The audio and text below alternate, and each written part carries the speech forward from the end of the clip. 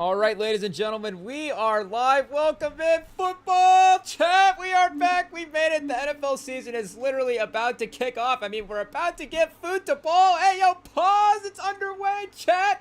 And unfortunately, fortunately, there we go. The Cowboys received the kickoff. I was going to say, if the Cowboys had to see their defense on the field first, hey, yo, chat, right after, of course, hey, do we mention it this early? I feel like Cowboys fans, it is what it is. Of course, it did. I mean, are they people, chat? But, it's still... We all knew the Micah Parsons thing was being mishandled for a long time. So the fact that it ended up also in a bad trade, shocker. Hot take there. I feel like the Parsons thing was, again, of course, a very headline move for the Cowboys. Also makes you forget the fact that Brian Schottenheimer is their head coach. I mean, good luck, chat. Hey, yo, good luck to them. Hey, yo, Brian Schottenheimer. I don't know what their overall over-under is for a win. Oh, no, do we got a guy down for Philly right away? Hey, yo, is that the long snapper? I don't know what's going on here, Chad. Number 43, he's just kind of sitting still on the field. So I guess we got to get a replay on the injury. Is it just kind of like a Achilles sort of issue? Oh, Chad, it might be a knee. Oh, first play, Chad. You hate to start off that way. A bummer for both teams on the season, Chad. Hey, yo, it is what it is. We've been looking forward, of course, to this moment for the entire offseason, just to get back into the vibes of the league, just to get back into the good vibes of having football back in our life, these exciting plays, these exciting players, these great times. You don't want to immediately start with an injury and a penalty. Oh, Jesus, Chad. It is what it is. And then a Parsons trade. Hopefully this is not a sign of the season, Chad. I mean, football was supposed to be the one good thing we had. Oh, no, Chad. Don't tell me football's done, too. Hey, yo. Oh, that's unfortunate. I don't know. Unfortunately, we don't know the name of the Phillies roster like that, especially once we start going to the special teams. So shout out. I don't know if there's a way that maybe, again, there's just a little bit of a, maybe there's a caution in the initial reaction. So we do hope for the best here. And then Jalen Carter immediately with the unsportsmanlike conduct penalty, chat. And you know what? I don't, immediately we're going Eagles storylines right away. I don't know, immediate just sort of bad luck, year from hell vibes on the field to start. But I don't know if do we have to pull the roster back up? Because, of course, they have had this transition where Howie Roseman has been able to replenish this roster with younger talent that has just been, of course, incredible in his ability to make trades, and to be able to find value in the league in various other positions as well, too. But also his ability to, again, just win in the draft. But a lot of the times that he is winning the draft, he's finding value in some of a little bit of, is there a character risk here? Is there a health risk here? Is there sort of some attribute risks here? Again, he's finding there's a reason there might be value in certain ways in the draft. And I guess the point maybe being that as the transition happens, yes, you may be able to keep the talent, but maybe, are we reading too much into one play? Of course, Carter can be a little bit of he'll get a penalty or two over the course of the season. It's just what it is. But also, again, maybe the veteran way that the Eagles, some of the veteran presence that they had, and just the way that the veterans conducted themselves, that core group of guys that they had is very, of course, just valuable, not just on a talent standpoint, but off the field to what that Philly team was as well. Wait, did he just get ejected? Hey, yo, wait a second. So did they just have an injury and an ejection on the first play of their first play of the season for Philly? I mean, and Ben Van Sumeren is, I think, the player that is unfortunately being carted up the field right now. So again, prayers up for him right now, chat. Hey, yo, you don't want to see a game like that end this way. For Jalen Carter, again, you don't want to see it end like this for another way as well, too. Not even good. That's arguably their most talented player on defense. Just immediately, Chad, so perfect. Hey, yo, did the league script it this way? They're like, the Cowboys are going to trade Parsons, but also Carter's going to get ejected before the season even happens. Again, was he even out there he wouldn't be out there for special teams. Which teams in the league have their defensive tackles on the field for special teams? I don't know. But he hadn't even taken a possession yet. He had taken a snap. And take a possession of what, chat? Hey, yo, he hadn't even taken a snap yet. And, of course, he's already at the field. So, neutralized, chat. Of course, Philly's defense may be a little more talented. But we've got trick plays, creativity, I guess, right? A little end around to Turpin for the first down on the 2nd and 3. Of course, the offense is going to be the high-poweredness, supposedly, of the team this year. And I was, before we were, of course, waiting for the game to start up here, getting ready for the first game of the season, I was doing some season sims of, like, where you can just go through and just pick every game on the season, which, make no mistake, there's a lot of games in the season, chat. Hey, I was like, this will take, like, 10 minutes to go through it. I could maybe do this 2 or 3 times. And see what the records would be, because you just kind of look at a team and you go, okay, this could be a 10-win team, this could be an 8-win team. It's like, maybe, let's just go through the games once and see what the vibe of it might actually look like. And of course, because of the Cowboys defense, it is a tough thing week to week to just figure out what the performances are going to be like in terms of the the ebbs and flow of a team that might rely so much on its offense. But they do have talented players as well too. And I was talking to my my neighbor for a second before this. Of course, everybody's excited for the start of the NFL season, and I mean, you look at the line as well too. Philly was 8.5 by the time this game closed. We're all expecting Philly to win this one, but if Dallas is probably gonna, if there's gonna be a random sort of game to win, it might be one early in the season. And Philly, maybe they can be a little bit of a slow start team. Do we have to look at Sirianni's September record? Hey, yo, chat. I don't know. But running the ball, not bad there. Javonte Williams and on the running back. No Rico Dowdle this year, unfortunately, for the Cowboys. I forget where he's at. Maybe he's still in Texas. Is he in? Is he on the Texans? I don't remember. But he seems like a fun guy you'd want to have just in the running back room, for sure. But Javonte has been that starter level in the past. I think some injuries have there's a perception that's changed. But 3rd and 1, they still go with the pass on 3rd and 1. It's a deep pass, chat. It's CeeDee Lamb. Who is in coverage there? Is that Mitchell in coverage? They also have Mabuka, the Texas safety, as well, too. But that's a good pick, chat. Hey, we were big Mabuka fans when he was in the draft as well, too. Was that the guy that got it turned around? Hey, I think it might have been Mitchell there on the outside. Is he number 8? But, of course, CeeDee Lamb, one of the best route runners in the league. I'm not going to lie. I feel like when we were talking about some of the fantasy stuff a couple episodes ago, and, we were picking near the end of the first round in a lot of those mock drafts, and CeeDee is valued in a fantasy way, but just in the way that the Cowboys offense is as well, too, with his numbers. Okay, wait, who is we should look this up. Let's see. Who is number 8 on the outside? Because he just got penalized again as well. The closed caption even just gives us a number 8. So Collins, we're just already in Collinsworth phase. Like, who is this guy? Oh, Adoree Jackson, chat. Hey, yo, Adoree Jackson gets the starting matchup on CeeDee Lamb. So I guess where is Quinton Mitchell hurt as of right now? Listed as active. And Adoree Jackson's good, so wouldn't be surprised.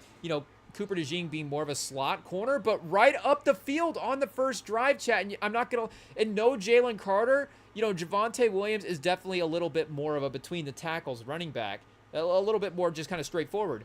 But also their ability to just go right between the center and the guard as well too. And a lot of those, there was that 3rd down run, and then right here on the goal line, they just kind of easily power through on the 1 yard. Jordan Davis really gets pushed off his spot by the center there.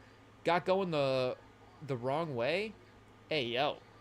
So the Cowboys offense is right down the field. And of course, Philly is the defending champion. And, Jalen Hurts is in a crazy spot because we were talking about his, of course, status in the league as a Super Bowl champion and how many guys, even in the league right now, are currently Super Bowl champions. You literally have, I think, what is the number? The number might be 6. But of course, Flacco, Rodgers, there's a couple other ones that are a little bit in a different spot of their career at this point. So, and Stafford as well, too. He can kind of straddle some various tiers, but Mahomes and Hurts are kind of the main 2 guys at the peak of their powers right now who are currently Super Bowl champions. But if you think about the guys that have won the Super Bowls recently as well, too, like Stafford was, again, an older quarterback when he won the Super Bowl. So the Rams are definitely, a good team. Again, Cooper Kupp had an incredible season. Like, they were running back a lot of those pieces. Aaron Donald was there as well, too. Was the year after they won the Super Bowl the year that Aaron Donald got hurt and then missed half of the year as well, too? We can go back and look at that. But, again, even this decade, again, we know the Mahomes dominance as well, too.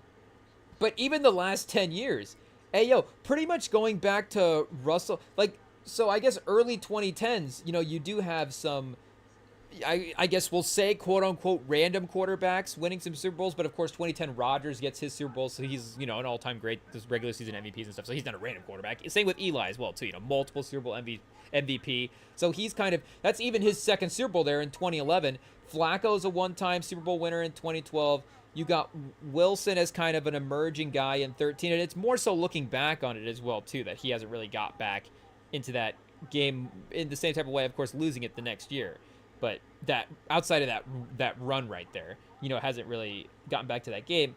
But again, you go Manning in Super Bowl 50 in 2015, Brady for the Pats. You go Nick Foles for the Eagles, Brady for the Pats, Mahomes, Brady, Stafford, Mahomes, and then Jalen Hurts. So again, you go basically and Brady is definitely a guy that you could say could repeat every year. But again, he's older. He's in that phase where there's just that definitely like, okay, every season we're definitely like, okay, we can't take it for granted at this point. We can't write him off, but we also just don't know. He's in that mystery box season element of the older part of his career, and of course for his greatness was able to sustain it for a long time. But again, Stafford was a little bit in that mystery box older element for his career. Jalen Hurts is the first, again, non-Mahomes quarterback in a long time to win the Super Bowl that is going into the next season in the peak of his powers phase of his career, where it's like he can have a sustained run as and again, I don't know if he's kind of being viewed as a top 5 quarterback because of the playoff success, and I think it's totally worth it as well too. But he kind of has a chance to continue to sustain that a little bit different, and again with the way the Eagles of course have other young talented pieces around him as well too, makes that more viable.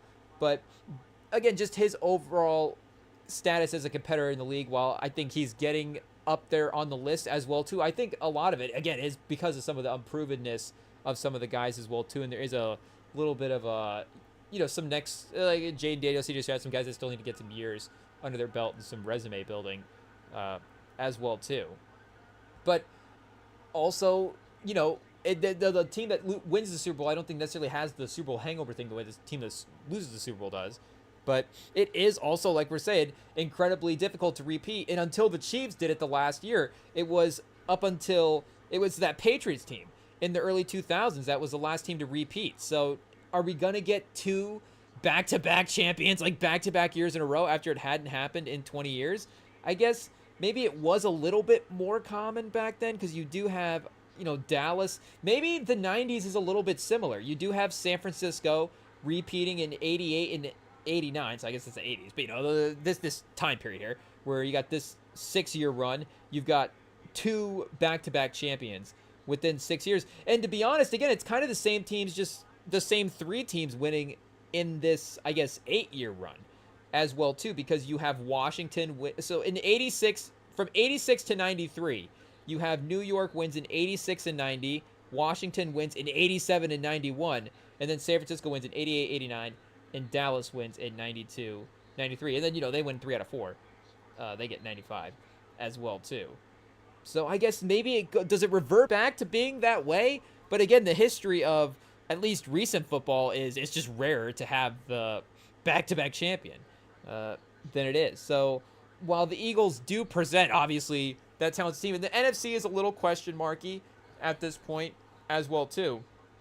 Again, it is sort of that just historical factor going against them, and that maybe is more a playoff thing. Like you just need to have, of course, that one divisional round game, and the weather's a little off, and the opponent's a perfect matchup, and the guys are just a little out of sync that day. And next thing you know, you're going home, and you're like, "What happened to our Super Bowl chances?" So I'm not necessarily doubting them as a regular season team as well, but again, just them big picture. While I am a believer in Hurts, it's just unfortunate. Go get traded to a different team just to get the back-to-back the curse removed, and then go back to the Eagles for another season. Of course, Eagles fans, I don't think would really like that. But unless, maybe it's like a Hurts Lamar situation. I don't know. With Ravens fans, I don't know, Chad. Who knows? I feel like, again, you're bringing in a Super Bowl champion. There is a status there as well, too. But Philly's offense is, I guess, kind of comfortably starting to go up the field as well, too. So we can't necessarily start to doubt them. And I guess their defense has, of course, been the strength of the team over the last couple of years and the ability to replenish them, even though the rosters looked a little bit different over the Super Bowls. And I guess the Super Bowl that they won against the Pats as well, too, was a very high-scoring game. But they did have, athletic playmaking players on that defense that were able to, create stuff in the fourth quarter and game-winning type stuff. But their offense, of course, is in the best place that it's been. Obviously, like we were saying, because of Hurts being an established guy. And even looking back at, maybe if Carson Wentz is healthy, it's like, do we think that Carson Wentz is the next guy? Of course, there was a little bit of talk of that in the regular season as he was on his way to his MVP that year. And of course, looking back, it's almost would be more surprising if Carson Wentz had won the Super Bowl than Nick Foles getting subbed in and winning the Super Bowl. But also just having Saquon there as well too, with him being, obviously the potential just year to year transformative guy like he has been already, but to just continue that running back lifespan even more than, some guys. The receivers thing is still something that we believe in. Just the entire offensive line, like it's still, like we were saying, incredibly talented team. So I guess maybe their ability to, go toe to toe, like we're saying, with some teams, if their defense is struggling in some games, is a little bit more equipped. Even though bring back Nick Foles and just let him score 40 points a game, or you bring back Nick Foles for the playoffs. I think maybe he's a little past his run though. So I don't know if we need to have like a Nick Foles watch list. Maybe we need to chat like who were the backups that could make an impact, because it's not just who are the good backups as well too. Again, you have to be on a team like Philly. Obviously we're talking about Philly. It happened to be Philly in the last time, but a team that could be that really competitive team that's still that really good roster, even if they lose their backup quarterback. And if your backup quarterback is playing as well as Nick Foles was playing, then maybe it's just neutralized. It's like, okay, the NBA player is hurt, but then the next guy steps up and he's scoring 28 a game. It's like, okay, well, we're getting 28 a game from somewhere. I guess it's, a little different than the way we're paying for it in the books. But Will Shipley with the little screen, and they have had good running backs as well too behind Barkley over the last couple years, and even without Barkley. So it hasn't been a weakness of the team, just the overall depth of like, oh, now their main guy is out. Like, what do they do? But Shipley has definitely been a really hyped up guy. Is he a rookie this year or was he a rookie last year? I don't think he was at Clemson last year. So maybe maybe he was hurt. I don't remember. Barkley on first and goal gets a couple of yards. But you see his dynamicness there in the pass game, a little yards after the catch. Maybe he had some kick returner stuff at Clemson as well too. So open field runner. He's definitely maybe shown his talent there as well. Of course, Sirianni has a chance to continue to establish himself as one of the best head coaches in the league. And maybe that duo just in general gets left off because, again, everybody's talking about the top four quarterbacks this year. That class is definitely solidified. And the coaches around those guys, maybe, shout out Zach Taylor. Of course, he just hasn't quite had the playoff success, even though he was in one Super Bowl, obviously. But just the overall resume of obviously Andy Reid, McDermott. I guess McDermott and Harbaugh, Harbaugh's won a Super Bowl as well too. McDermott maybe a little bit closer to Zach Taylor's resume, but all four of those guys to some degree, obviously with Reid to a great degree, but to some degree there's really good coaches in that mix. And Sirianni again is just a guy being left off. It's like, who are the quarterback coaching combos that you'd want to have?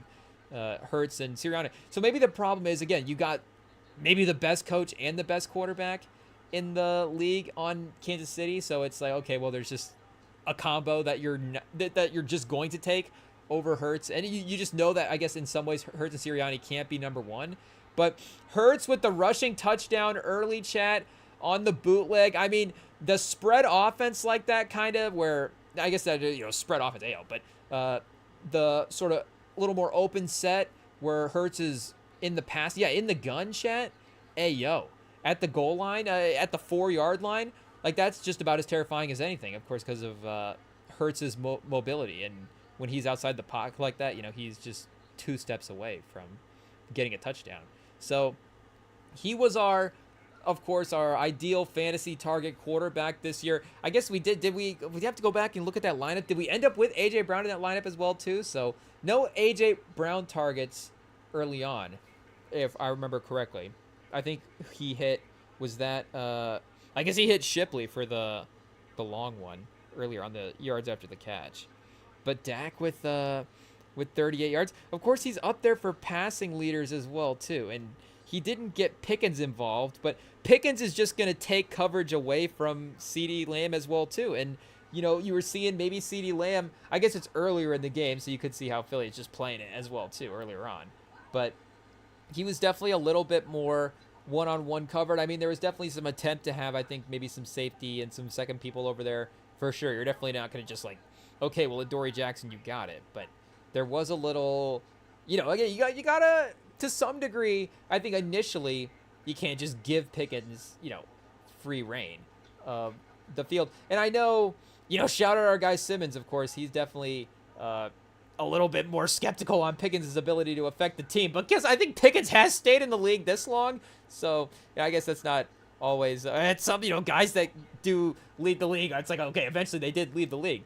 But, I guess guys not just left the league, but maybe we're forced to leave the league. But I think Pickens is obviously chaotic, but maybe still a little bit more impactful than that. I think the problem is Pittsburgh has been in this quarterback situation again that's lent itself to some of those plays where maybe if, again, at some point Pickens maybe just the type of guy where he's going to want a certain level of production. I mean, to some degree, of course, that's just kind of a receiver stereotype. They're obviously a little bit, they want the ball, obviously, pause. But maybe if the offense is just moving up and down the field and scoring touchdowns and having fun, then that's just also a much better situation to be in than, it's just 3 and out every time, and not even just the offense is stalled out, but you kind of go on the field and you're like, oh, already we know that's this offense is not really moving anywhere. Just the overall motivation in the routes. Maybe just being in a good offense. Again, do you get 6 weeks of motivation? Just optimism of okay, maybe I'll get 100 yards. And then there's no way that Pickens just doesn't have an explosive play over the next couple of games. Because again, he's always been able to have the impact to some degree when he's out there. I mean, he's been 800 yards every year. 100 targets each of the last two, 59 and 63 is not necessarily the highest catch percentage, but I don't know if he's, dropping a ton of passes as well, too. He might not be always, the most sure. Let's see.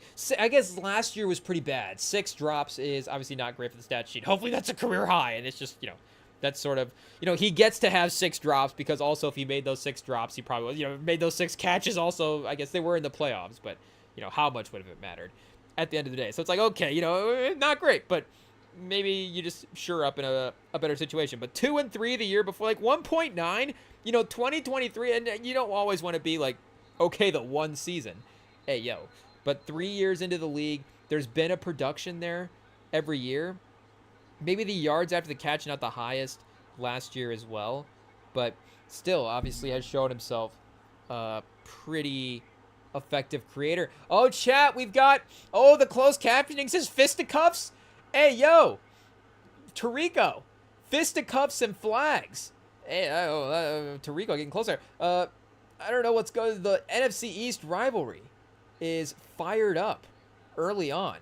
This is crazy. I feel like maybe chippiness has gone out of football a little bit, of course, just from the general play on the field, but it sometimes is those. It is the physicality sometimes that leads to just the overall, not just to the rivalries. The rivalries go to sort of the overall, divisional teams are playing each other multiple times. There's an increased chance to have these big moments against each other, just the overall familiarity. And, if you're played each other, not just in a division multiple times a year, but over the course of decades as well, too, maybe that, of course, can have a rivalry. That's a pretty good, guys are messing around there for a second, AO. But just sort of the overall sort of feistiness. I mean, the NBA, of course, is one of the best, hold me back leagues and just that we have out there. It might be the number one. I don't know if soccer gets in fights. Of course, they do have the stereotype of being the floppers for the penalties. Ayo, it is what it is. Sorry to soccer. We're not saying it's right. We're just saying what we know, what the streets are saying. Ayo.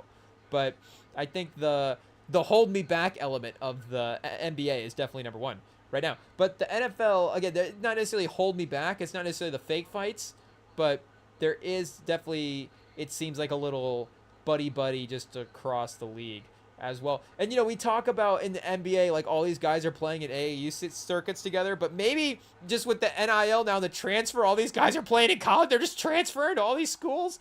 together. It's like, okay, I played at 4 colleges. I played with everybody in the AFC East in my time at college. It's just I'm friends with all these guys.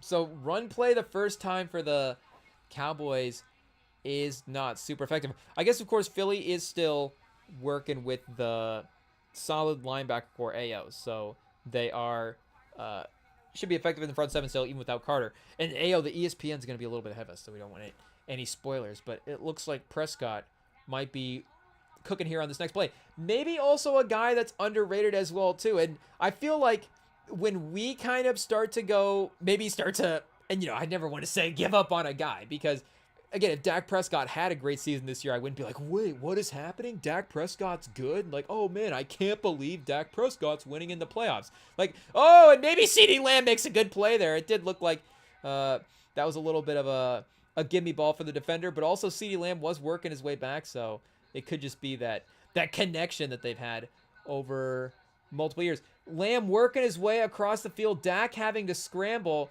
Ooh, yeah, the linebacker's right there. I think he meant to put that one a little more to the sideline. I don't know. Maybe he should have. I don't know if he meant to. Maybe he just didn't see the linebacker there, but Lamb makes a great play nonetheless. If that's a corner, if that's Cooper DeJean, it gets a step quicker, that's a little risky. Right? We're hyping up. That's about as close as announcer curse as you can get there, Chad. Hey, yo. We got lucky, Prescott. Hey, yo, we got to be careful. Maybe we compliment it when the Eagles are on the field, when the Eagles offense is on the field, Chad. Hey, yo, Cowboys fans are like, don't talk about Dak during the drives. But, again, just because of where the league has gone, not even, and he still is one of the better quarterbacks in the league, but maybe, just maybe in the playoffs, and I guess, every year it seems like there's something, but maybe as the guys get younger and as the, as the playoff inexperience shows itself in maybe some of the matchups, maybe he actually there could be a calmness veteran factor that he could provide as well too. Like maybe there's a situation where the playoffs this year is, and we've seen Jordan Love have playoff success specifically against Dak Prescott, but you've also got, of course, maybe what if JJ McCarthy and Michael Penix and Sam Darnold's in the playoffs for the Seahawks, and maybe Kyler's in the play. Like it could be I guess every new quarterback in the NFC is probably not going to be able to play. Caleb Williams also in the NFC North, I guess. And Jaden Daniels maybe makes the playoffs again, and maybe, but he probably will. But that could be, of course, another team that's just, or another quarterback that's just right up there in the trustworthy rankings at this point, above Prescott as well. But I guess what we were saying about CeeDee Lamb earlier on the last drive was we weren't necessarily giving him just the name respect, and I think, and can we bring up everybody at one time in every show? But when we were talking about some of those receivers, of course, we were gravitating toward Puka Nacua, AJ Brown, Nico Collins, and I think there's a trend there, chat. Ayo, do we maybe if a receiver is in that 6'2" range and has still got that down the field athleticism where they can work over the middle of the field and maybe run the routes of a guy that can be sort of that little bit of small receiver like CeeDee Lamb, then it's like, okay, there is, of course, a jump ball presence that they can provide down the field as well. It's like, okay, AJ Brown can run the routes that CeeDee Lamb runs, but also, like we're saying, maybe a little more terrifying in the jump ball stuff. But maybe we're not giving him his respect as a route runner as well, too. And again, Adoree Jackson's a little bit more iffy than some of the guys that they've had there, and just the way that some of the guys were playing as well, too, last year. Ooh, a holding penalty. Hey, yo, Dallas, pretty penalty-free that last drive on Smith. That is tough. I don't know who's the defender that got him in trouble there. Young, chat? Hey, yo, I was gonna say, it's not Milton Young. That's Milton Williams is the Milton on the team. But we got Byron Young, the interior guy. Hey, yo, is this a different Byron Young? Is there a Byron something on the Rams, or is this the same guy? Hey, yo, because that was part of the young core that they had there on the defensive line. And of course, it takes the entire defensive line to replace Aaron Donald, but still, they were developing a menacing pass rush regardless. Oh, is it? Oh, Byron Young. Hey, yo, chat. So we've got the best name duo in the league. I don't know. Is there receivers or tight ends that have? Is there another Tyler Warren in the league. You know, maybe of all the names we get, Tyler Warren might be one. I don't know, like, you start going somebody like Kittle, Kelsey, you know, or McBride, Bowers even. It starts to get a little bit more rare. Brock Bowers is kind of in a way, a one-of-one name, a little bit. But Byron Young, shout out. Hey, yo, both, I guess, defensive tackle and defensive. Oh, chat, was that a shot to Pickens right there? Oh, he got the flag. Okay, Pickens in. If he doesn't get the catches, again, just getting the targets. If the offense is moving, he's now, again, it's not going to go into the stats, but he's now gotten the offense into the red zone. They've already scored. You know, the Steelers wouldn't have scored. The Steelers would have been 3 and out, and that pass interference would have got him to the 45. It would have been like, okay, now they're finally to midfield. Maybe the punch will put the other team in the field goal range. You know, it's like, okay, now they might score.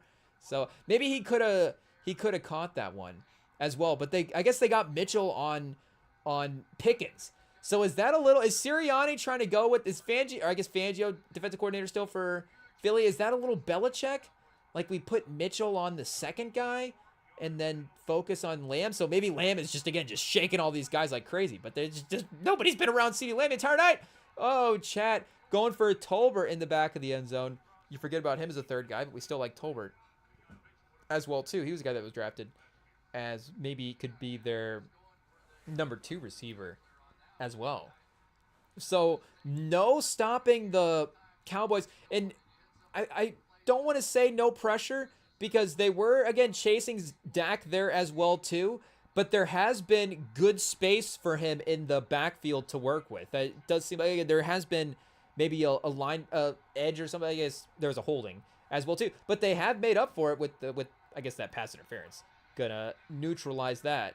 So there's been some space for him to grade, and he's been good working on the rollouts and stuff, creating a little bit. And the run game continues to be a success. Javonte Williams powering up the middle, chat. Hey, yo, Jerry Jones. I guess, do we need to key in on Kenny Clark? Is Kenny Clark actually playing tonight? I don't know. Again, Parsons has got some injury stuff. Hey, yo. But just at least for the immediate week 1, you trade him in. Do you working in the game plan, getting hell? Maybe you just take the week as well, too. And I think they are starting up against the Lions, so it's also just maybe a good tackle matchup for him to want to sit in. You know, it's just going to be a tough week for him to try to get back into the groove of being healthy and just trying to get back on the field and get reps again. But first quarter goes to a close. It is, of course, tied 7-7, but the Cowboys on the edge of scoring here could make this 14-7 game right as the second quarter starts up. So now we start running. Okay, this is the Micah Parsons trade. Ayo, I don't know if they had, Cowboys winning the game, Micah Parsons trade pieces queued up, but yeah, I guess we were looking for Kenny Smith here. Oh, this is the Packers team. Let's see. That's right, Chet. Kenny Smith is now, or Kenny Smith. Wait, who's on the Cowboys? Kenny Clark. Is Kenny Smith also on the Cowboys? Jerry Jones might have traded for Kenny Smith. It's like, Kenny Smith's going to host our radio program, and Kenny Clark's going to rush the running back, and it's going to be a good team. But let's see what number he is, actually, so we can make sure to pay attention. Number 95. Okay, so we'll see. We should have paid attention to the little starting lineup introduction.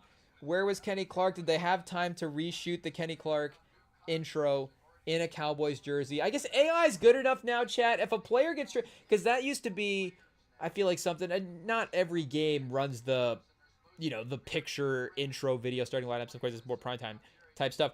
But sometimes you get the player, and that can happen in the NBA as well too. Mid-season, it's like the jersey, of course, on the NBA.com is still the same. It's like AI 2025. We can't just get the little jersey on there. Of course, I don't know if we can use AI to figure out how to simplify draft day trades. You just make it so they're on the team when they announce the pick. But also, maybe we could just do a little jersey touch-up when the trade happens as well too. I mean, they're already doing it for the Bleacher Report graphics as well a little bit. So, yeah, we'll see. Here, I guess let's take a look and see. Did PFF use it to update? See, chat, look at this. We still got a Packers jersey. Like, we can't just color correct this to be the Cowboys or change it a little bit. It's just literally, the collarbone. Hey, yo, pause. Like, we literally just got, barely enough to edit here. PFF not being favorable for the trade in terms of the player-to-player grade. A 53 out of 118. I guess that's still top half. Hey, yo. But the yellow on the grade is not necessarily what you want to see. 60 overall. So we'll pay attention, I guess, because make no mistake, Philly's offense is going to be back out on the field quick. So we are going to see here what if Kenny Clark is playing, what kind of impact he can make. And I don't feel like they really tried to attack up the middle in a major way in the first drive as well, too. I mean, they got a little bit of success with the Hurts on the ground, but also that Shipley was, that screen to the edge. Maybe are they scared of Kenny Clark, Chet? Hey, yo, going away from the guy. Or maybe, ultimately the takeaway might be, what would this team look like if they had Parsons, if they had a guy that could just maybe make a game-wrecking fourth quarter play? At that, there's gonna be times when it's close and it's like, oh, the offense just couldn't quite get off the field on the third down and they couldn't quite get to the passer in this situation and stop the thing. But Javonte Williams, again, right up the middle. And both teams go into the gun in the red zone, of course, not new for 2025. But tush-push era as well, too. I guess Philly was, more at the 4 when they were operating. They're not quite in tush-push range. But neither team, of course, going with the heavy sets as well. And making sure that the matchups are out there one-on-one. And I guess they're saying that Milton Williams, that's right, he did go to the Patriots, chat. Hey, yo. So, who was did they have the other? Oh, I guess it was just Byron Young. Was it Milton? There is no longer a Milton on the Eagles. Hey, yo, is that the sign that maybe this is not the season? So, we'll see, I guess, now as Kenny Clark takes the field, what happens. So, that 8.5, chat, it's looking mighty interesting. Already moved to Dallas, 3.5 and plus 150 on the money line. I mean, it's difficult to say short week because it's the first game of the season, but is there, I don't know, Thursday night? I don't know, that's saying Sirianni would have cooked up a better game plan with, a couple days. Would Jalen Carter have not got ejected if this was a Sunday night game? Who knows? But the idea of just the sort of, again, that intro game of the season, we don't really know what these teams quite look like quite yet. Maybe they're a little, the Eagles a little sort of just warming up. I mean, they were, of course, talking about not being out there for the trophy banner raising and being focused on winning the next title and not necessarily wanting to be like, we don't want to be remembered as the back-to-back or as the defending champions. Like, we want to be remembered as the next champions. And the whole, I guess, Brady mindset for the team as well, too, which is great. It's the stuff you want to hear. But it doesn't mean that it's unavoidable that they, might have a week or two where they're like, yeah, we're the best team in the league. Nobody can mess with us. And it's like, wait a second, maybe this team is a little bit closer than we thought at this point. But Hurts, of course, did get the last touchdown. So do we go with like a Will Shipley 6-1 on this drive, chat? Hey, yo, start doing a little live betting at this point. And I don't know what the CeeDee Lamb yards were in this game. He's already at 76, chat. 76 yards in the first quarter. If this number just randomly over here on the FanDuel is his stats, I guess, do we cross-reference with the ESPN real quick? Hey, yo, he's going to have 100 yards by halftime. I don't know if this is going to be one of these games where we have to flag the Eagles secondary as like a thing. But also, maybe, again, like we're saying, we just have to be like, CeeDee Lamb is crazy. Yeah, 3 for 76, chat, in the first quarter. I guess basically just him and Dak are going wild. So Dak was, I guess, second in MVP voting. It wasn't last year, I guess, because it was Allen and Lamar. So it was 2 years ago that he was second in MVP voting. So just and we're doing MVP storylines up to the first quarter. It is what it is, chat. But we're trying to make a buck over here. So even still, I feel like we could get Dak Prescott at decent odds, even though maybe it would already not be the preseason odds at this time. In the touchback goes out to the 35 now. Was it the 30 last time, or was it already the 35? I know they changed the rule. Oh yeah, it did come out to the 30. I think is what they're saying on the. I don't know if the closed captions give us an imperfect interpretation, but of course the length of the field you have to go now at this point is really crazy. And just to be in scoring range in general, it's like you get 20 yards, 25 yards, and maybe a good kicker is already in field goal range if you get a good pass. Barkley, oh, Chad, weaving his way to the outside for 7 yards. He didn't really, of course, necessarily break any tackles there, but that was the beauty of it. He wasn't even getting contacted. He just went right up the line of scrimmage, bounced outside, a little cut back, right inside the receiver, kind of, inside the inside receiver. 2,000 yards from rushing last year, 2,005 rushing yards. And they get Diggs, of course. Was Diggs fully healthy last year? I don't think he was. So, or Bland, they had some injuries in the secondary as well, too, just along the rest of the team. So maybe there's a hangability there, pause, in the secondary. I guess, should we clarify? Maybe there's an ability where, I guess, those guys can be, of course, Pro Bowl level players. I don't know if we necessarily say. I guess lockdown for sure on time to time, game to game. But, again, just overall, game to game, their ability to just compete with the other teams. So, compete-ability is IT. Can we edit that out and say compete-ability? Hey, yo, chat. It is what it is. Sometimes you just get searching for words. But, yeah, just the health there as well, too, like we're saying, is going to be the thing that is going to be important. And Bland, maybe the guy getting paid, is that a little bit of a, what is the, of course, level of play going to be like after that? But just the fact that they're both there on the team together maybe makes their job a little bit easier. Again, avoiding tackles, chat. Barkley, he's back. Back again, and maybe as the best offensive player in the NFC still. I mean, the problem is, because of the New York thing, of course, maybe just his the motivation year to year, the injury thing as well too, but that's just getting back out on the field. And then McCaffrey hasn't really been healthy year to year. And up until Derrick Henry has been with the Ravens now, his quarterback year to year was Tannehill. He didn't really have that consistency in the same type of way. So his ability to just be on the competitive teams year to year, again, that was more, and shout out to Derrick Henry. It's why he's so impressive. But it was just more on Derrick Henry, where, like we're saying, again, Barkley can impact this team, but also they have Hurts, who can be that really, really good, really, really impactful quarterback as well. Super Bowl winning quarterback as well, too. So his ability to continue to affect playoff games from the running back spot, maybe that's something that we haven't seen in a long time. Like, is Folk who's the last most consistent playoff running back? And I know Henry might be in that mix as well too, but how many years would you actually say that, again, the Titans would be actually like a Super Bowl team? That one run would be just Henry being crazy. 2019, 83 carries for 446 yards in 3 games. He's 150 yards a game. I mean, he was just going crazy. I guess the other years, though, I guess maybe that's right. Henry has been kind of a little, up and down in some of the playoff stuff as well. But back on some of the good games in Baltimore last year. So, again, just the year-to-year team wasn't necessarily always the best, even if Henry as well. Some of the games were a little bit lower. I guess 18 for 40, 20 for 62 is not great, but still, he's still 111 yards per game in his career. So the active leader, I guess not the all-time leader anyways. But, again, Barkley, running back, playoff impact is something that could be special. Ayo, chat, we didn't mean to turn off the camera.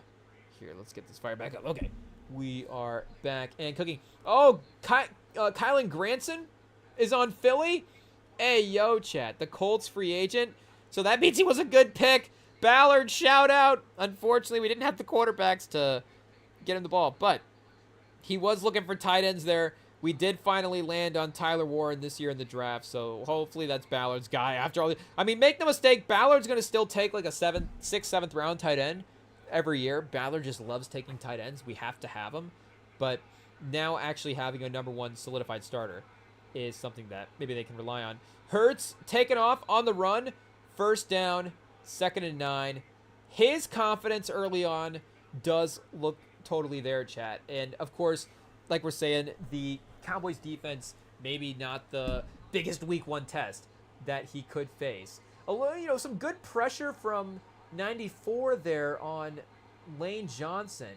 Is that Armstrong, chat? Or is that Armstead? Arm something. Hey, yo. But drives him back a little bit. You know, Lane Johnson, a tough guy to, of course, rush against it, to say the least. But about as decent of a job. You know, it was kind of the thing that forced Hurts out there and then able to chase him down a little bit. So on the run blocking, you know, unmovable right up the field.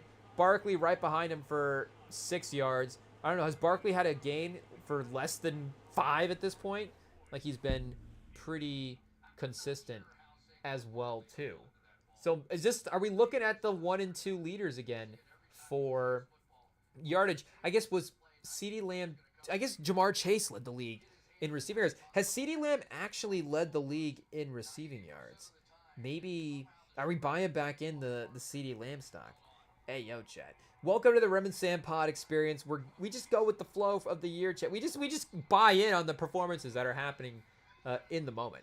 We just get, it's like being convinced by who is ever talking in the argument. Just whichever player is playing well right now is the best player, you know, of all time at the position. We could basically run Instagram for all these teams, just being like, oh, this guy is the best player of all time. CeeDee Lamb has got to be the best receiver in the league now.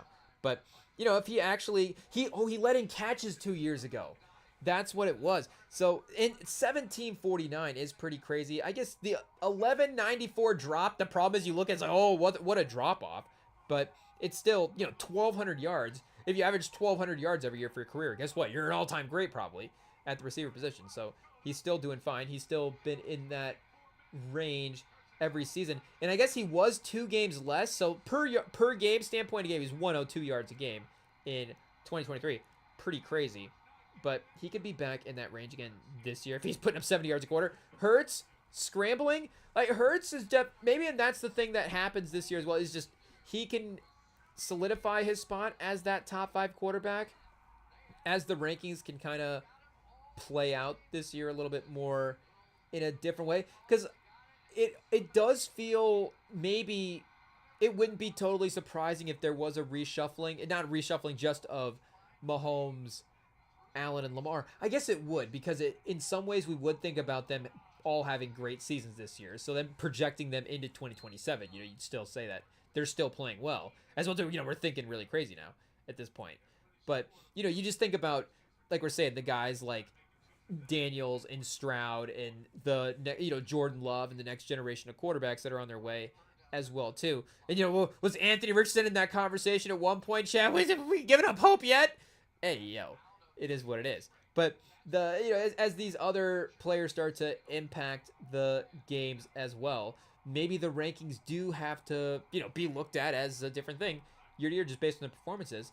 But maybe those guys, just like we're saying, continue to play well as well too. But then the things that get shuffled are like, yeah, Hurts definitely becomes, and not you know, being in 2 Super Bowls, winning 1 Super Bowl is enough. But I don't even think he needs to have that as well too. I think him just, you know, 2 rushing touchdowns early on, him just being that guy, I think is just something that people kind of always need reminded of for Hurts's career. And you never know how the starting point of these guys' careers kind of affect what you think of them as well too. But sometimes when you have sort of the rougher earlier seasons, maybe it takes a couple more seasons to kind of win some people over again, even if you're having some major success in the playoffs as well. But, and you know, Lamar has continued to have his playoff struggles in some type of way as well. You know, he's, I guess, won the league MVP. So maybe that's the thing, I guess, is him maybe getting into that league MVP type territory, which I guess he had to have been up there in the odds as well. And I guess if we're looking season-long winning stuff, then maybe, like we're saying, still Philly is more than Dallas at this point, even if Dak is still going to be able to put up some impressive stats. But he could be a guy that actually becomes like a MVP real name this year as well. Because maybe he also got second in MVP. Did he get a second MVP voting? Here, let's see what his history has been. Because again, he did win Super Bowl MVP. So I guess we're maybe thinking of that as the major award at this point.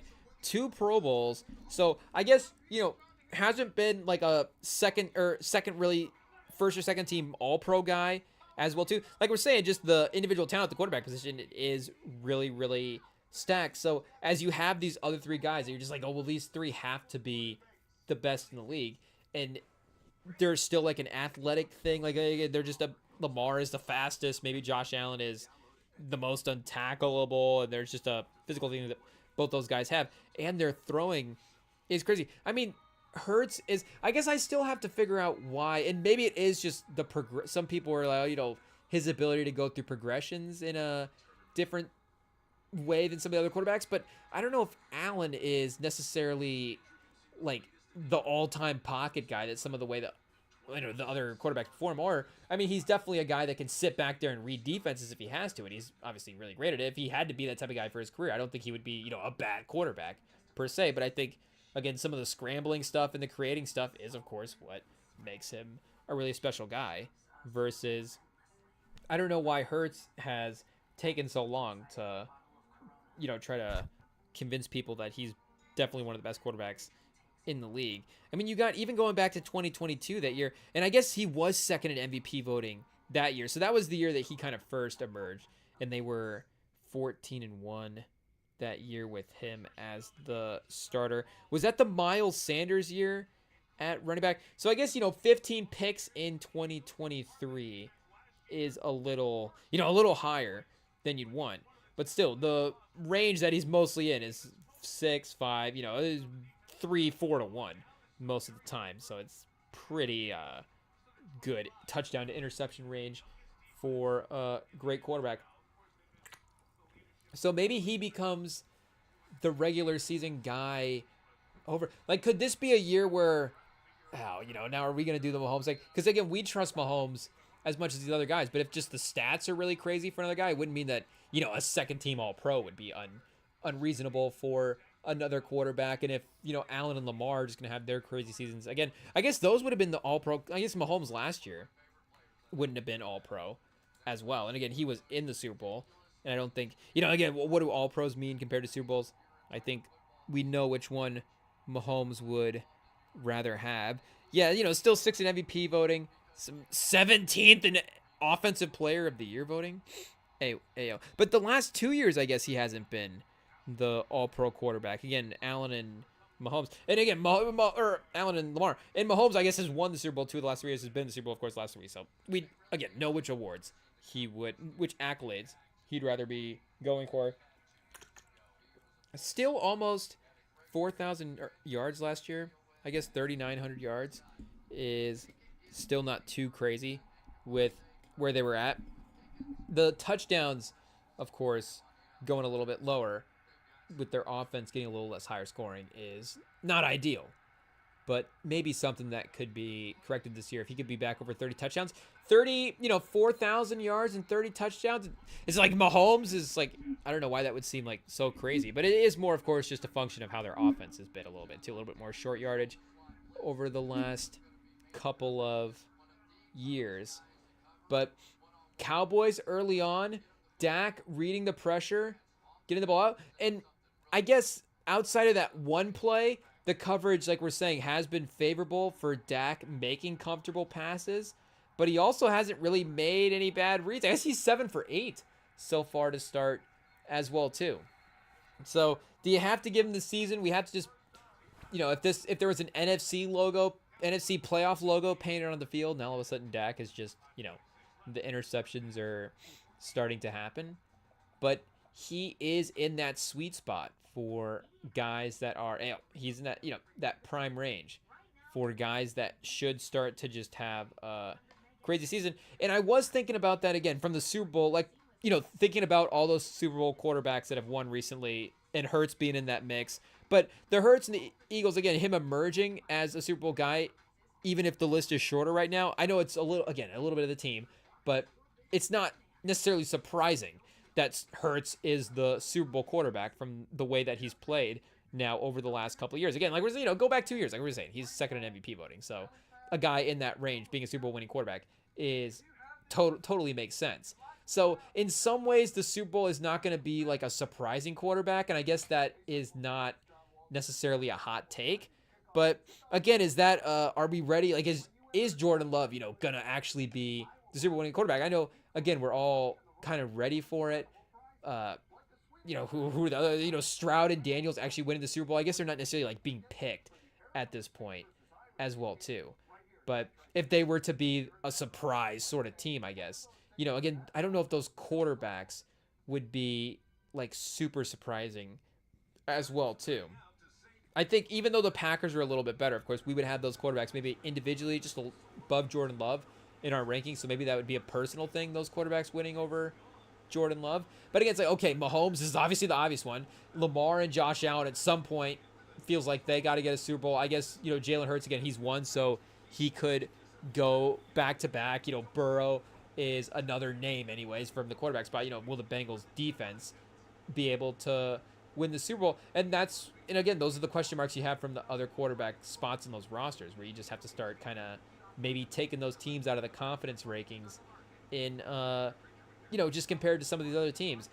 So I do think that, it's like everybody that wants to pick the Ravens and the Bills to just be in the Super Bowl this year, and this is one of those years that are the non-Mahomes years. Like, it does feel like it's probably going to be one of those three AFC quarterbacks that makes it to the Super Bowl. I know if it's those three guys competing, again, the history of it means it might be Mahomes, but yeah, it's probably going to be one of those three AFC quarterbacks, and I guess maybe the NFC is the one that is a little bit wide open. But since we're talking about the NFC East, Chad, I guess, and since I was mentioning earlier as well too, I was going through the schedule a little bit and looking at some of what the teams were playing week to week, I am kind of starting to buy in Washington stock. And again, making a Super Bowl pick it's obviously, you got to do it, I guess, because it's fun. And again, we're trying to, like we always say, the slogan of the pod, we're trying to make a buck over here. Like, you can obviously make pretty good money if you just even pick the matchup right, I guess, shout out. But just the idea of course, the way that the teams change just month to month in the 4-week cycles, and then even how a team can look going into the playoffs and the step up or step down, maybe the momentum that is falling off that they're playing with going into the playoffs, and how that could affect the season. Because again, speaking with Kansas City, like, I think that's the problem, again, with projecting Kansas City, is projecting the first 10 weeks of the season versus the last, and I guess the season's longer, the last like 6 weeks of the season versus the first 11 weeks and first 12 weeks. And maybe their schedule is brutal and they've got some tough games, but if they can win the matchups in the right way, and I'm not saying they're going to squeak into the playoffs, but if they are building momentum in the last month or so of the season and going into the playoffs with a little bit of steam and a little bit of healthy, and it's like Mahomes looks terrifying again, then maybe, they're the number one team as well. But again, of course, if we're just looking at the rosters and stuff at this point and which ones we would like for, a talent standpoint, I think we did, of course, leave the Commanders out of our lineup, our all 2025 one player from each team lineup. So that was a little tough big picture to look at the sort of high-end guys that they had on the roster. But it is just a balanced defensive unit. I know there's still questions of like Lattimore, but Lattimore might be a number 2 if Sandstrom is really good. So maybe there's just a serviceability there that they can have just throughout the course of the defense. And Wagner was in competition for that linebacker spot as well too. And I think the Tunsil acquisition is pretty important. I've never been like a Tunsil is maybe the best tackle in the league guy. Like, obviously, in all of our tackle hot takes, ayo, Chad. But, there's obviously a couple of names that really stand out above the rest over the last couple of years. It's like, even if we're just like casual offensive line fans, maybe those main guys are the ones that, like, some of the Eagles guys against Sewell, Trent Williams last couple of years, Quentin Williams as a guard. Like, there's just guys that stand out when you're watching the games. It's undeniable. Like, how can you not deny watching Quentin Williams? I don't know if Tunsil is necessarily in that jumps off the screen quite offensive lineman type way, but obviously, is still one of the best in the league. Just having a maybe upgrade there at left tackle is pretty important. And again, I think with Daniels being able to elevate a veteran roster, I do think Washington is going to be a pretty good team this year.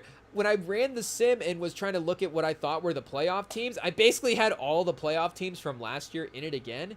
But there have been some quarterback changes that make it feel like some new teams. Like, if the Steelers are back in the playoffs again, it's, again, obviously they have Rodgers this year, but it is a different quarterback. If the Vikings are back in the playoffs, like, it is McCarthy that is there, so I don't know if that can be a negating factor for having a new team, is just picking a new quarterback in that spot. But I think maybe just in general, the NFC East, now seeing with the way that the Cowboys offense is actually going to be, again, difficult. Of course, like we kind of already knew, but then it becomes what does that mean and how much are they competing with these teams in the games themselves? It's like, oh yeah, their offense is actually going to keep them in these games and be competitive. And maybe Philly's defense is a thing that we have to look at, of course, as well too.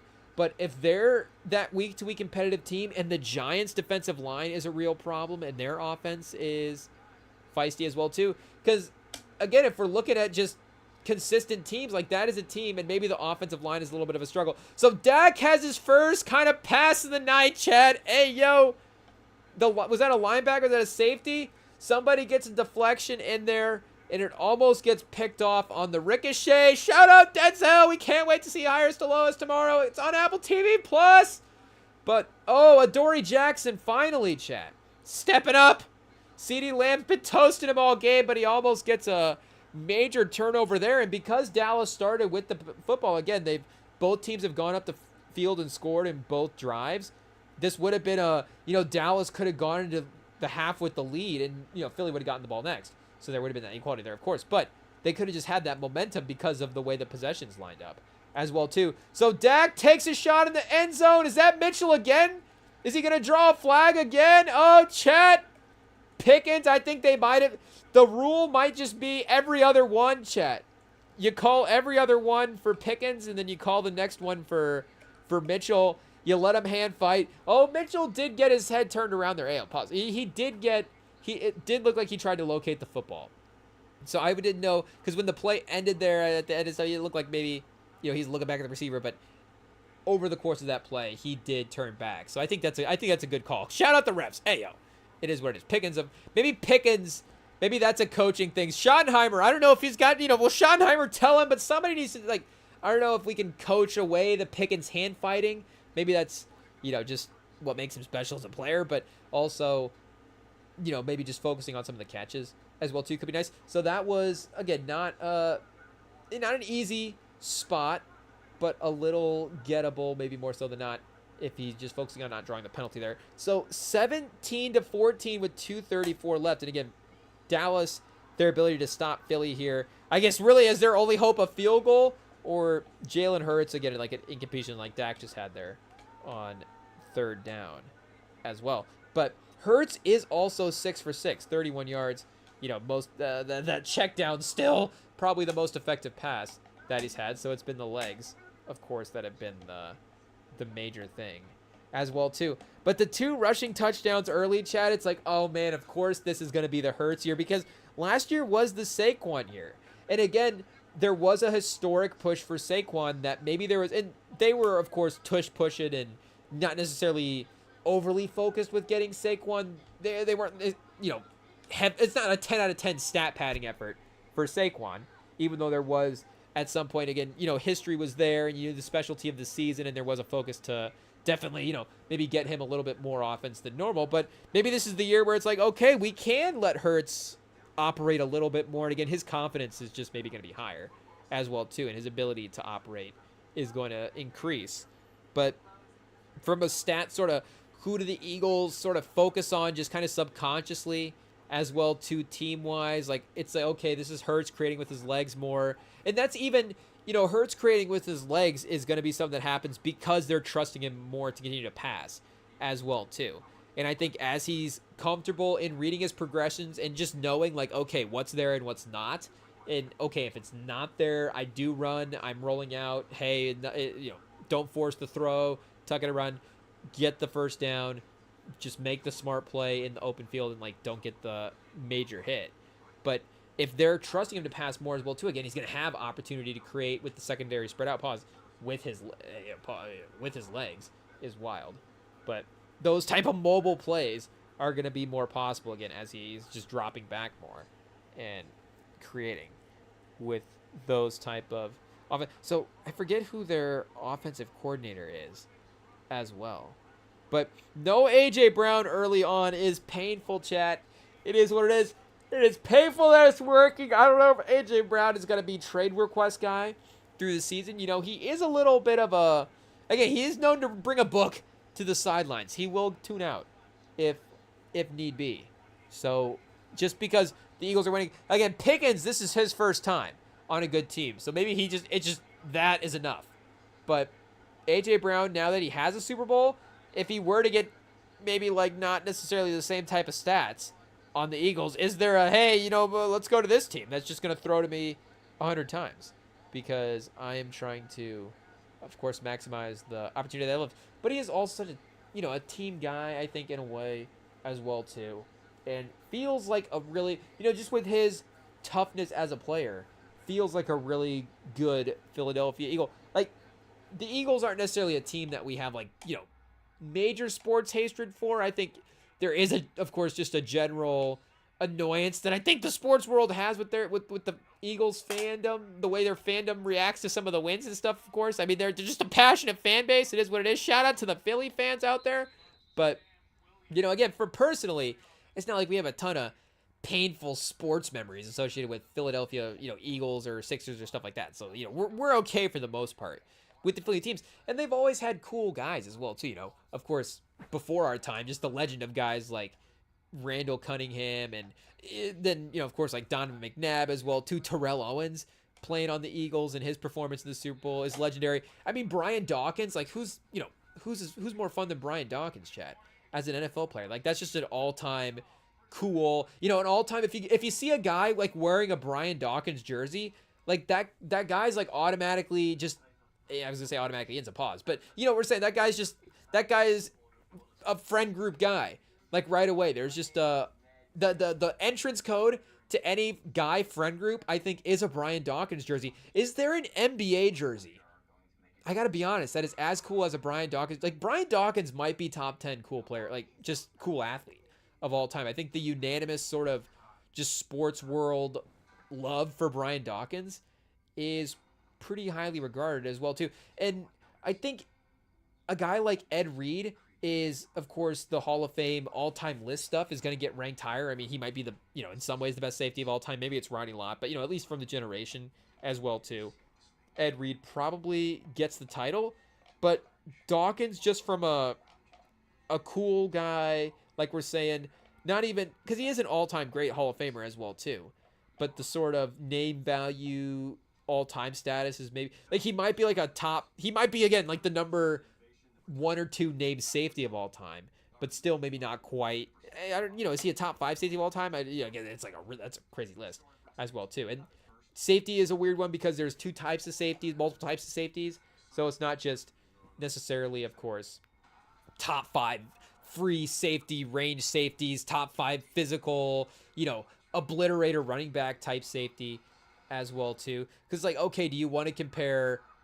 And maybe all the great safeties can do, of course, multiple things on the field. And I guess, you know, Brian Dawkins' corner here is, I think, just something that has to, again, it's Brian Dawkins. It's just something that has to happen during the Eagles game. I'm surprised we haven't had a Brian Dawkins piece at this point during the game. But, again, I don't know. Is there an NBA maybe, I don't know, Alonzo Mourning? Like, who's a cool NBA player, Chad? I'm thinking, like, the Philly jersey. Like, Barkley, of course, is a cool jersey, but there's something about Dawkins, like, not being in the media as well too, and not to say that Ed Reed is in the media, not to say that would be like, okay, an Ed Reed jersey, it's like, oh man, the man does an interview, like I don't like the jersey, but there is something about a little bit of the mystery of Brian Dawkins as well too that leads to the cool factor of it. So I guess point being, you know, I guess we're okay, like AJ Brown, a guy that we, all that being said, AJ Brown, a receiver that we really, really like in the NFL. We're okay if he's not on the Colts. It's okay if he's on the Eagles. And, you know, obviously right now as well, too, maybe it's good that he's not on the, I mean, we'd take him on the Colts. But, you know, for his sake, if he requests a trade and goes to the Colts, he's just requesting another trade at that point. Or he's doing the leave, not play, hold out thing. And we just won't see him on the field, at least for this year. You know, maybe if we get, like, you know, I guess we'll have to see again what the class is for this year as well too. Maybe Nussmeier ends up being the number 1 pick if Arch Manning is not there. Who is the quarterback class after that? You know, maybe the Colts get Sellers, and then Sellers and AJ Brown. I mean, we'd be so lucky, chat. Hey, yo, to have Sellers and AJ Brown. I doubt that would be how we cook up. But regardless, there hasn't been much of a target for him here at this point. So 3rd and 6. Here we go, Dallas. They do force a little pressure there on the 2nd down and get Jalen Hurts rolling out. The first incompletion of the game, if we're not mistaken. Oh, the spin move from the edge. He goes for the long ball, chat. Is that Dotson down the field to the 25 of Dallas? Hey, yo, Hurts on the money, chat. Jalen Hurts. Burrow, look out. I mean, you know, Burrow, the Super Bowls, Hurts has been in a couple. He's won. I mean, does Josh Allen have to look like, do we have to start talking that Hurts might be the number 2? I mean, the passing stuff, if it's consistent in the way it's been in the playoffs, again, we know the fumble. Oh, Barkley, the drop. He'll do that in the regular season, Chad. It's been done before. The early week drops from Barkley. Yeah, it's Barkley, you know. At this point, it's more a goof. I think last year, again, it was at the end of a game as well, too. So that's a little bit of a bummer. They didn't have the Super Bowl ring quite yet. But maybe we have to say that Hurts is the number 2. And again, just Lamar and Josh have been so dynamic individually creating for those teams over the last couple of years. And just, you know, again, Lamar's so fast. It's just so impressive. But the consistency that Hurts has played with is undeniable. And his accuracy on some of these passes has definitely been there. Again, that was definitely, you know, his long ball has definitely paused. Has definitely been something that's been a good throw for sure when he is accurate on it. But, you know, it's a good touch, like a good placement. It's definitely something that he can do well. But also, just if he is just dotting up guys everywhere this year, of course, he could move into a different tier as a passer as well. Because I think, again, like we're saying, I don't know if Josh Allen's the passer that, like, hey, Peyton Manning or like even like a Drew Brees was like all time. Like, I still think just because of their reliance on it as well too. Again, that's what they had to perfect just to be as good as what they were.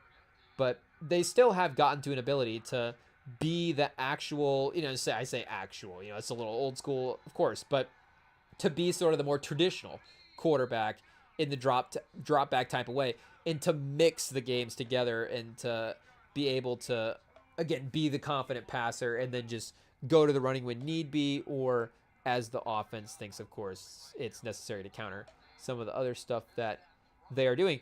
But it looks like that field goal, like we were saying earlier, that could have been a tough spot if, you know, just the Dallas defense is not going to get any stops.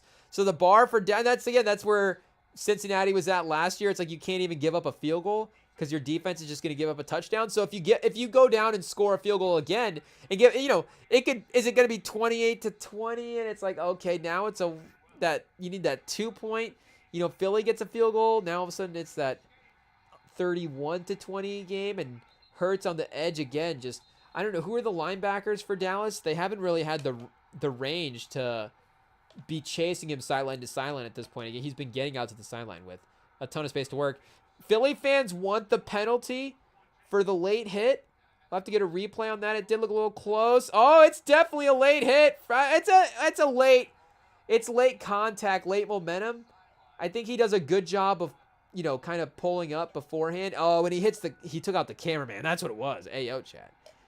Cameraman, you know, solid enough pause to at least get Jalen Hurts to the ground. Hey, yo. But definitely, you know, took some damage himself there. Hopefully he's okay. 3 guys carted off early, chat. Not ideal. Barkley, the run, breaks a tackle, 2 tackles.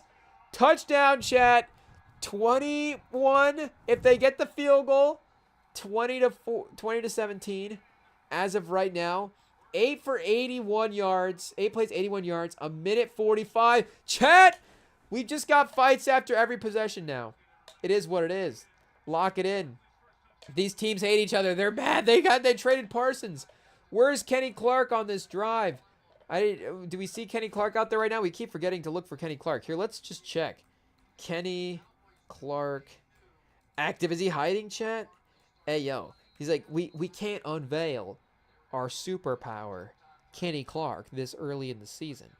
Packers DC shares striking Kenny Clark tribute after Cowboys trades. I mean, of course, he'd been in Green Bay for a while. He's a mainstay. Green Bay fans, I think, kind of like Kenny Clark as well, too. I was going to say they love Kenny Clark, but I don't know if he was like a number 1 team guy there, but he, again, was one of those guys that was sort of underrated, and I think fans loved him. Team fans love guys like that. DeForest Buckner for the Colts defensive tackle a little bit in that same type of way. I think DeForest Buckner is a little bit better than Kenny Clark as well, too. We were saying that as like a trade, like, oh, what if, would DeForest Buckner and a couple first-round picks be enough for Micah Parsons as well? But I don't know if Ballard should have gotten on the phone and offered something like that. But, Kenny Clark set for Dallas debut. So if Kenny Clark is, like, playing every fourth snap, then maybe that is a different, it's a little bit of a problem for the trade as well, too. Kenny Clark could be fully unleashed in Cowboys debut versus the Eagles, according to Sports Illustrated. Oh, chat, Kenny Clark DMP 17 days ago in practice. Back injury?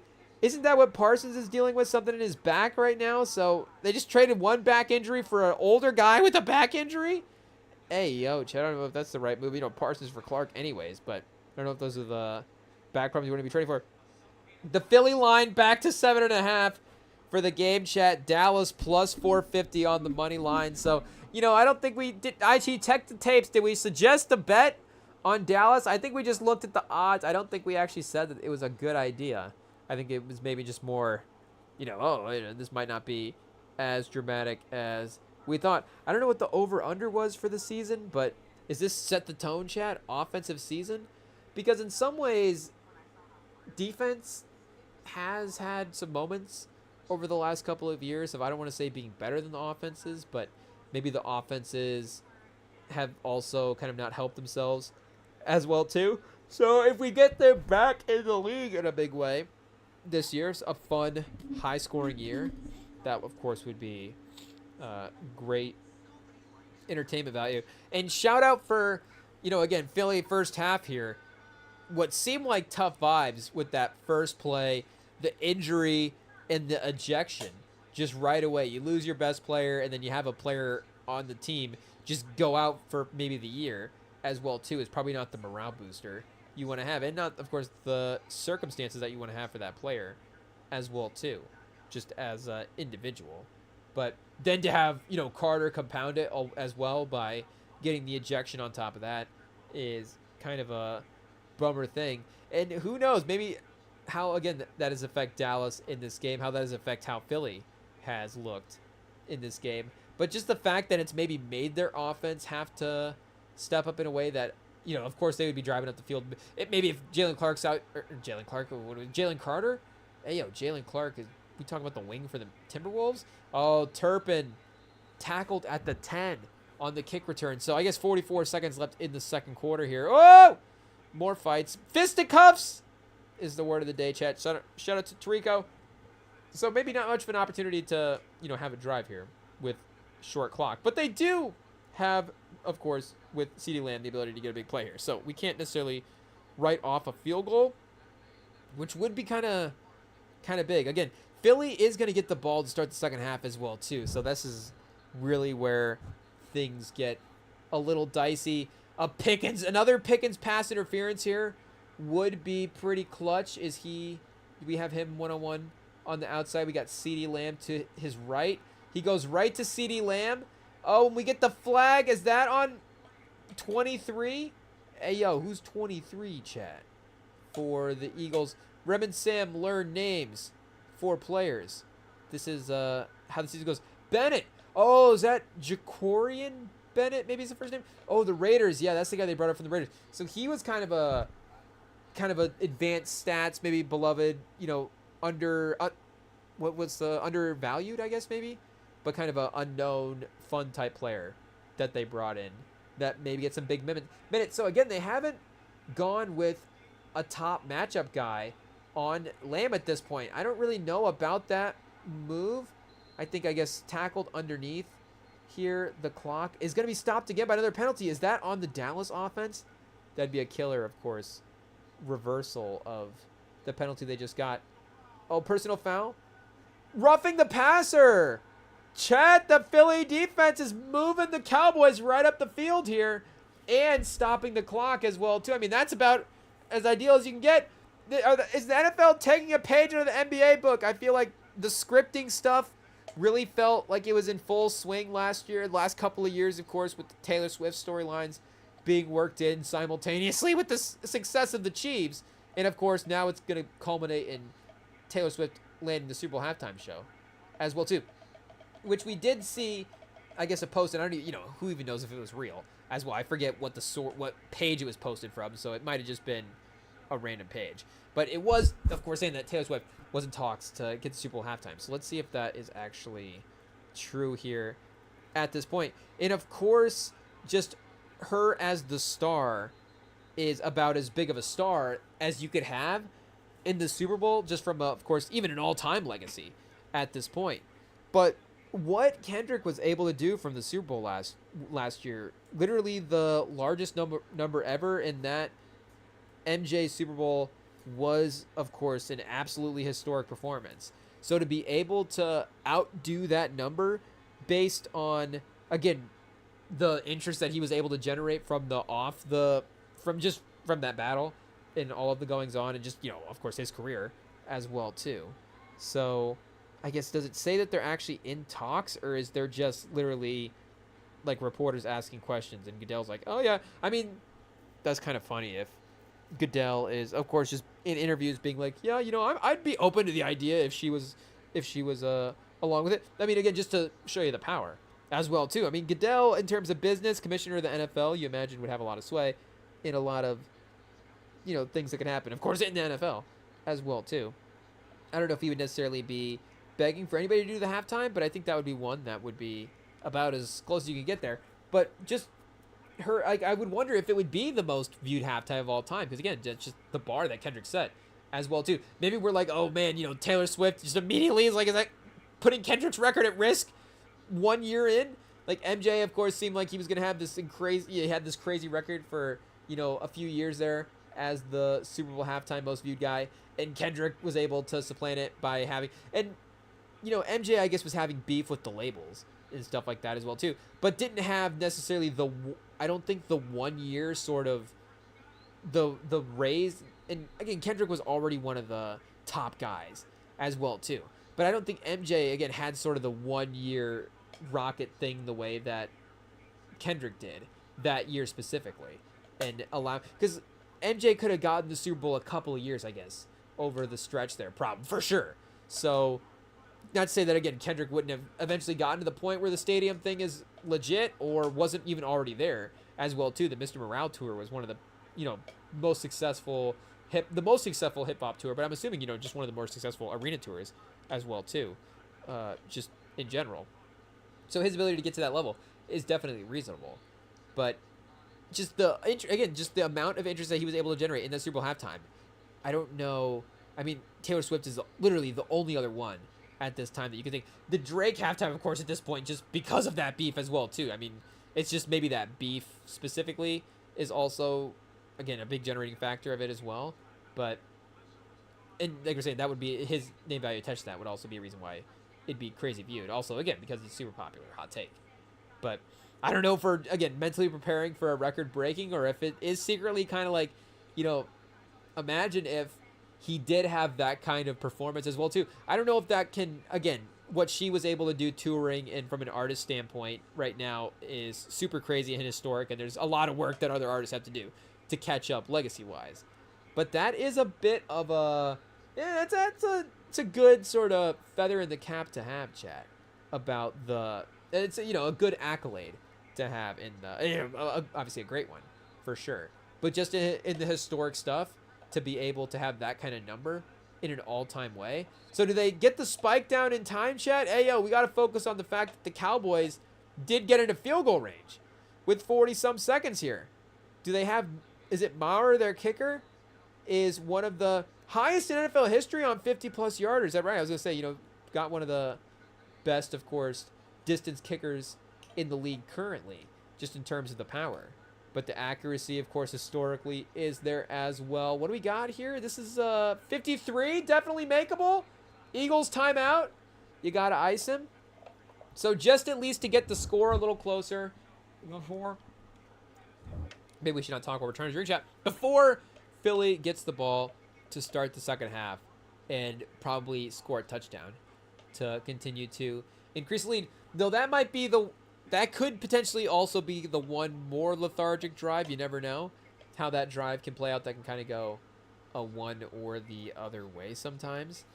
But Maher here with the chance to make it a 1-point game. The odds are locked, chat. Hey, yo. Oh, spoiler alert. FanDuel. They know the results, chat. It is scripted. FanDuel says he's going to make the kick, and it's going to be 20-21. And on the or I guess the Peacock, hey, yo. Hugging the upright just a little bit. Back inside a little bit more as it got closer, and it is good. 20-21 at the half, chat. Hey, yo. We got ourselves a week 1 opener here that is exciting. I don't know if we have to go back and, like, do a look on what the season openers were over the past couple of years, but it feels like this is, I guess, was Lions Chiefs. Okay, Chiefs Ravens 27. I mean, it's always good team, so it's going to lend itself to good game. Yeah, that Lions Chiefs game was a good game a couple years ago as well too, but maybe more a dramatic game. This game in the first half alone, they scored that amount of points. 31-10 Bills over the Rams. We've got 31-29 Bucks over the Cowboys 2021. Hey, yo, Tampa getting the week 1 start. Was that Brady? Maybe that's why we don't remember that one. It's like this was the start of the Brady sort of like, what's going on this year? Yeah, he still had great stats, but they were not quite. And I guess he kind of competed with the Rams of the playoffs, but they were just a little bit less from winning the Super Bowl there that next year. But shout out, chat. We got ourselves a game. Cowboys are competing. Dak and Jalen Hurts are playing well. Saquon looks good. Cowboys run game is keeping up. CeeDee Lamb with 86 yards in the first half is unstoppable as well too. No Jalen Carter for the rest of the game, so we'll see how that affects the late pass rush and the rest of the second half as well. But let's take a quick break, chat, and then, of course, second half, Cowboys-Eagles. Up next, the REMINGTOM pod. We're back for the NFL season, chat. Let's go, Peter Tracker.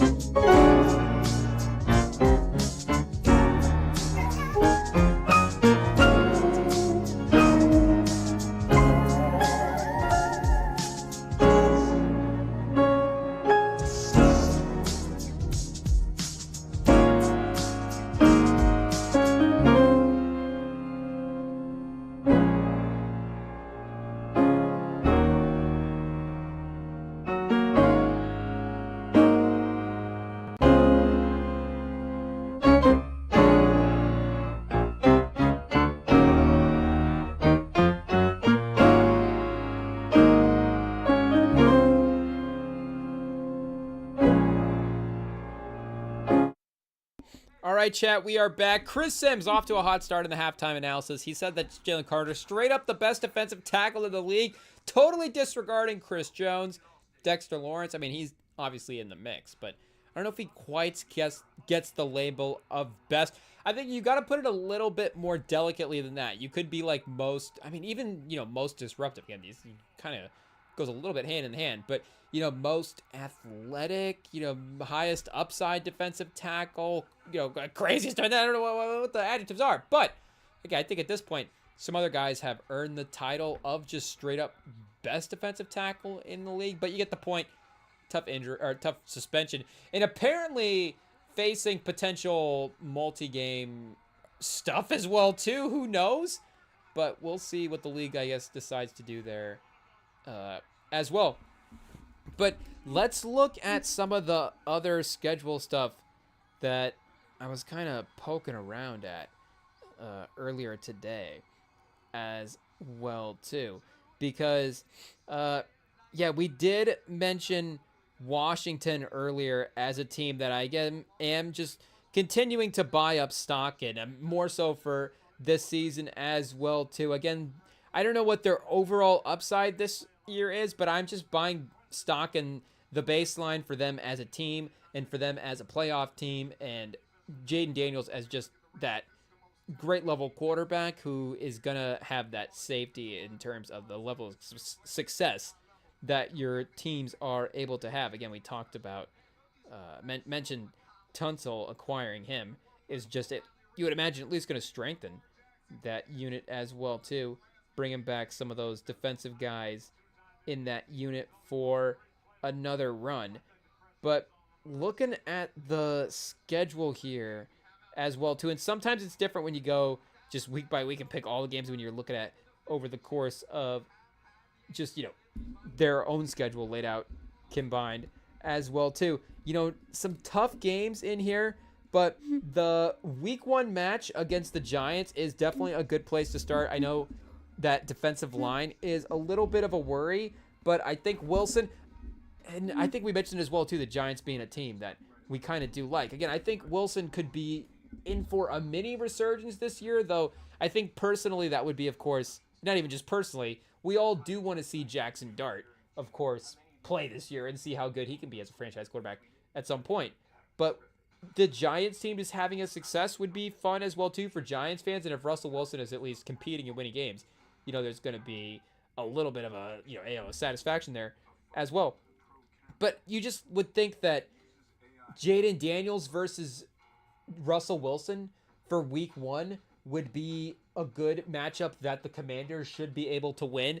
Again, the Packers is a tough one at Packers. Week 2 on a Thursday night is not ideal. But then Raiders, Falcons, Chargers, Bears, Cowboys as the next 4 is not like the toughest stretch of games. I think, again, it's a little bit of wait and see at this point. We don't know what Atlanta is going to look like yet. We don't know what the Chargers are going to look like at the Chargers. Who knows if that's really that game. Of course, got him. But the Bears are a team that, for the NFC, I am also kind of having a little bit of a difficult time talking myself into as well, because I think we did nab Jalen Johnson on our all lineup for 2025. So they do have some high-end talent as well, too. And I mean, we could see Caleb Williams take a big step forward with Ben Johnson as the coach. But I don't know if, and their offensive line is good overall for sure, and bringing in Tooney is going to help at the guard spot. But I think Caleb Williams almost, again, the way he plays, just being out with the tackles a little bit more, you wonder how his, of course, just style of play affects the offensive line play as well too. And I still wonder about Ben Johnson's style versus Caleb Williams' style as well. And I'm not always great with the X's and O's stuff as well.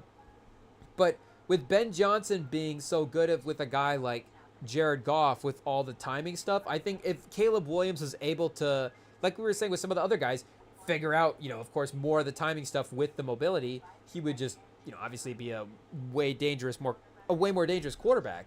But I wonder if, I do wonder what the right way to approach it is. If it is just leaning into trying to just really figure out the timing stuff and not necessarily focusing on the playmaking stuff, or is it focusing on the stuff that he's good at and then working in the timing stuff that as that goes on. And who knows, just from viewing him in a training camp standpoint, what his strengths are at this point as well too.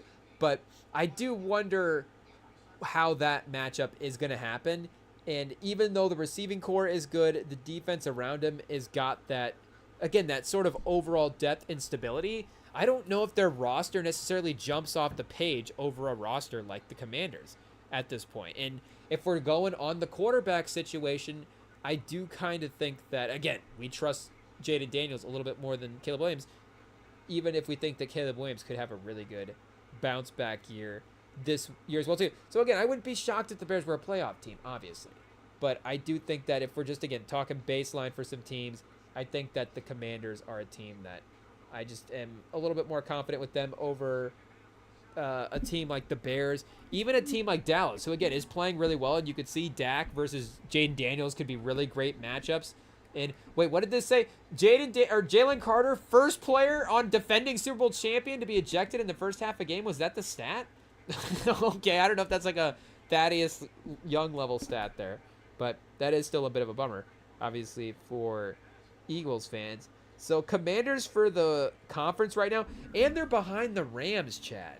So I know that the Rams defense might have some higher upside, and McVay as a coach is going to be difficult to bet against, for sure. But the Stafford thing is definitely a question mark, and I would just trust Daniels. Obviously, Stafford would still maybe be on the upper end of guys that we would trust, even with some uncertainty there. But Daniels is one of those guys that we just absolutely definitely trust, I think. So even after 1 year, it's a little aggressive. Who knows what the year two, sophomore slump potential is. But with them tied, I would still take the overall roster of what the Commanders have. And, their coaching staff, again, has shown the ability to, have some good playoff success as well, too. Do they actually, again, win a Super Bowl? It's the last step that, I guess, making a Super Bowl, I guess, is the last step. And maybe even them just getting back to a conference championship and be like, okay, playoff team for sure is, just a step that they can take. But I think they are a little bit more, I would be a little bit more confident that with them in a playoff game than the Vikings. Again, the Vikings would be more of a regular season team as well, too. Maybe more so than a confident playoff team if we're, again, kind of specifically talking about the quarterback stuff. But the Niners, I think I kind of like the Commanders more than the Niners this year. We love Fred Warner. We love, Trent Williams. We love a lot of Jawan Jennings. We love a lot of the guys in the Niners. Make the mistake. They've been a mistress team in the past. But I think with the slippage that they've had in some of the spots, I just value the importance, obviously, of what the Commanders have. And the Brian Robinson thing, I guess getting him from the Commanders, does that, of course, boost the 49ers up? It does make them better without McCaffrey. Of course, he is a really good starting running back. Hurts just sitting patiently in the pocket with the pressure around him. It just hits the little dump-off route. The patience there to survey the field. But I don't know if I'm relying too much on the quarterback spot for the Commanders. I think the Bucs at 12-1. I almost think you maybe flip the Bucs and the Vikings there as well.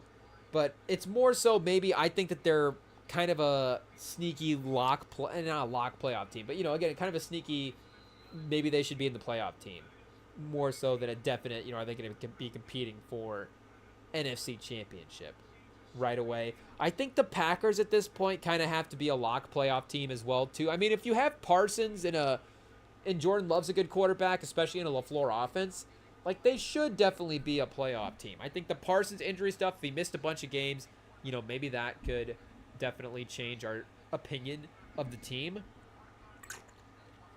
But just with the young talent they have, you kind of assume that they have to be in it as well too.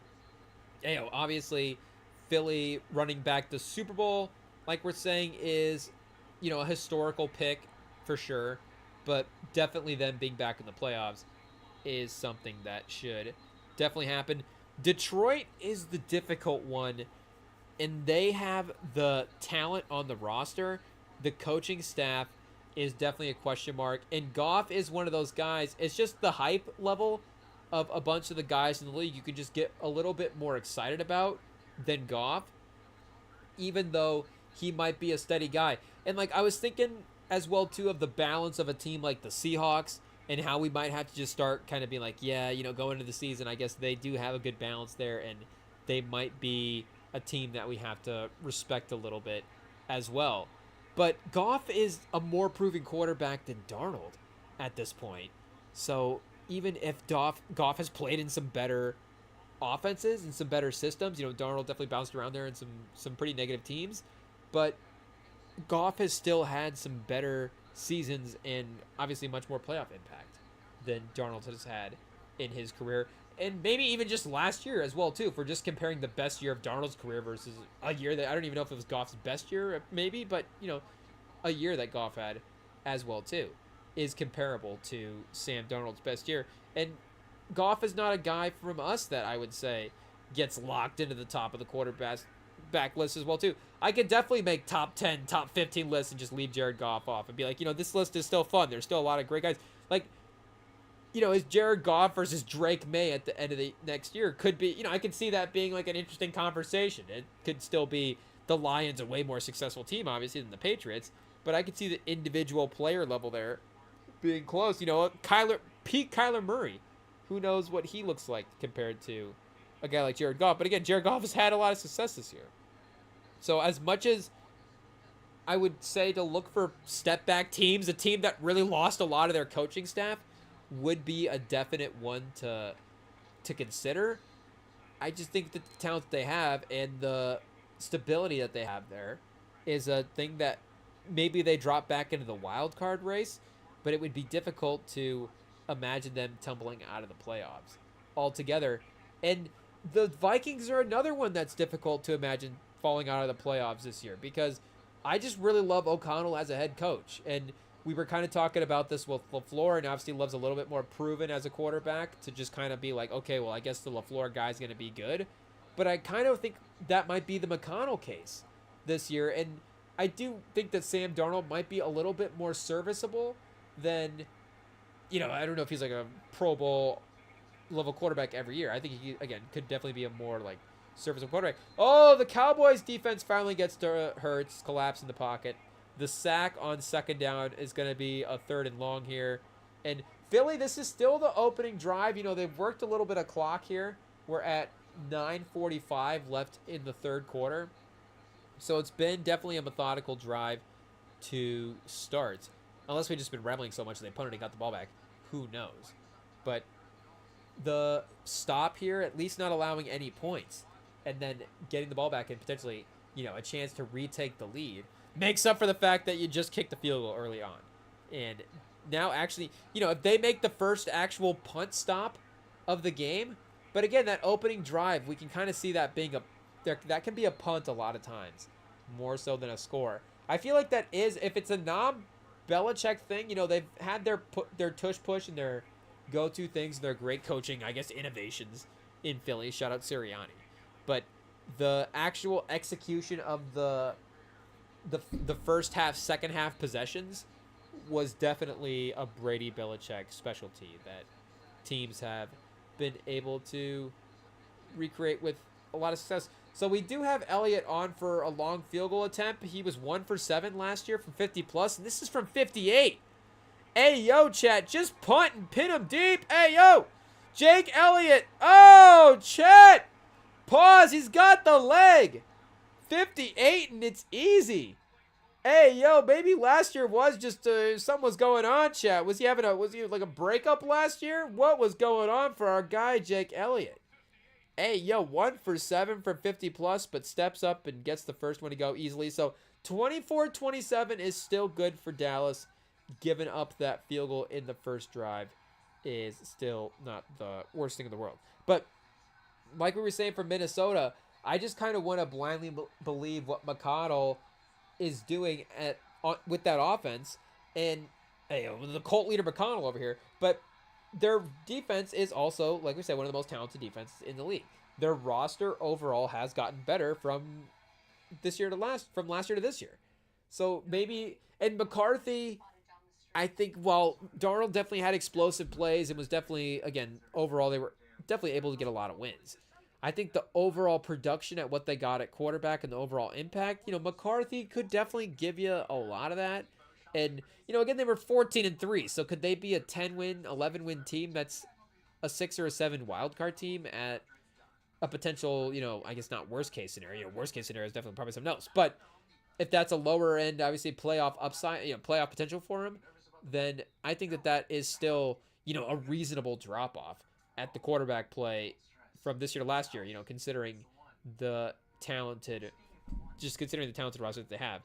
I think the Rams would be an easy one to kind of potentially knock out of the playoffs from this year to last year. Let me see if they were actually in the playoffs last year as well, too, to just confirm.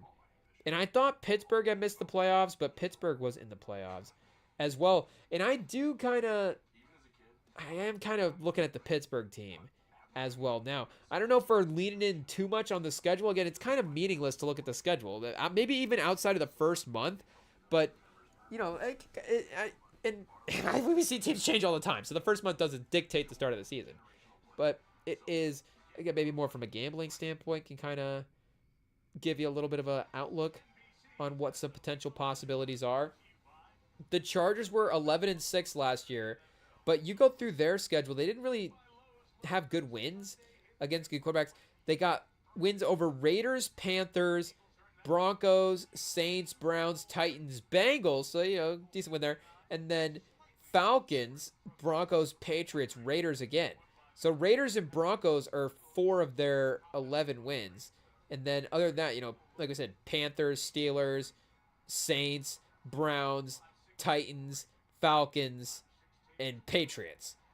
So their losses were to Pittsburgh, Kansas City, Arizona, Baltimore, Kansas City again, Tampa, and then they, lose the playoff game pretty convincingly to Houston.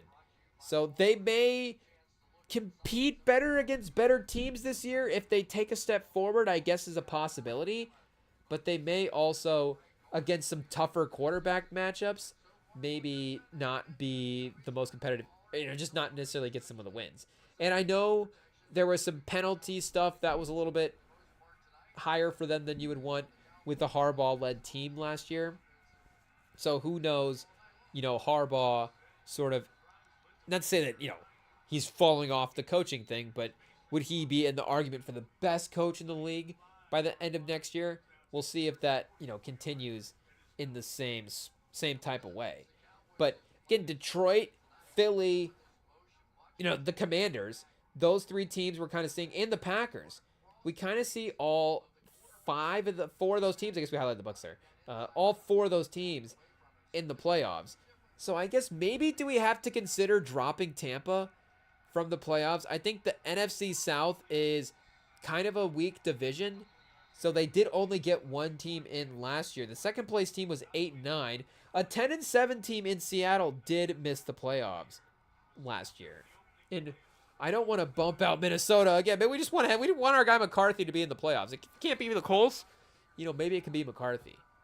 But maybe Tampa is a team we gotta consider moving out of the playoffs. They're a veteran, experienced team, and again, Baker is a quarterback that is that kind of good mix of veteran and physical traits still left in the league. Is he 28, 30, kind of in that just about to hit 30 type range. They upgraded the offense. Their defense continues to have a lot of, feisty young pieces on it as well. But if we're just buying in on Atlanta, maybe we don't have 2 NFC South teams in the NFC playoffs, because I was definitely thinking along the lines of having both Tampa and Atlanta in. And if Atlanta's in either way, maybe they're in the Viking spot or, again, the Rams spot. We have a new playoff team in for the NFC that way. And you still want to pick the Rams with McVay and Stafford. But the Saints are definitely not going to be a playoff team. The Panthers, I don't think are going to be a playoff team. And I don't think the Cardinals are going to be a playoff team either, just because I think the list is going to get a little too stacked up before we get there. I guess the Seahawks offensive line would be the issue versus maybe like the Arizona offensive line if Paris Johnson was just pretty crazy. But I guess Bradford not getting a great grade there at right guard. Neither Sundial as the center. I thought Cross was pretty good. Yeah, the left tackle is pretty good. So that's a big sigh of relief. Gray Zabel, the rookie, is a big investment there. So if the left side is not bad, Abraham Lucas, 3rd-round pick a couple years ago. Who knows if he's able to take a step forward or not. The Cup thing is a little bit of a question mark as well, too. And while I think Darnold is serviceable, I think a lot of that was McConnell. And I don't know if Kubiak is going to be able to do the same thing with McConnell. Was Kubiak in Minnesota with McConnell? I don't remember exactly the Kubiak timeline here. Let's see if we can find a history. He was there in 1920. But he was in 21 as offensive coordinator, quarterbacks coach in 1920. Passing game coordinator and quarterbacks coach in Denver in 22. Passing game coordinator in San Francisco 23. Passing game coordinator in New Orleans in 24. And the Saints offensive coordinator in 25. So they were definitely cooking earlier in the season. But Saints had underrated weapons as well, too. They have Olave and Shaheed and, Kamara. Like, they have pieces to work with. Kenneth Walker's obviously going to get JSN. But I don't know if I'm quite buying the Seahawks as a playoff team. They're close. I could definitely see them repeating it 10-7 for sure. So is Dallas in the playoffs this year? Is their offense good enough to get them in the playoffs? Dallas over, say, the Rams? I just would trust the Rams offense a little bit more than the Dallas defense. I guess if we were comparing supposedly weaker units. But if Stafford gets hurt, I know our guy Jimmy G is there, but I think Jimmy G, I guess I hope he still has it. I don't know. There was a couple years ago where we were like, maybe this is then. So maybe the rejuvenation has been good for him at this point. But I definitely want to put Minnesota in as a 10-win team as well. And they have a favorable start of the season to get momentum. The Minnesota-Chicago game is definitely going to be an important starting game for either of these teams to get the season going right. Atlanta as well, too, I guess. If they're 0-2 in Cincinnati and Pittsburgh, I guess it is kind of tough, chat, those first 4. If they get that Chicago win early, Atlanta, see, that could be 2-0 just based on the talent of their defense. And this Pittsburgh game is an international game. So if they had to go into Pittsburgh against that defense, that would be obviously a much tougher matchup. Oh, chat, 2nd and 10. The Cowboys with the big play down the sideline. Is that the running back? Hey, yo, chat. We got Sanders, the running back. Is that Miles? They don't have Miles on this team, do they? Is that how they are competing in this game? He knows the playbook. They've got inside information. Maybe that's just a rule of thumb you have to have as a team. Every offseason, you sign a player from your rival teams, one of your rival teams. You're the best team in your division. You have to sign away a player from him in the offseason. We've got the running back. Sanders still in the backfield again. He is. He gets the handoff again. It is Miles. The revenge game. Chat, they're stacked at running back. They've got Javonte Williams, Miles Sanders, and Jadon Blue. Miles Sanders at 28 and Javonte Williams at 25. It's not crazy. Phil Mafah and Malik Davis our guy Phil is on IR, and I guess Malik Davis, is he on PUP or is P another designation? I'm not sure. Pause. But yeah, Jadon Blue I think is not bad. Where's he from? Texas. Yeah, he's a good running back. So maybe the home state bias there in what they're watching. Oh, and Pickens with the personal foul on the block, chat. Reed Blankenship, he spins him to the ground by the helmet. I think he's definitely going to get criticized for that if they don't score here. It's not a great play, but I don't think it's a 10 out of 10 Pickens aggro fighting play. it's definitely a little bit of just a block gone wrong. But 1st and 22 is brutal. Fortunately, it is from the 23. So a first down is almost a touchdown. You know, they're going in the right direction. But they're attacking. Oh, this play. Dak! Oh, Chet! He had a chance. Was that Bond in coverage with the tight end? Dak could have got that one up over the top, Chat, and just short. Right off the back of Bond. Pause. Whoa, hey, yo. Bond wasn't even looking. Plays it perfectly for, you know, running a step behind and not getting your head, you know, not getting turned around to locate the football. Able to get in and make contact after he sees the receiver making the play on it. But still almost a chance to really have a crazy. That would have been a, you know, a Dak MVP season type touchdown early on. The dump off, is that to Blue or is that to Williams? I think it's Williams in the backfield again. This time it's short, chatting. Uh-oh. Dak, I know that's the Pickens penalty as well. But a couple of off plays by Dak. I don't know if he's going to be rattled by the pressure here. He was doing good earlier on. Jordan Davis being disruptive that time. Oh, and he gets the deflection as well, too. So another big reason, of course, why wouldn't be able to quite make it out to the receiver. But that's two kind of underthrown passes in a way. You know, a little bit too close to the line of scrimmage on that one with Davis. A little bit too close to the linebacker on the other one with Bond. Play clock winding down. 1 second. Got the snap. Drops back. Again, Chet. Oh! They go back to that same route. This time the safety. Hospital ball, Chet. We've got our first hospital ball of the year. Ferguson is going to be in the ER tomorrow. Oh, man. He got laid out by the safety. I don't know what else is going to happen in the ER tomorrow. But on that play, it was Blankenship that got the tackle. Oh, man. Dak just let him a little bit too much upfield. I think the 21 was also in Tolbert. We're kind of going into the play as well, too. But again, Ferguson had to step on the player. So that's on 24. That is that up the middle route that they had again. And again, working into the middle of the field. That's Dak not going vertical on the pass, but still kind of playing it a little bit short and then, you know, kind of bringing him sideways. Again, instead of continuing forward. Because it's not like he's going to go out of the back of the end zone on these passes as well, too. You know, he's starting kind of the play for the ball before they even, or, you know, kind of in the middle of the end zone on the goal line type area. But they get 1st and 10 from the 11.5 here, so it all works out. The play to Sanders, nice little pivot, but the fumble! Fumble, Chet. Eagles recover. Oh, Miles Sanders, he's a traitor, Chet. He hooked him. Oh, we thought he was on their side for a second. He had the big play to set him up into scoring opportunity.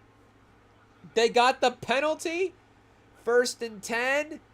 And then just the clean takeaway by the Eagles defense. I didn't see who forced the fumble there. Oh, it was our guy Byron Young, the doppelganger, Chat. That's his new nickname, the doppelganger. They're both the doppelgangers.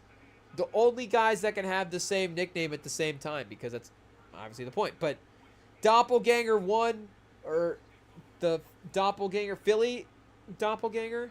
I was going to say Philly ganger, but I don't know if we can say that as well, too. So in our Philly look-alike, name-alike guy for Rams Byron Young, Philly Byron Young, shout out, gets the fumble there. I guess a couple of impactful plays tonight. But killer takeaway, stopping the what would have been go-ahead touchdown there, or at least again cut it to 1 with the field goal and keep going toe-to-toe. I wonder if the Cowboys would have been, they wouldn't have been maybe favored at any point there, but that could have been at least close for them closing the line if they retake the lead as well too, because again the kind of back and forthness of the game is a little more chaotic now. They're not just trading touchdowns in the same way they were early on. We've had some punts and some turnovers as well. So let's see. We got Dallas at 5.5 right now. Over-unders down to 60.5. It was at 69 earlier. But Dallas at plus 420 is, I think, an ode to Jerry Jones when he traded Micah Parsons there. But yeah, I guess if we were here continuing to look at what we were saying for some of this playoff stuff, the other, like we were saying, options are not too inspiring at this point. So let's just, like, in theory, put Seattle in the playoffs and San Francisco in the playoffs instead of two of the teams now. And then Minnesota, so we leave the Bucks and the Rams out of the playoffs. It would be a little surprising, but it's not going to be something that is necessarily locked in. Unless, like we're saying for the AFC, it's those three top quarterbacks in the mix again. And I think the Texans have to be in the mix again as well, too. Again, because of what Stroud is able to accomplish there and because of the division in the AFC South. So we're just locking in all four. Like, is that going to happen, chat? All four division winners are going to run it back for the AFC. So the Ravens are definitely still one of the most talented teams in the league. But there is a health thing that can happen with them.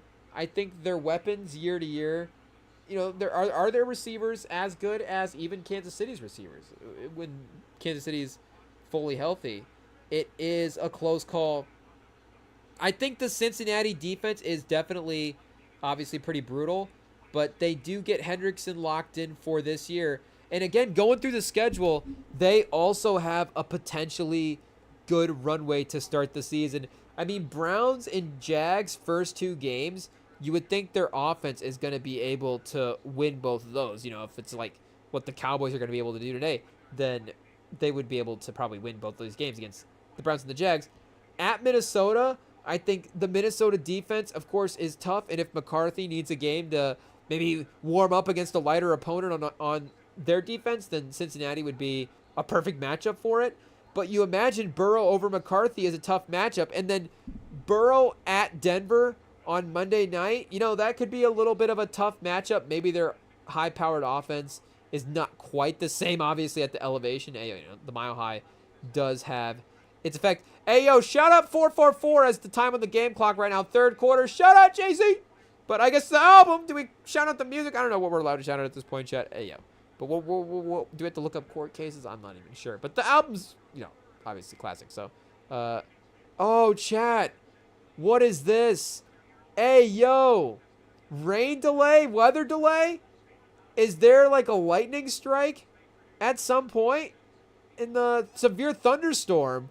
Oh, chat. I thought we only delayed this stuff for lightning. We don't even got rain. Severe thunderstorm warning has been issued by national service in our area.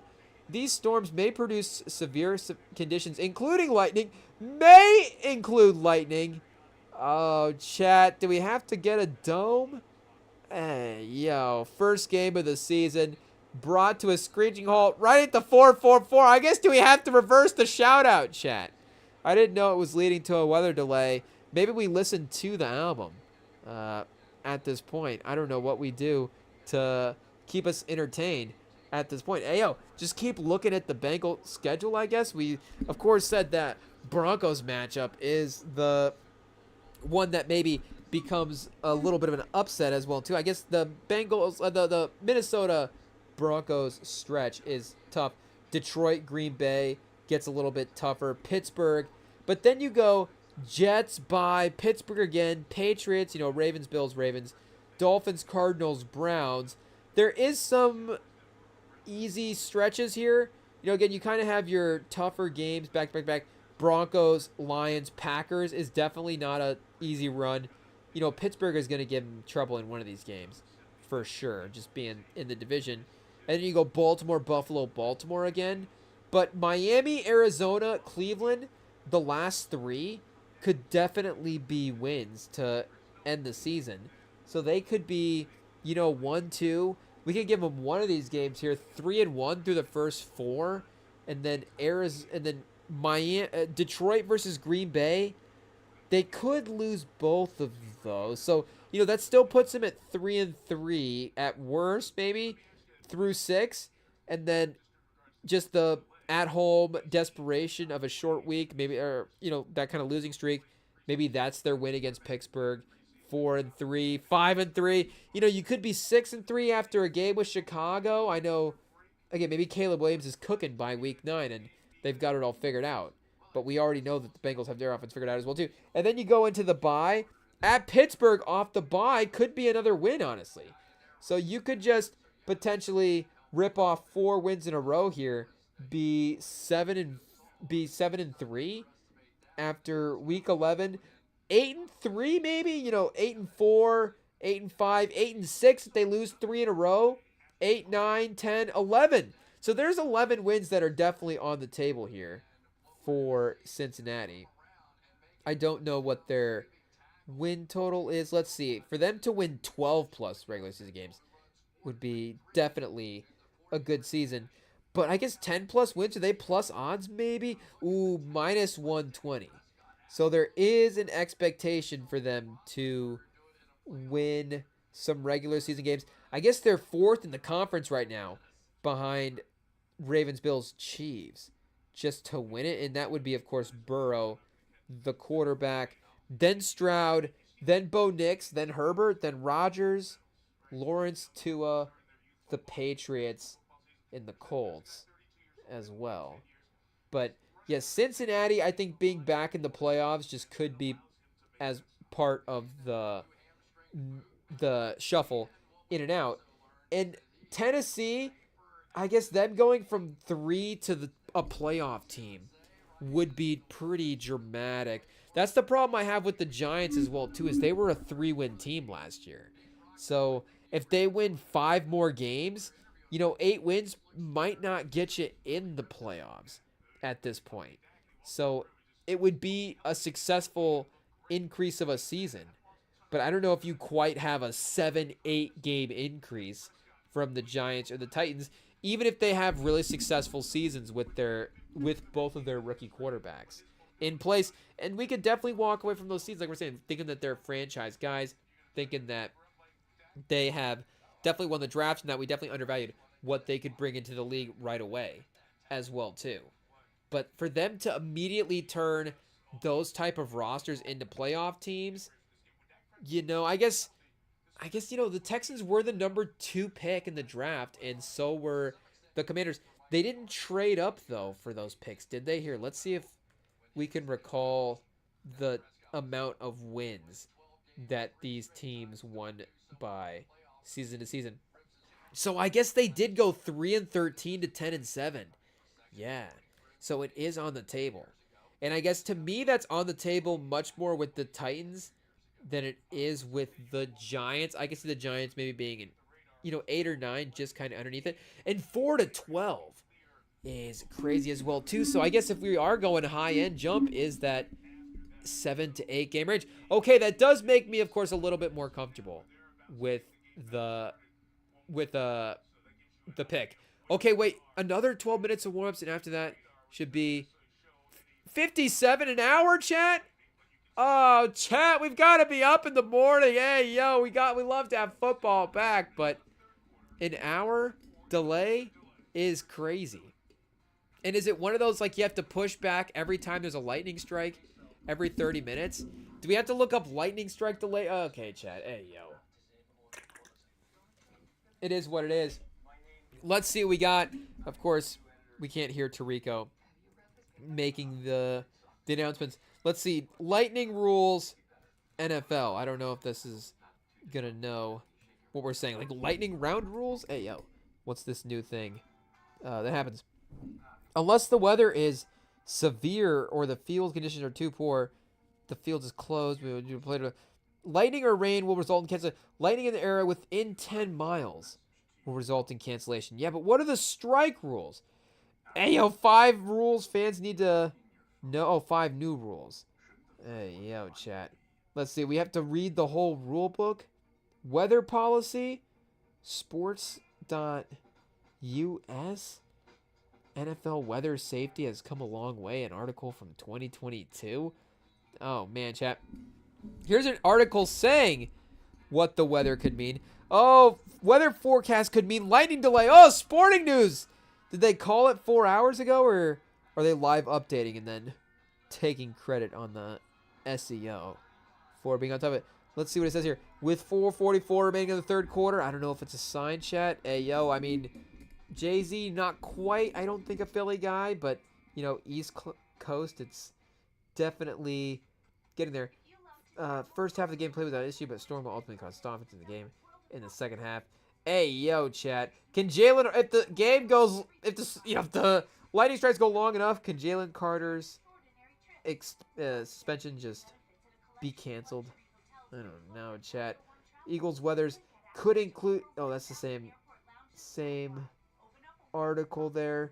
How long can an NFL game be delayed? Hey, yo. I don't know if we need to start thinking that negatively. Here's one from 2018. Have they updated the rules since 2018? What's the lightning technology gotten like in the last couple of years? This is from week 1 a while ago.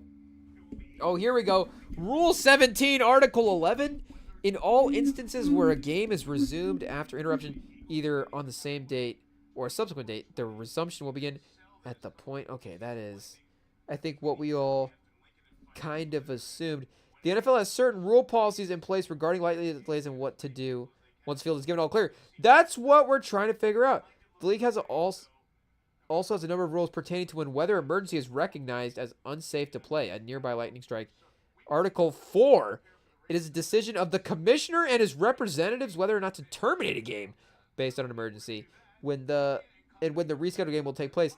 If it's determined that the game cannot be completed within the day it initially started. Okay, this is giving us nothing about how long it can be delayed at this point. I guess we'll see if Maria Taylor and Devin McCourty, or is Jason Garrett going to be able to communicate a weather delay update at this point? They've got to entertain us in a weather delay with Jason Garrett, Tony Dungy, and I guess Chris Sims is just going to really have to start firing off the hot takes at this point. Hopefully, I mean, can we just run pieces of the Cowboy doc and talk about, how crazy Jerry Jones was this offseason? We can get, 30, 40 minutes of crazy Jerry Jones content easily. That easily can get us through weather delay, chat. Hey, yo, Jason Garrett, we can't just what are your stories?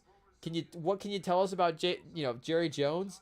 Can we just, put the TV broadcast on a little delay and then just get him on story time? I don't know what needs to happen at this point. But basically, nobody is willing to disclose what the NFL's weather lightning policy is. I thought it was something, and I mean, if it is the hour, that would make sense, but I thought it was something along the lines of every time there's a lightning strike, you have to wait 30 minutes before, I guess not the next strike, but there has to be a 30-minute clearance from a lightning strike to resume an NFL game.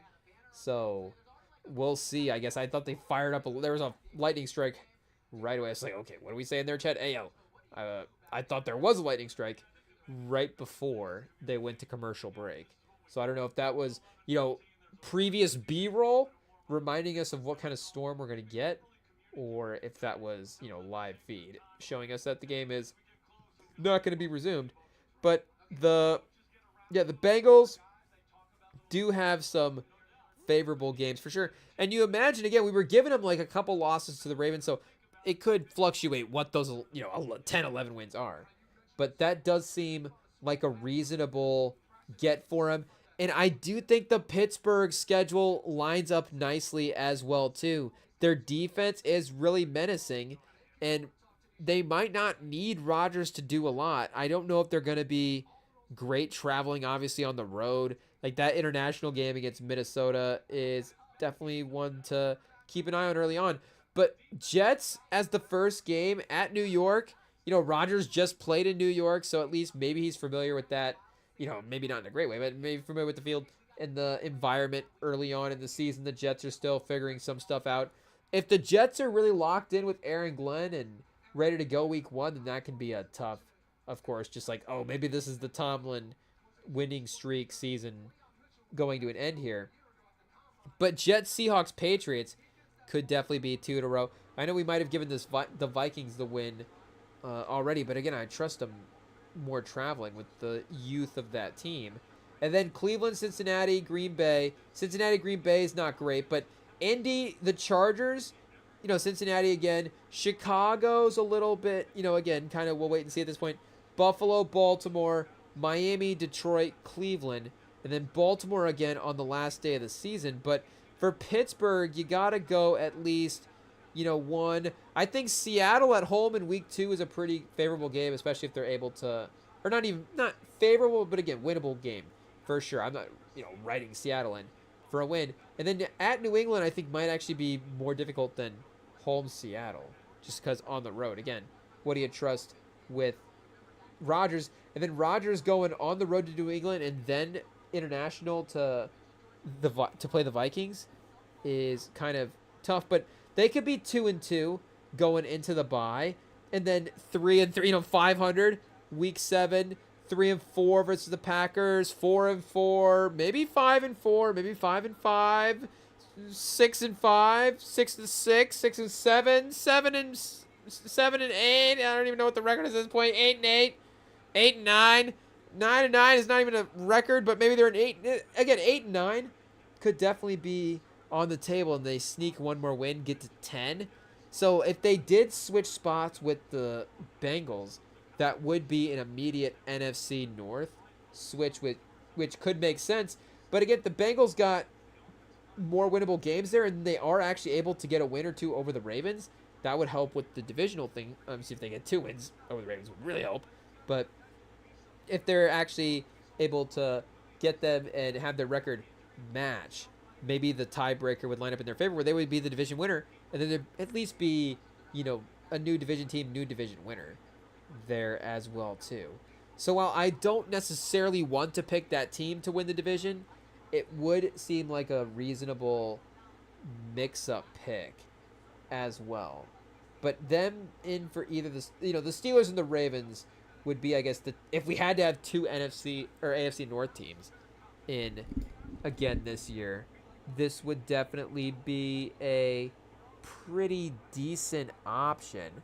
And I just don't see, again, the Kansas City fall off out of the playoffs.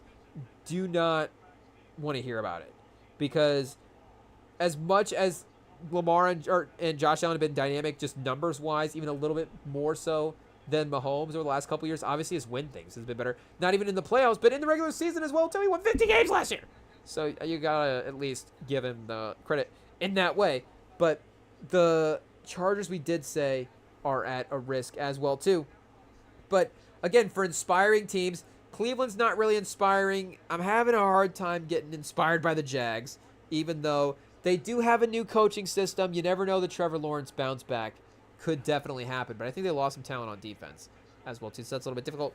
Same with the Jets, even though maybe they're 7 wins again instead of 5. A little bit more of an uptick and just a better vibe. 7 wins. Who knows? I guess Miami was like the 8-9 team that didn't quite make it, but maybe they're the 8-9 team instead of Miami this year. And Miami is the 5-12 team. The Raiders are another tricky one to figure out from a schedule standpoint, because they have the Patriots early on, and it feels like whoever wins that game is also in a good spot to be in one of those wild card slots at the end of the year. But Patriots again, Chargers is like a kind of a wild card battle there early for them. Then you go Commanders, Bears, Colts, Titans, Chiefs, Jags, Broncos, Cowboys, Browns, Chargers, Broncos, Eagles, Texans, Giants, Chiefs. Not necessarily a murderer's row of teams until you get to the end of the year. And then you go Eagles, Broncos, Eagles, Texans, Chiefs as for the last 5. But even still, the Chargers are sort of maybe a high B team at plus. Same with the Commanders, like we're saying. We just kind of love their baseline. So I would trust the Commanders at home to get that win. But I would still say that's a winnable game for the Raiders there. But regardless, if we just said they go into New England, even week 1, I expect Vrabel to obviously have that team prepared, and at home is going to be tough. So they're, potentially 2-0 after week 2, 3-1. But again, they could be 2-2 after week 4 as well too. But then you go Indy, Tennessee, Kansas City. You're probably looking at 4-3 going into your bye. Then 5-3, 5-4. Dallas is playing really good. So that Dallas-Vegas game Monday night could actually be kind of fun to watch as well, too. You're looking maybe 500 again there as well. Cleveland, Chargers.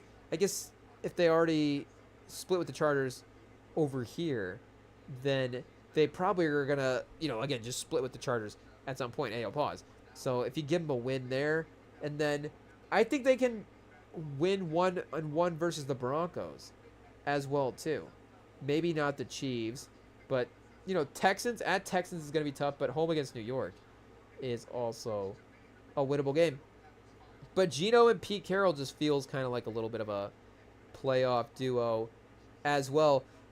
And if you really want to talk about nobody believes, chat, like, the Colts are actually a team that literally nobody believes in, like, because they did I saw on Cowherd's show on the TV, over on Above the Bar Work, I saw one of the graphics that had NBA fan happiness survey, and the Colts finished dead last in the fan happiness survey. It was like 9% of fans are happy with the team. Or like, I think it was an optimistic survey. 9% of people were optimistic. And again, we were below the Saints. The Saints were 31st. We were 32nd. I think the Cowboys were like 30th or 29th, really low. And that was sort of the storyline there.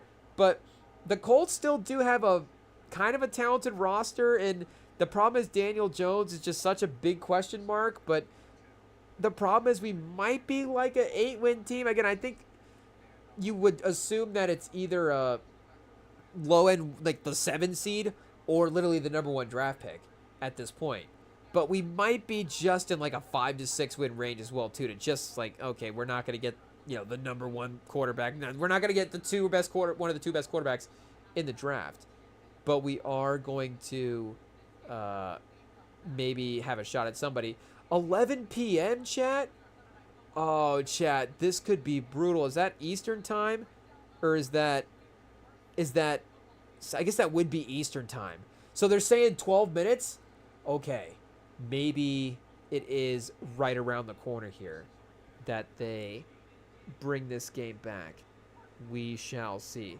And again, I'm not buying the Colts as being a playoff team, but maybe that's why I have to just put them in. It's like, who is going to be a playoff team that literally it's like we don't see it happening? Like the Colts would be insane, but still kind of talented. But again, the problem is Miami is also a week 1 matchup, and both those teams might be like, who is the team that spirals out of control? In Miami, week 1, maybe healthy, the speed of that team could be potentially, maybe Tyreek, we'll see how locked in he is after his offseason, but the ability for us to keep up with that Dolphins team early in the season might be difficult. And our overall schedule is not too crazy. But again, if a team like the Titans, the teams around us are going to start ascending up as well too, then we're just going to have to get left behind. Miami, Denver, and Tennessee in the first 3 weeks. Again, if Miami, just week 1, not even if Miami makes the playoffs, but them early, that could just be a game as they win. And then Denver and Tennessee, if they're trending upwards, probably get wins early in the season against us as well too. At Los Angeles is definitely favorable for them. Again, we just like the Raiders a little bit more. Arizona, maybe that's a more winnable game if it's feisty. Again, you never know the Chargers. We're probably not going to get swept by the Titans. At Pittsburgh. At Falcons, again, I'm buying in, but international game, I guess you would assume Daniel Jones not traveling as well. Kansas City, Houston, Jacksonville, Seattle, San Francisco. So, I don't know, Chad. At this point, it's weather delay time. Do we have time to run a quick just simulation of the year? Hey, yo. What else is what else do we got at this point? Let's see. NFL schedule games. We want to... Here we go. Playoff Predictor, chat. Shout out playoffpredictor.com is definitely the one that we're going to use right now. Oh, wait a second. What happened to the actual playoff predictor? Is it shut down now that the season has started? Oh, chat, that's lame. We only got 1 game in the books, and we can't even pretend that it's not going at this point. Okay, predict remaining NFL games. Okay, good. We still got Dallas, Philly on here. So we're giving Philly the win. They are up, even though it's not set in stone at this point. Do we just go KC? See, week one, I guess week one NFL picks. Hey, yo, chat. Tampa versus Atlanta. If we're just riding with the theory that Tampa is a weird take them out of the playoff team, maybe Atlanta at home is the pick, and then Tampa later is the pick as well. You know, Cincinnati, Miami, Jacksonville, Carolina's kind of an interesting early game, for sure, because we don't really know which of those if either of those teams are going to be trending upward this year or not. And the same, of course, with Bryce Young and Trevor Lawrence as well. But Jags at home, you would maybe give him the advantage based on that. And I'm just going to back my Raiders pick and take them in week one as well. The Saints starting off their tank for Arch Manning with a win would be pretty hilarious. Spencer Rattler getting a win over Kyler Murray would be pretty funny, but we would still have to pick Kyler Murray. And I like the Steelers over the Jets, chat. Ayo, Giants over Washington again, where Jaden Daniels this year for sure. Cam Ward in Denver week one is a tough start for his career. And San Francisco in Seattle, divisional opponent on the road. Seattle's defense is probably going to make life difficult for San Francisco early on, and we'll see where they're at going into the year. Detroit, Green Bay, I think, again, that's a feisty Detroit win, but the hype is on Green Bay right now. We're picking all home teams in week one. It is what it is. Houston versus LA. Let's just go with the better team. Buffalo, Baltimore. I want to pick Baltimore, but Buffalo's at home, so we're just going to play it safe and pick Buffalo. I mean, I feel like some of these games will work itself out unless we just end up picking Baltimore. I guess Baltimore's not going to go undefeated, but unless Buffalo just goes undefeated in this sim. And then Minnesota on the road versus Chicago week one, but Caleb Williams facing the pressure from Minnesota, and then McCarthy with the simplified McConnell offense. Maybe he's able to do some damage there. Could be a good start to the season. Green Bay versus Washington Thursday night. And I know that this second game listed here is, if they do have the international game, it will be listed as the second one here, but it's not always going to list like what the location of the games are all the time. So we'll just have to remember, I guess, some of them, or just, I guess, who knows which ones. But Green Bay versus Washington week two is a really good matchup. Green Bay at home, though, short week. The rule of thumb, I think, is just pick the home team on Thursday Night Football. Baltimore 0-1. Again, playing Buffalo. But Cleveland week two is nice job by the league. Cincinnati's, again, just nice, easy games to start off. Feels like their offense could be able to cruise to victory there. Oh, chat, we've got a weather update at 10. So not even I thought they said the players were going to be back on the field at 10. I don't know, did we get another lightning strike and not know about it? Uh-oh, chat. This could be tough. Again, I feel like it's later in the game. I'm trying to remember, like, you know, weather delays later in games, because we've had some late starts. I feel like within the last couple of years of games getting fired back up way into the night. But it feels like, you know, they weren't given a ton of runtime as well, too, to work with it being into the, almost the third quarter. We got almost a little over a quarter left. A quarter and a quarter left. So what percentage is that? Is that 30% of a game? A quarter and then 5% of a quarter? I don't know, chat. So not a ton. But, again, more of it underway, so pushing it tonight. I don't know how much time to work with in terms of getting it resumed. And the problem is, like, who does delaying the game actually save? I don't know. Do they have to, like, put away the camera equipment and make people less susceptible in that type of way? But it's only the players going to the locker rooms. I guess, fans. I guess, do they move the fans up into the lobbies and stuff? It does look like they clear them out. Okay, I was gonna say, because if you just, of course, evacuate the players, just leave everybody in the stands. Like, what's the point of delaying anything? I guess the field is a more strike zone, but again, there's the stadium square footage would be more, so I think the seating area would be more likely to get struck based on math. But based on Rem and Sam analytics of if it's more square foot, it's more likely to get struck. Hey, yo. But the it does, like, get the fans the same thing as the moral story. So anyways, we're only on week 2. At this point, we got to be picking these games, chat, here. We got Giants, Cowboys, both 0-1. Cowboys, we got the loss tonight on the prediction. So Giants going into Dallas in week 2 and getting the win. Russell Wilson, chat's going to be tearing it up. I don't know. Is he going to be able to compete with the Dallas offense? It will be tough. Again, tough start divisionally for the Bears as well. New England over Miami on the road. We got to get a road team in here. San Francisco over New Orleans. Let's get Buffalo wins. Pittsburgh at home, like I'm saying, I think might be pretty trustworthy based on if their defense is healthy. Tennessee, a nice home win versus the Rams in week 2 could be a good way to start the season, but that would put the Rams at 0-2 early on as well. Not great. I guess who did we have them losing to in week 1? The Texans. So the AFC South is getting the wins over Los Angeles early on. Carolina at Arizona. Arizona is going to be 2-0 to start the year, on fire against some of these early teams. Denver at 2-0 with the win over Indy. I mean, Philly over Kansas City in the regular season, and we're probably just going to have to pick Philly, especially, Super Bowl rematch. We might have to pick Philly at this point as well, too, just based on the way that last game played out. But obviously, we could reset those expectations with this regular season game. But I would still have to go Philly just based on a basic pick. Atlanta at Minnesota. Both teams we have at 1-0 going into this game. Another kind of set yourself apart early game. Minnesota at home, though. McCarthy feeling good off that win.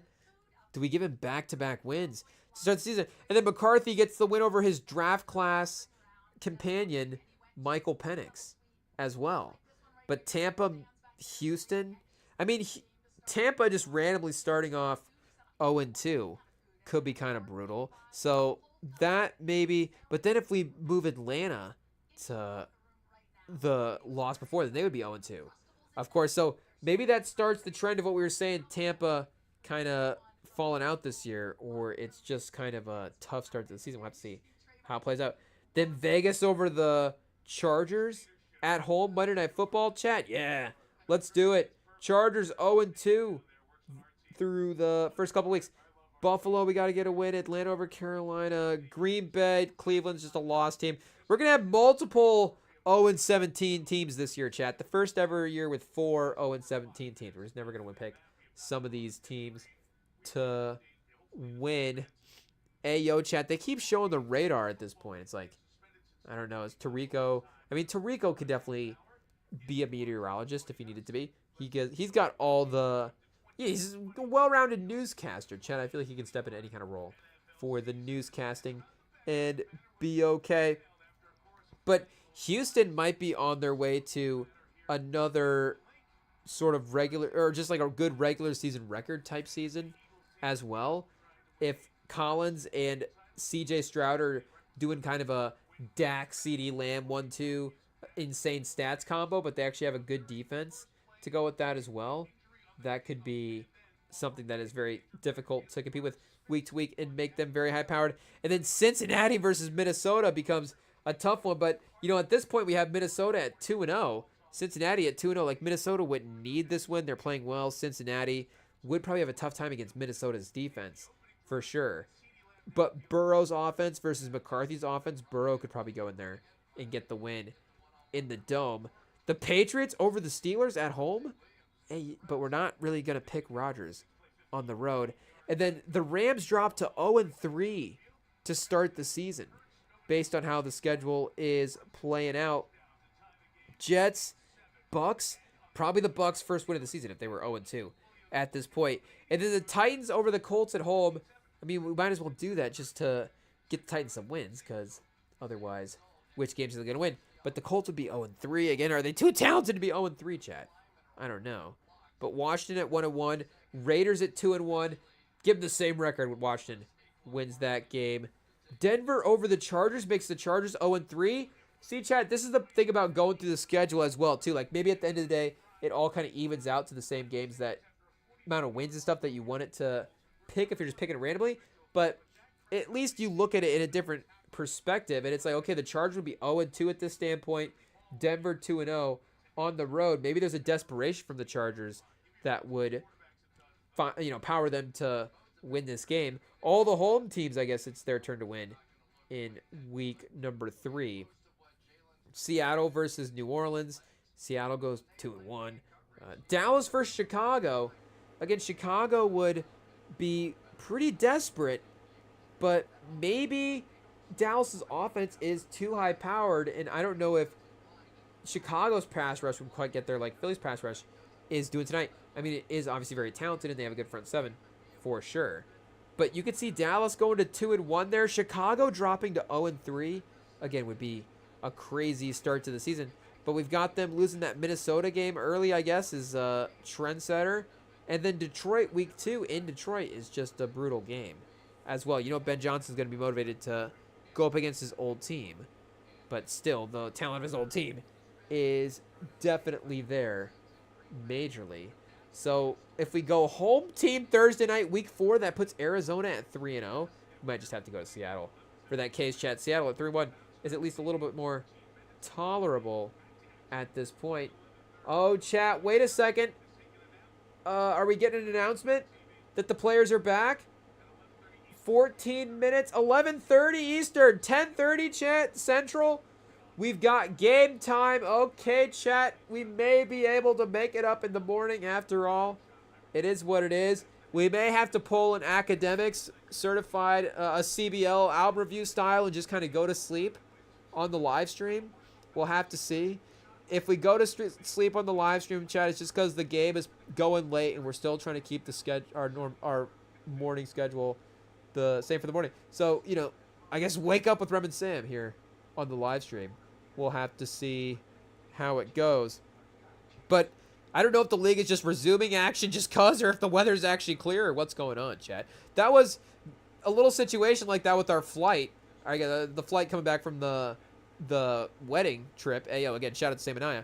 Of course, love being there. Great time. Wonderful day. Still remember it. And, still have people asking about it. You know, people, hey, how was that? What was going on there? How was the trip? So, it's still definitely in people's thoughts as well, too. But, like we were saying, on the connecting flight back, we were connecting in Arizona, and there was some thunderstorm type stuff going on. So I didn't know how long the delays were going to be. But I think, of course, airlines, they're making money on the flight, so they want to get these flights out there as well, too. They don't want to put anybody at risk. We're not, they're still probably good people at the end of the day to some degree, but, making some calls. But again, they want to get them up in the air. For sure, we understand, but also we want to get home. So there's a little bit of a understanding that works both ways there. But at one point, it was pretty rainy, and I was actually, I was, like the Gabe here, doing a little radar check, and the thunderstorms were still there, and it was like, okay, I don't know if the weather is actually clear for us to take off, but we're taking off anyways, and I guess, we're just going to trust the pilot. And once we got in there, he's like, okay, there may be a little turbulence, and then the turbulence that we did hit, it's like, okay, it's not really building from here. This is definitely, manageable turbulence. Hey, yo, chat, it really honestly wasn't even overall much more. It was pretty normal for a flight, honestly. Again, you got the pilot telling you there's turbulence. So if you just kind of have that takeoff, the takeoff roughness, then maybe you're just kind of going to attribute it to that, and it's going to be in your mind that way. But again, it really did overall kind of feel normal. So I guess, again, I don't know if there's is the lightning actually gone, or is the league just going to AI the lightning out of the TV broadcast? We will see, chat. But let's take a quick break, and then oh, wait a second, we got to once again clear up some space for the pod, chat. It's the annual, the computer runs out of storage. It is what it is. We, I guess, don't do a good job of cleaning up space. You caught us. But let's take a quick break, get some storage going for the pod, get the schedule, continue to going through some of the games there, and eventually we'll get the second half of this, or, fourth quarter of this Eagles versus Cowboys game underway, chat. Hey, you know what? I guess we get to spend more time hanging out talking about football on a Thursday night. Celebrate the start of the season. Oh, well, chat, if you make us do it. I guess, pause. It is what it is. So let's take a quick break, and we'll be right back right after this.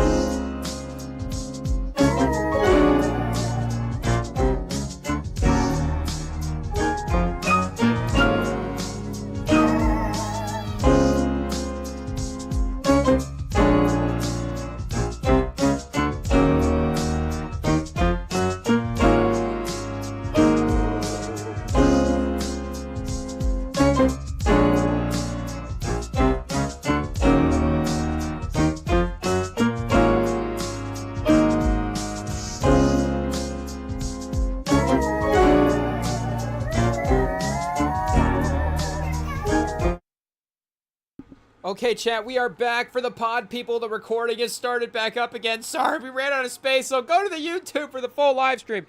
It is what it is. I don't know. We're just unintentionally leaving out chunks to promote the YouTube, but, you know, who knows. But either way, we're back recording. Once again, the game, of course, is right around the corner from getting fired back up, and we are trying to, you know, get a scope of just kind of a quick scope, as quickly as we can go, chat. Hey, yo, Remington Pod. I don't think timeliness has ever been, you know, our mainstay here, but a quick peruse through the schedule to at least get from a viewpoint. There's always, like we said, that bird's eye view of roster and vibe of the team, but early on, if we go week to week, see how it might lay out, what would that look like? And I mean, chat, we might as well talk about football, because at this point, Collinsworth is just talking about Michael Jordan. You know, NBC's got NBA coverage coming up this year.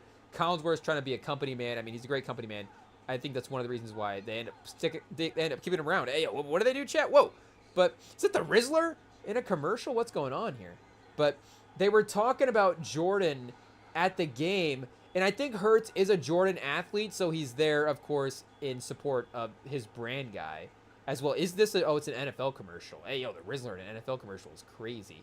But of course, again, Jordan's going to be there to support his guys, and Mahomes, you know, as the sort of Jordan of the era, is an Adidas guy. So businessly, if that's a word, businessly, Jordan's not going to necessarily overlap with Mahomes in that type of way and attend his games. But honestly, just the fact that Jordan is bought in Hurts in that type of way, and I guess ring ceremony, who knows? There may be contractual reasons why or not contractual, but there may be, again, business reasons why he feels it's good for him to be there tonight for that game. And again, Chad, if you're watching us pick these games, we're picking Minnesota over Steelers because this is an international game. Aaron Rodgers, travel, get out of here. But yeah, I think that again, like we were saying, the overall just vibe of going through the schedule is an interesting way to look at the year. Atlanta versus Washington, both at 2-1,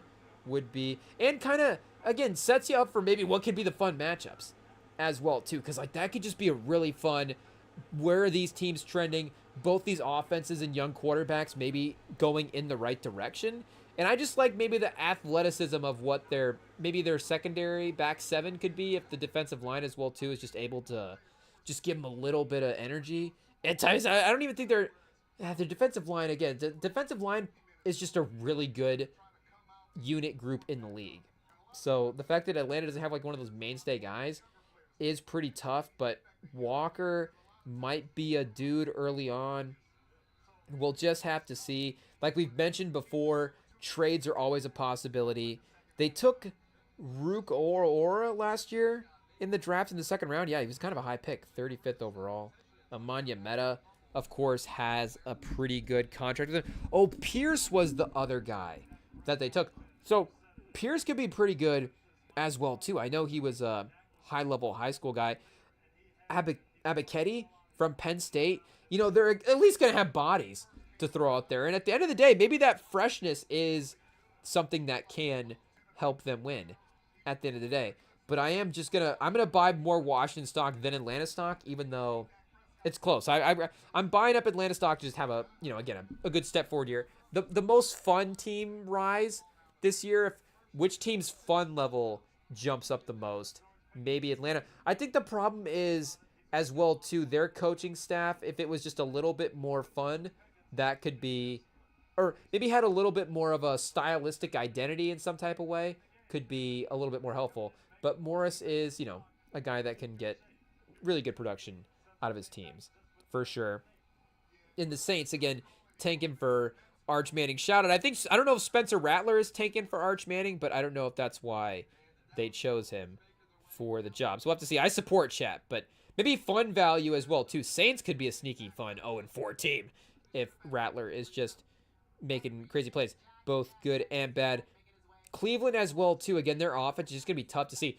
Flacco, I just don't think is going to be the same, same type of feisty, productive offensive guy over week to week, the same type of way. And I don't remember how many weeks he played that one year that he did make the playoffs. Let's see, because it was more him at the end of the year taking over, not like the last couple of games, but maybe the last 8 games or so. Let's see. Oh, it was the last 5. So he played 5 games in the playoffs and then played 8 games for 80. And I don't know if Cleveland does expect him to play the full year. And again, they don't expect him to play the full year. And I think be a playoff quarterback, it's like, who else do we have? But I think that type of 5-game range is about the max that we'll get from him either way. If 3 games and then Shador and 2 games later, who knows what the order is. But overall, and even if Shador plays, I think, he could be really good. I still think his situation that he would go into as a year 1 quarterback would be even a little less offensively than some guys like Cam Ward. If Shador was in Tennessee, again, you think, I know, like, Brian Callahan and some of the stuff there, are they going to necessarily set him up for success? But at least there's a veteran receiver group there, and I know he got Judy and some guys. Oh, chat, we got Wembanyama highlights now on the second TV. What's going on? Hey, we've had some basketball. We got the Pluto basketball channel going on the background on the second TV. So I don't know if we pivot to that as we focus on something else by the time this game fires back up. Oh, top 50 lob dunks of the season. Hey, so that was a lob to Wemby from Chris Paul. We got a Duren, kind of back when Butler was on the Heat, between Butler and Bam. Oh, we've got Pistons lob. It looked like it was going to be, oh, Chad, it looked like it was going to be Edwards to Gobert, but it got snatched out of the air by the Pistons defender. Cade in transition off the backboard to Amen Thompson. Ooh, Chad, why don't they have it numbered? Is this ordered? We got to be kind of working our way up the list here. I feel like we're like a third of the way through the programming. That's a good highlight early on. Hey, yo, it must have had some good lob dunks this year. But Tennessee at Houston, again, do we have Houston at 4-0 to start the year? I feel like that'd be a little bit less surprising than Tennessee at 3-1. But still, again, I don't know if we necessarily think of them as, are they going to be the best team in the AFC because of the fact that, again, all those high-tier quarterbacks are still right in front of them as well. But they could be set up for a really good regular season, just kind of going through the schedule. Here, let's look at their games, again, laid out against each other like this and see if that changes our opinion as well, too, about what their overall record might look like here. Graham Mertz as a backup, Davis Mills still hanging around. So Rams-Bucks is a tough one, too, but I guess we had them winning both of those games for sure. You know, at Rams week 1, if they're a good team this year, they should go in and win that game, even if the Rams are competitive. And, you know, the Rams defensive line is definitely going to pressure them as well. But Monday night at Tampa, again, they could win both those games, but you go Tennessee, Jags is definitely winnable. Then Ravens is probably a first loss of the year, especially if we think the Ravens are going to be good. Do we have them losing to both the Bills and the Texans earlier on in the year would definitely be a little bit of a statement on the state of their team. And see, Carolina at 0-4, it's just difficult week to week to pick them, but do they go on the road to get New England? And New England's 3-1 to start the year as well. New York on the road, or at home with LA on the road. Do they go, Russell Wilson starts 0-3? If Russell Wilson's 0-2 after 3 weeks, wait, did we not pick him in week 3? Oh, we didn't pick some games here, chat. Hey, yo, what's going on? We got to get San Fran. Yeah, so they're 0-3. They got Kansas City in week 2 on the road. Though, you know, Thibodeau's chasing Mahomes around and then people are panicking. It's just, you know, I don't know if we quite see it going that bad. Baltimore's got Buffalo, Detroit, and Houston in the first 4 weeks is kind of tough. But Detroit is at home. I feel like stylistically, you know, Lamar versus Aiden Hutchinson is going to be a crazy matchup, Chad. You know, I don't know if it's crazy in some ways, but just the talent on the field is wild as well, too. Those guys particularly chasing each other around there. So I don't know if New York's just due for a win at this point, 1-3, but they could be 0-4 to start as well. That'd be tough. 0-4, Dayball. I mean, we might have to go back and correct one of those weeks, chat. Hey, yo, they got to have an easy matchup in there somewhere. What was that week 2 matchup? Dallas at 2-1. They might have to be, so they do go into Dallas and I guess get the upset win in week 2. Though again, the way their offense is playing, it's kind of cooking. Though, who do they have in week 4? Green Bay. Hey yo, so then that drops them to 1-3 all of a sudden. But you know, if their defense is not quite able to close out these wins, then it is what it is. And if Cincinnati's the good defensive team bad defensive team getting wins this year, you know, are we picking all the good offenses, I guess? That would be a little biased as well, too. Chat, we're going to get to, like, week 10 by the time the game delays. It's like, what do we talk about? Yo, I guess the first 6 weeks of the NFL schedule is fine. But I guess, you know, again, it's a lot of games to comb through once you start actually going. And then if you start playing out the records, it's like, wait a second, do I actually believe this team is going to be that good? Am I now trying to balance my overall vibe with the season with the week-to-week picks? I don't even know if, you know, I'm being fair to what the, you know, the experiment is supposed to be. Philly on the road at Tampa. And Tampa, I guess, I don't know if we did actually pull up their schedule, but the reason we were kind of maybe leaning their way as well, too, as kind of a, you know, do they just have a tougher record this year, is because their schedule is brutal at stretches. And you do have Atlanta, again, divisional round, could be a good win to start the year. Jets in week 3 does seem like a winnable game as well, too. But Houston in week 2, Philly in week 4, you know, San Francisco in week 6, who knows? Detroit in week 7, Buffalo in week 11, The Rams in week 12, like their easy games are still against, some pretty good teams as well too. You got Atlanta, like both those, they're probably gonna go 1-1 with Atlanta, and then the schedule, at least you go Carolina, Miami, Carolina to end the year as well too, and the Saints, and I guess maybe the Rams. So the schedule does get a little bit lighter, I guess, at the end of the year. Okay, so they might, and that would help them with building momentum as well too. I guess we're back in, chat. Hey yo, Tampa's making the playoffs.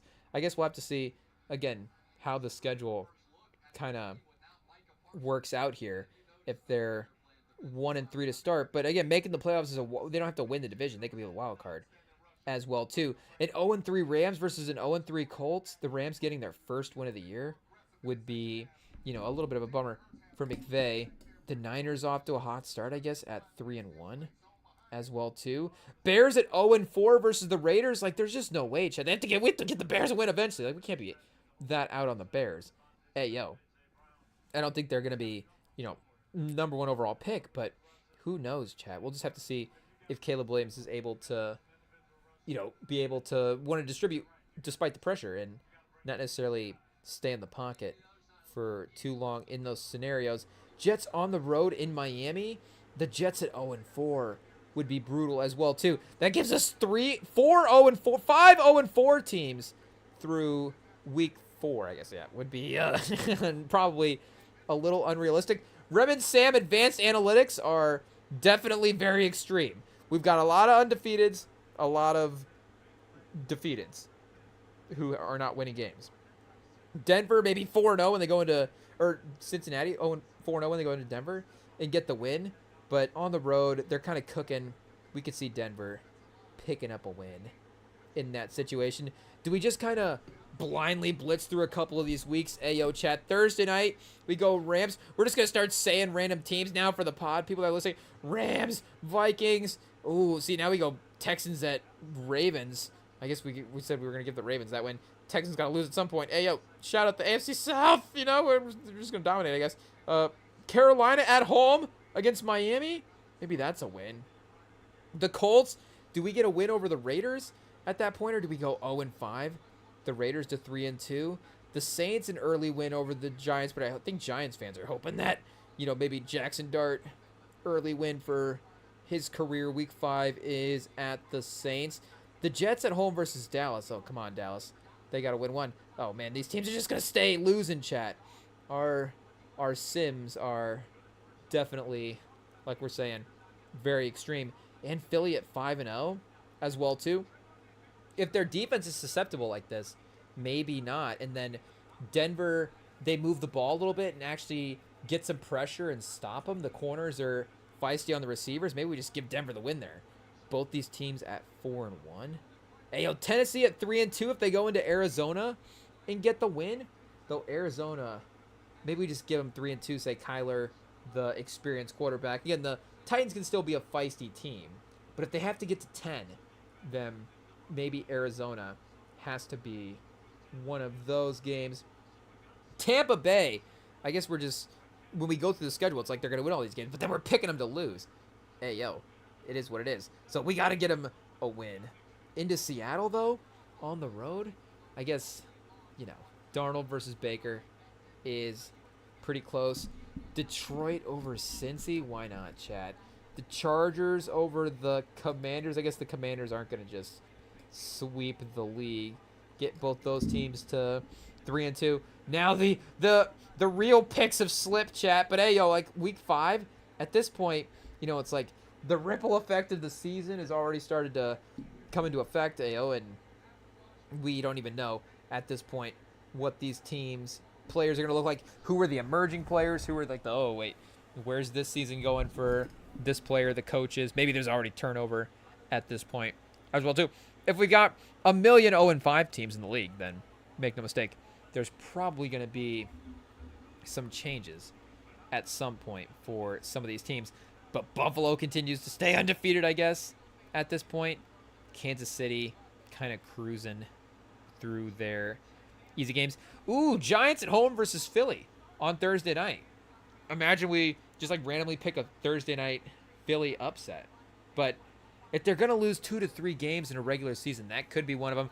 A random divisional game. I don't know if this is that game as well, too. Oh, Dak. Warming up on the exercise bike. Okay. I think we are getting close, chat. Hopefully we are less than 5 minutes away from the actual kickoff time, and the game will get resumed. And make no mistake, chat. Hey, yo, we got other games tonight. Who knows what the weather in Sao Paulo is like? Will we get a delay in the Sao Paulo game?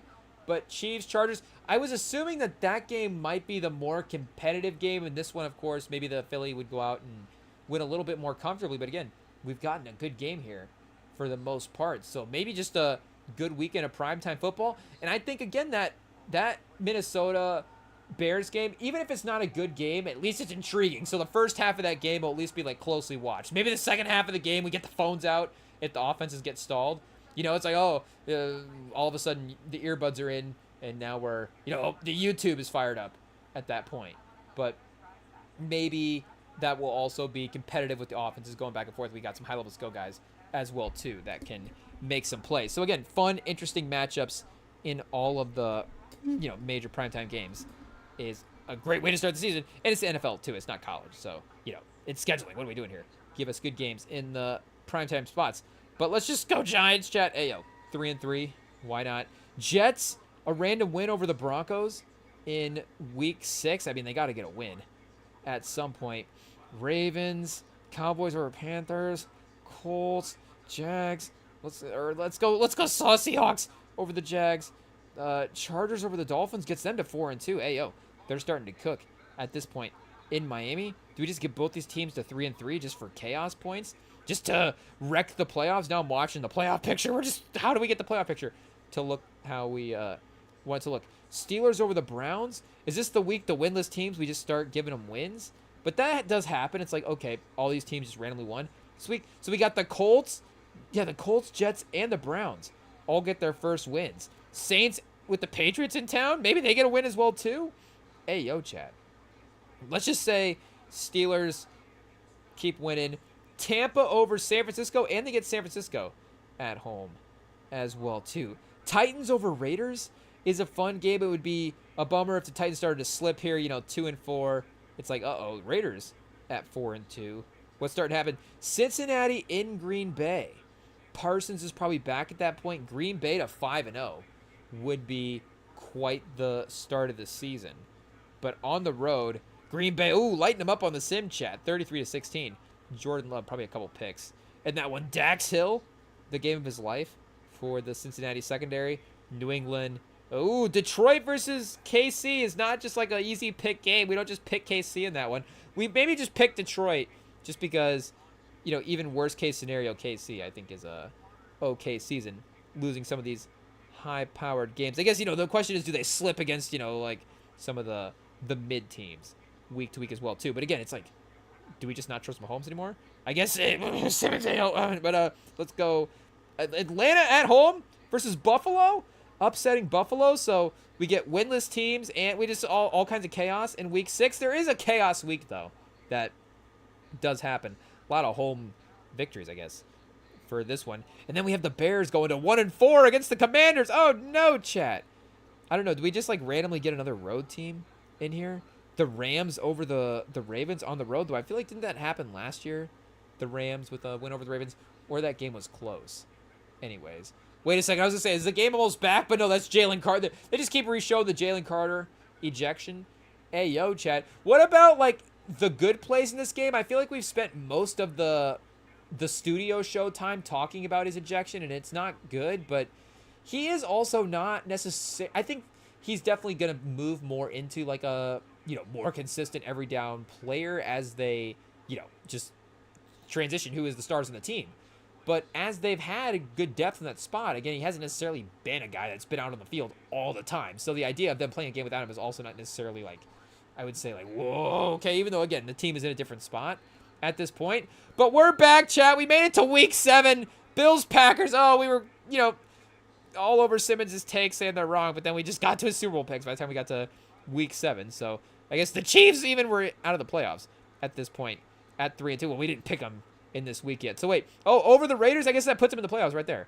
Bam, boom, they're in. Now they're in the Super Bowl because the Ravens and Bills aren't going to beat the Chiefs, I guess. Or they will this year because they got to at some point. But, historically, Mahomes is still doing okay at this point. But I guess, we can still be picking some games while these teams warm up. We got time to just kind of blitz through some of these picks. I guess, did we get week 6 in the books? We did. So we were just starting week 7 there. So, the Chiefs would need that divisional game. But then again, it's like right at the perfect time in the season to have the home matchup against the Raiders as well, too. So, seems like a pretty winnable game. Browns at home over the Dolphins, chat. Let's lock it in. Win of the season, week 7. First win. Bears over the Saints get week 2. Oh, Hurts back to pass, pressured on 2nd and 11. Okay, so 3rd and 11. And, right after that Dallas fumble as well, too. Like, let's talk about that, chat. I mean, why not we do it? IT's just saying you talk about it. If the broadcast is, because the Cowboys, I mean, were they starting to lose momentum there? The drives weren't starting to quite go their way. That ended in a turnover. Like we're saying, it felt like some of the Dak passes were starting to get a little like, okay, what's going on here? And again, that was a run play as well, too. There was a penalty. It was not crazy, but maybe they scored there as well. But now the Eagles' offense doesn't necessarily get to continue off of the momentum of that. You can't necessarily say that this is, it hurts, creating with his legs.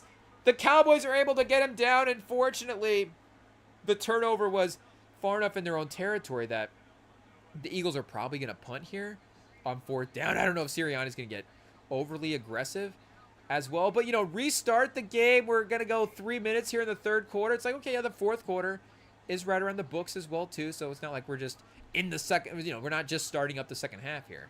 We are a little bit in clutch time football as well. There's only so many drives these teams are going to have. So the Cowboys have a chance to get the ball back here, go into the 4th quarter with the lead. So I guess what we were saying, you can't necessarily call this 2016 World Series with the what's the Guardians, chat? I was going to say, what's their new name now? It's just because we don't follow baseball, so I don't know, what their new name would be. And I don't know if they've been in the playoffs of the World Series since then to be in the games that we'd be watching. But, the Guardians versus the Cubs back in the day was, of course, majorly affected in a much more major game by that weather delay. But the idea of the sort of the lost potential momentum that the Eagles could have had, and now the Cowboys have the ball back. Like I was saying, the run game, Williams, patient, positive gain. Oh, the push! It goes for about 5, Chad. It looked like it might be 1 to 2 yards there, but he's able to get them 2nd down in good range. And we got the Jags at 1-6. So if anything, this just confirms obviously what we were saying about these teams. Like, did we just pick Pittsburgh here? But I mean, come on, chat. On to Cincinnati. We got to pick Cincinnati. Minnesota 4-1 would be cooking. McCarthy, I don't know what kind of award he can win for being 4-2, but just the guy living up to the expectations award. You're dealing with the pressure well award. Shout out to McCarthy. There we go. Prescott finally a little accurate pass there across the middle. Not necessarily finally, but still maintaining his composure again. Stepping up in the pocket there. Maybe it seemed like the pressure he wasn't getting out on the scramble stuff and bootleg stuff the same type of way. Maybe the pressure was keeping him in the pocket a little bit more. Do we just have to pick the Panthers over the Jets just because, shout out Bryce Young? Hey, we don't want the man to, just lose a spot quite yet. Titans at home over the Pats, but Vrabel's going to want revenge on his own team, chat. That goes Vrabel to 5-2 to start the year. Would be crazy to the Pats. And CeeDee Lamb on the little slant. I don't know how CeeDee Lamb is the one guy 5 yards open and why the defense is way back. I mean, the Cowboys are not necessarily in scoring territory yet, but still kind of a conservative. Yeah, I mean, the corner is way off there. Is that a Jackson? I mean, yeah, Jackson's just got the assignment tonight at this point. Too far back on a 3rd and short, and CeeDee Lamb just right underneath gets the 1st down. Gets the 100-yard mark as well, too, early on, chat. It is what it is. He's just unstoppable tonight. The fantasy stats are going to be crazy for him, and he's on his way, of course, like we're saying, to have a pretty crazy stats here as well. I mean, by far, leading the game in receiving too. The Eagles receivers, like we're saying, haven't necessarily got the looks in the same way. So second down for the Cowboys here, at least on the Sling TV screen as well. Oh yeah, Chad, they got Mozzie Smith in the first round a couple years ago. Forgot why do they even need Kenny Clark, Chad? Hey yo, what about our guy Smith? Him and Mason Graham, just stud defensive tackles for the NFL. Oh, CeeDee Lamb on the screen, falls down behind the line of scrimmage, not able to get any yards. So here we go, Chad. That's going to be the last play of the third quarter. Fourth quarter approaches. The Cowboys with the potential leading drive here, but it is a third down, and I guess it is a 3rd and 10 on that loss as well too. So not favorable to huddle, but there we go.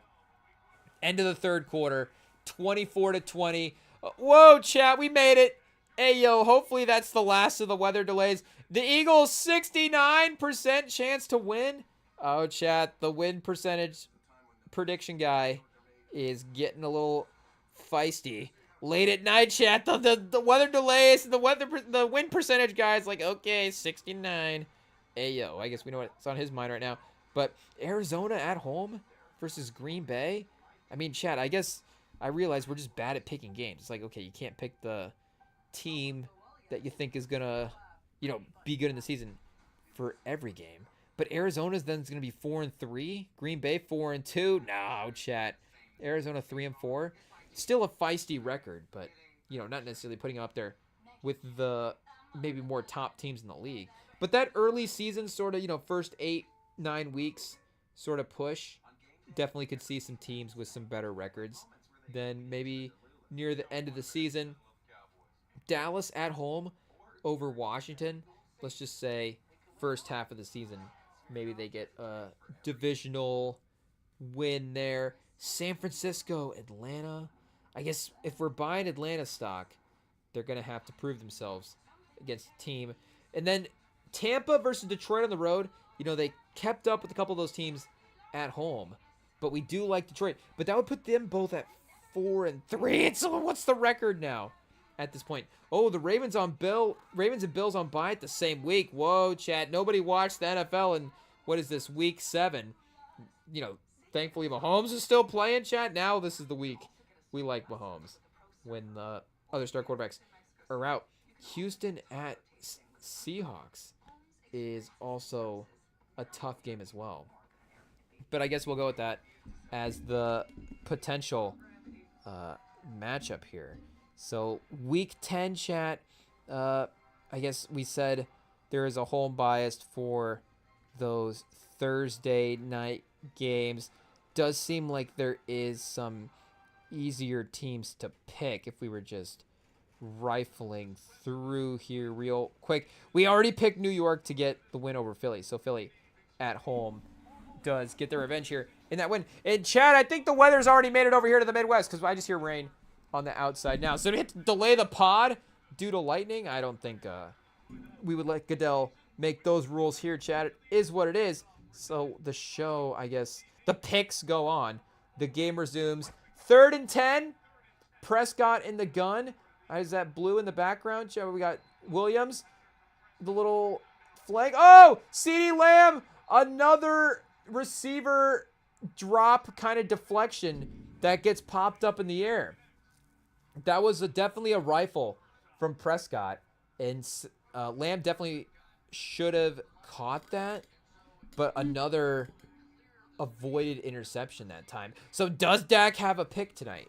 I don't think he's, again, thrown necessarily a interception ball his way. Yeah, that's a pretty clean pass. Lamb, once again, just running over the middle of the field with the defender trailing him. It is what it is. Is he going to lead the league in defender trails him on plays as he's just running wide open? And it's like, okay, this guy looks like a bad corner because he's playing CeeDee Lamb and CeeDee Lamb's just roasting him on all the possessions. I don't know, chat. That is what is happening tonight. So the first, unfortunate play for Lamb of his season. But 14-46, chat. We got Philly right about to take the field here. So we're not going to take a long break. But let's take a quick fourth quarter break. And then the rest of the game will, of course, be here on the Remington Pod. Don't go anywhere.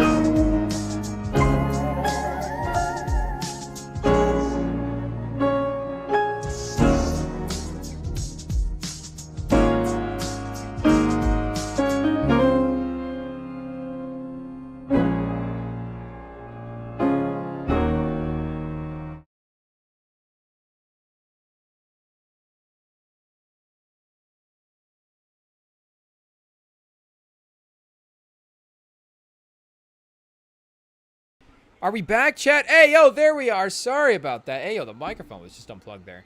I guess, yo, we're not locked in. It's the Eagles. We may have just witnessed a historic event, chat.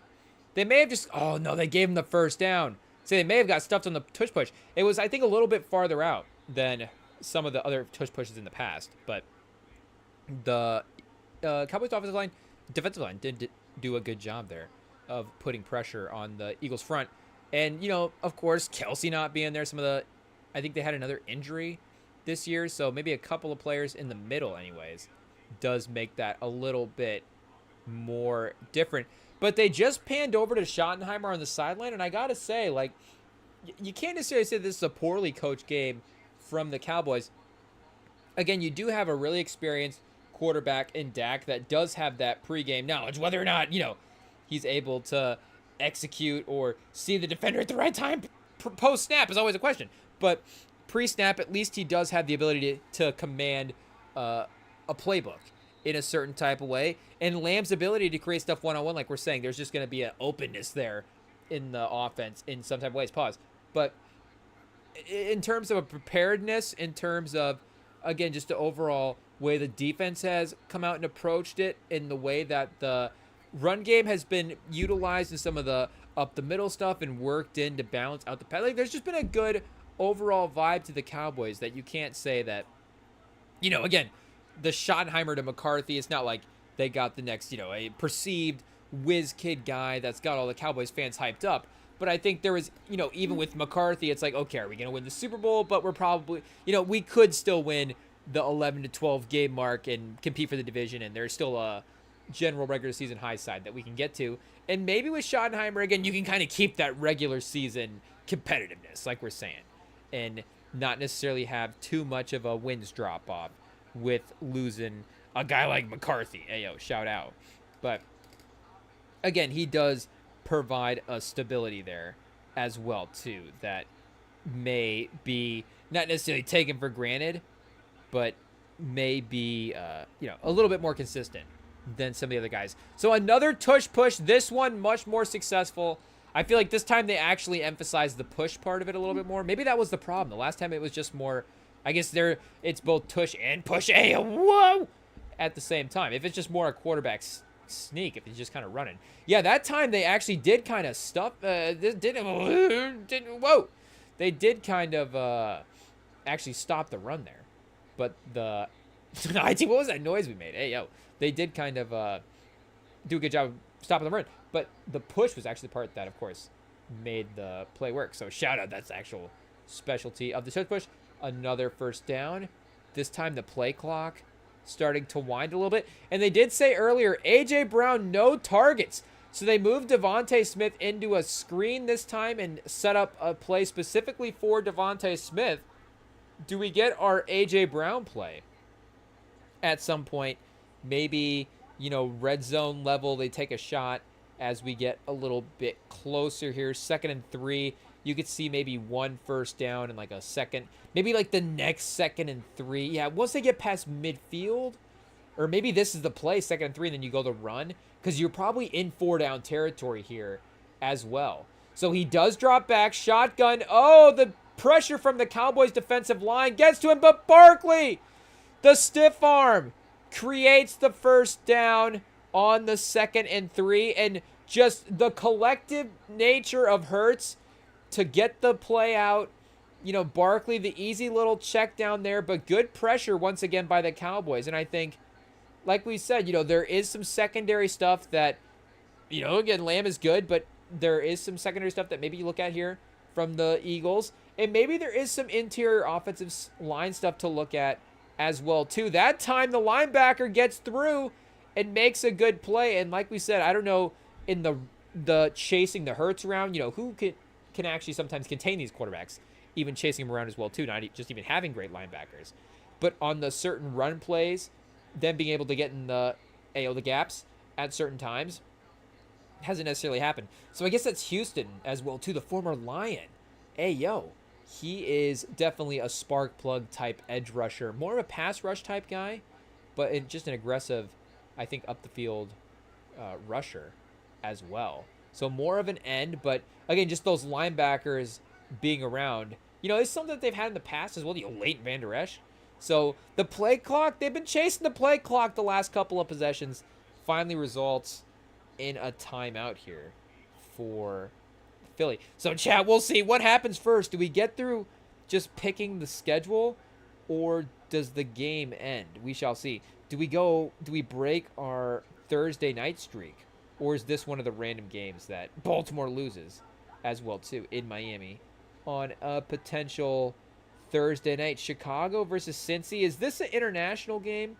Here, what schedule? Because maybe we just give Chicago a win at some point. I know we would definitely pick Joe Burrow, of course, in a individual. We just be more confident in the side of the matchup. But oh no, it is 12 starts, so we got normal time. I don't know, chap. Maybe we're just giving them the benefit of the doubt there. So the Bengals to 8-2. I don't know if this is the game in the offense where they start to drop stuff. Pause. At home, though? I don't know, Chad. I don't know if the Bears aren't going to be 2-6 through week 9. Sorry to Bears fans. I don't know. The Rem and Sam analytics aren't always right. We're not saying that we're going 30 for 32 on the picks. It's just the simulation is unfortunate for some of these teams. So we'll just, there's some weeks left to go here. Maybe we feel bad. The Rem and Sam analytics start to turn around for Bears fans. There is an empathy stat for Rem and Sam, the Rem and Sam analytics. So if we start to feel bad for certain fan bases, we'll kick in some wins as well too. Make no mistake, the Carolina fans very high on the empathy meter for Rem and Sam. Of course, we want Bryce Young to get a couple wins there at the starter. So maybe there's a couple times we overlook who the opponent is as well. I guess we have Minnesota slipping a couple, but 4-4 again. I don't know if we think McCarthy's going to be 14-3 like Darnold. They can still be in the playoff mix with a little bit more down-to-earth record. The Packers at 7-1 just cooking, but I don't know if they're going to be quite that regular season team. I guess with LaFleur, like we said in the past, there is a baseline there. So them just being a little bit better than that as well too could be an exceptional, just, again, record regular season team. Execution could be there for sure. Denver in Houston, week 9, is a fun matchup. That's definitely on the games to watch for alert. Atlanta in New England is another good one as well too. In week 9, you start getting some weather stuff. So I don't know, Penix in the weather is not ideal.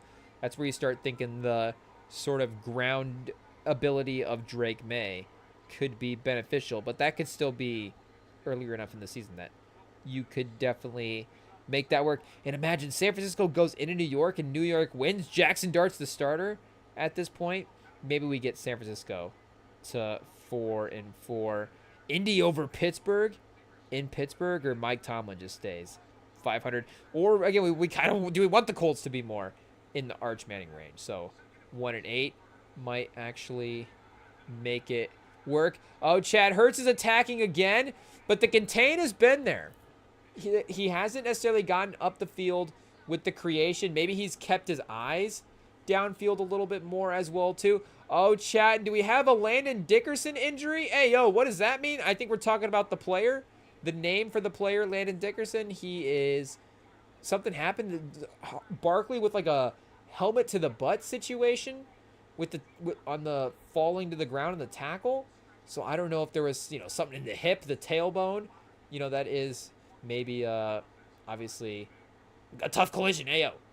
But some guy named Toth in as the starter. So again, we were maybe, I guess, they still got obviously great guys in some of the interior spots there, but maybe your most steady interior guy now gone as well. Quickly out to Goddard. Maybe Goddard was the sleeper fantasy tight end this year. Who knows if that is just this game as well. And like we were saying earlier, and maybe we haven't necessarily thought about through the course of this game, again, they've been so good. They've just been kind of forgotten about on the outside, and that's been to their credit. And maybe part of the reason that Hurts has been kind of running around a little bit, but you do have Diggs and Bland out there as well too. So this is, again, going to be one of the better cornerback duos that you're going to face when you do face them, healthy as well too. Fresh to start the year. Yeah, you got them a little motivated as well too off of the injuries and with the contract extensions. So again, with some of the weakness in maybe the secondary safety stuff, maybe there is that tight end running back receiving opportunity there more so than on the outside with the main guys. So I don't know, Chad. Do the Saints have to eventually get a win week 9 in LA? That'd be kind of a crazy win for LA to drop. But at some point, like we're saying, the Saints are at least going to get one. They're still, I think, the worst team in the league at this point. I don't know if our random scoring that's going to be inserted here is good, because this actually will matter too. Like the point differentials and stuff does matter for tiebreakers. So we can't set the score, Chad. Hey, we'll definitely be here all night. Rem and Sam set the score for every NFL game. I mean, we could just ask ChatGPT, but hey, we're old school, chat, so it is what it is. Ooh, do we have a killer punt?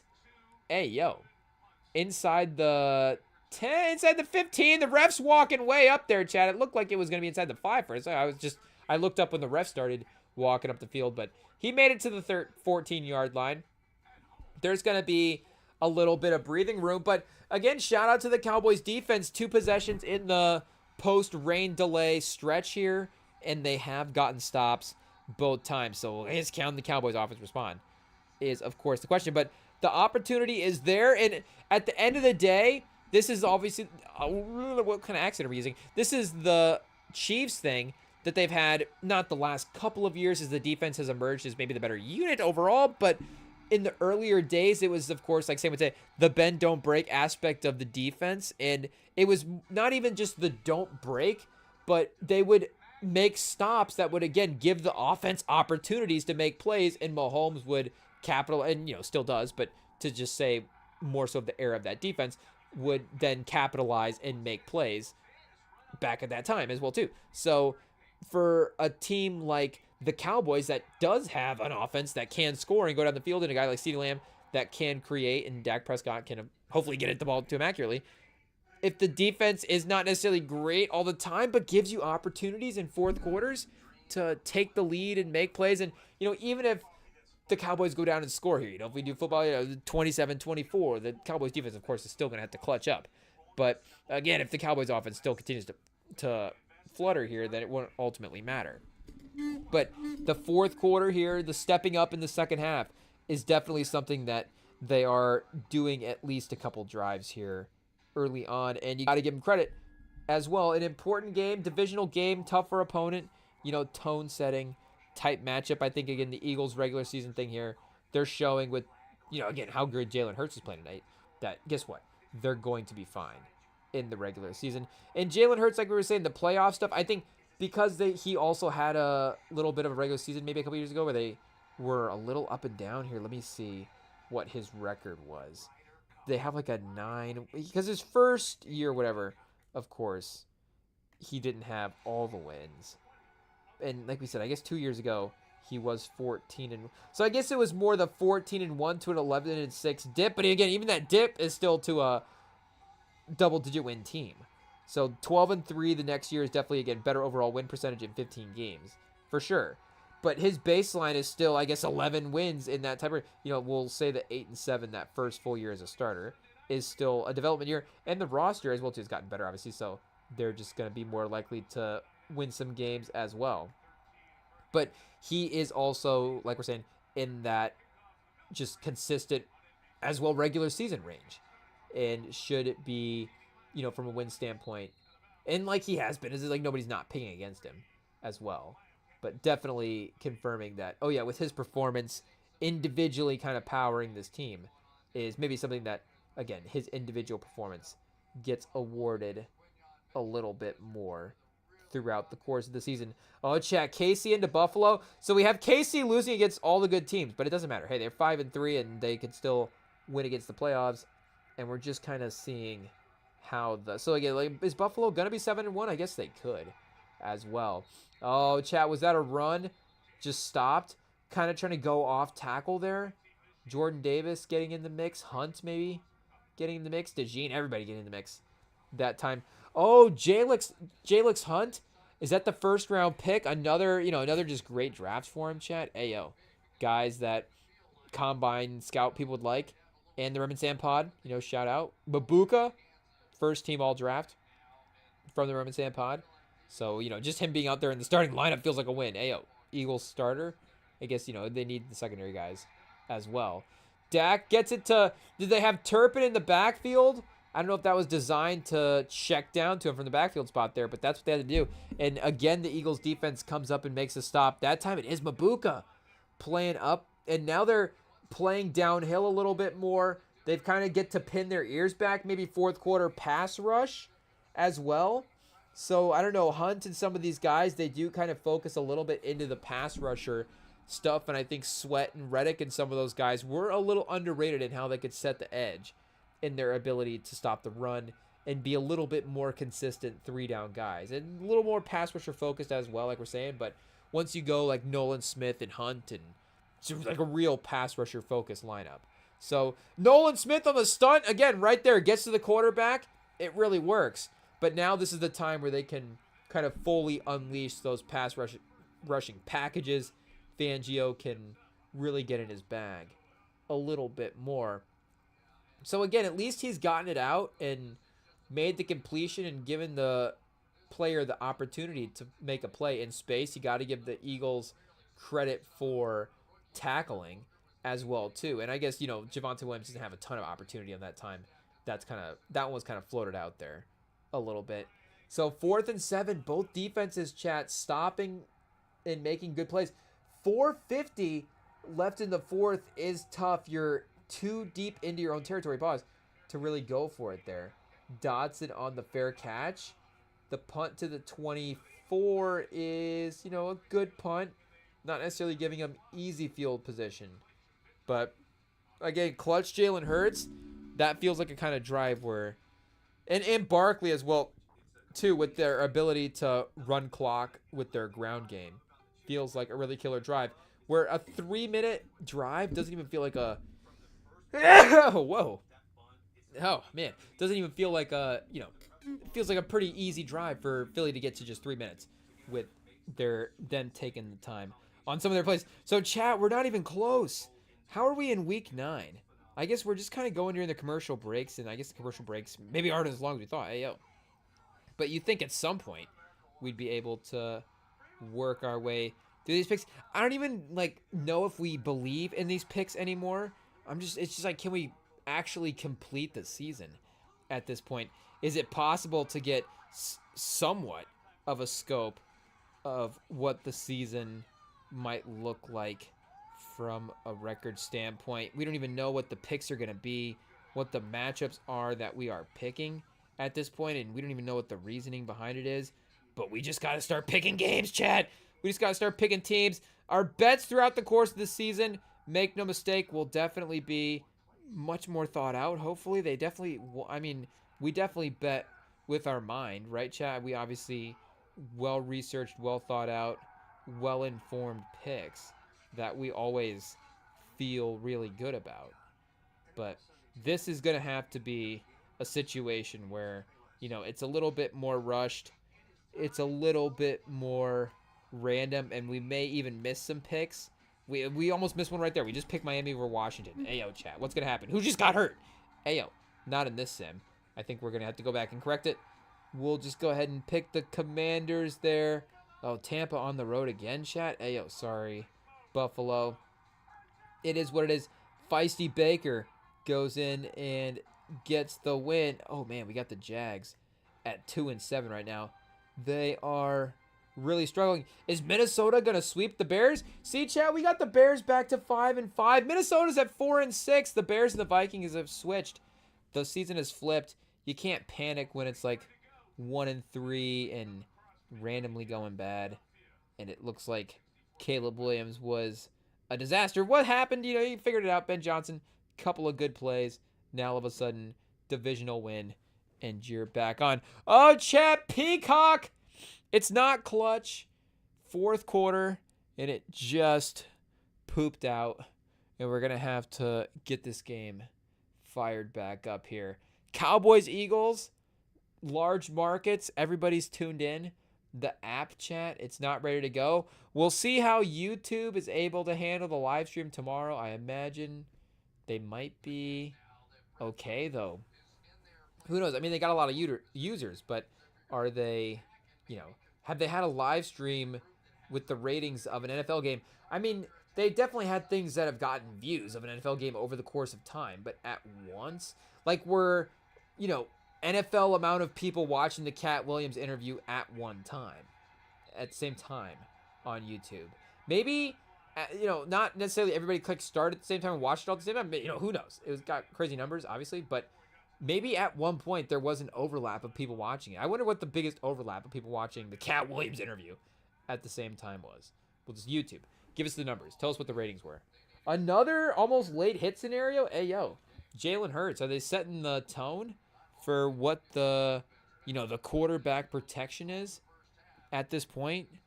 Because they are not necessarily giving Jalen Hurts the flag for... if this is the positive, when the quarterback does the positive thing, and it's like if Mahomes did this, we'd be going crazy. This is like if the defender hit Mahomes, we might be going crazy. So 3rd and 7, was that out to Dotson? Once again, flushed from the pocket. Once again, the pressure is there. And again, both quarterbacks are keeping their eyes down the field and for sure getting completions. You can see the composure is there. You can see the veteran nature of both these teams finding the open guys.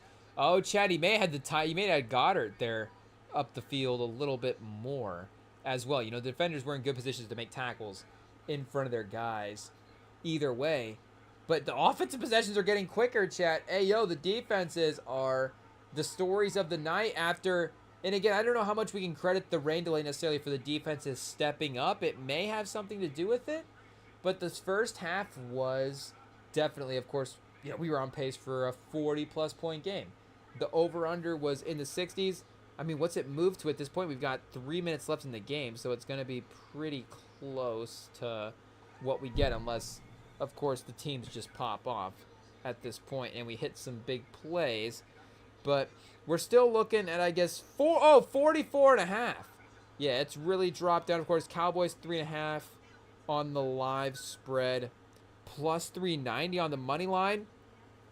honestly, chat, Cowboys plus 390 with the ball with 3 minutes left is not a bad bet. What does this say about Prescott that we're a little iffy, but I think we just can't log in on the live stream. We'll just chalk it up to that, chat. Ayo. We'll just say we don't want to take the time to try to log in while we're live. Maybe next time we're watching Dak Prescott live, we'll be logged in and we'll be ready to, be prepared in case. But this time, chat, we'll have to pass because we're not logged in. But that's not bad. That's not bad. 4-1, and they have the ball with 3 minutes left and a chance to take the lead. I mean, it's plus 350 right now. Chat, get on it. FanDuel, DraftKings, really what you guys got to do is download BETSTAMP and see what look at the odds. See what sportsbook has the best live odds right now. Plus 340, it's dropping, chat. It's dropping. You gotta get it while you can. Put your money on Dak Prescott while you can at plus 340.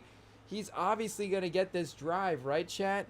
Who would we trust more than Dak Prescott? Not even, the guy across the field, Jalen Hurts, that has a Super Bowl? Bruh. Dak Prescott's the guy right now, plus 340. Lock it in. Easy money. Dak Prescott, known moneymaker.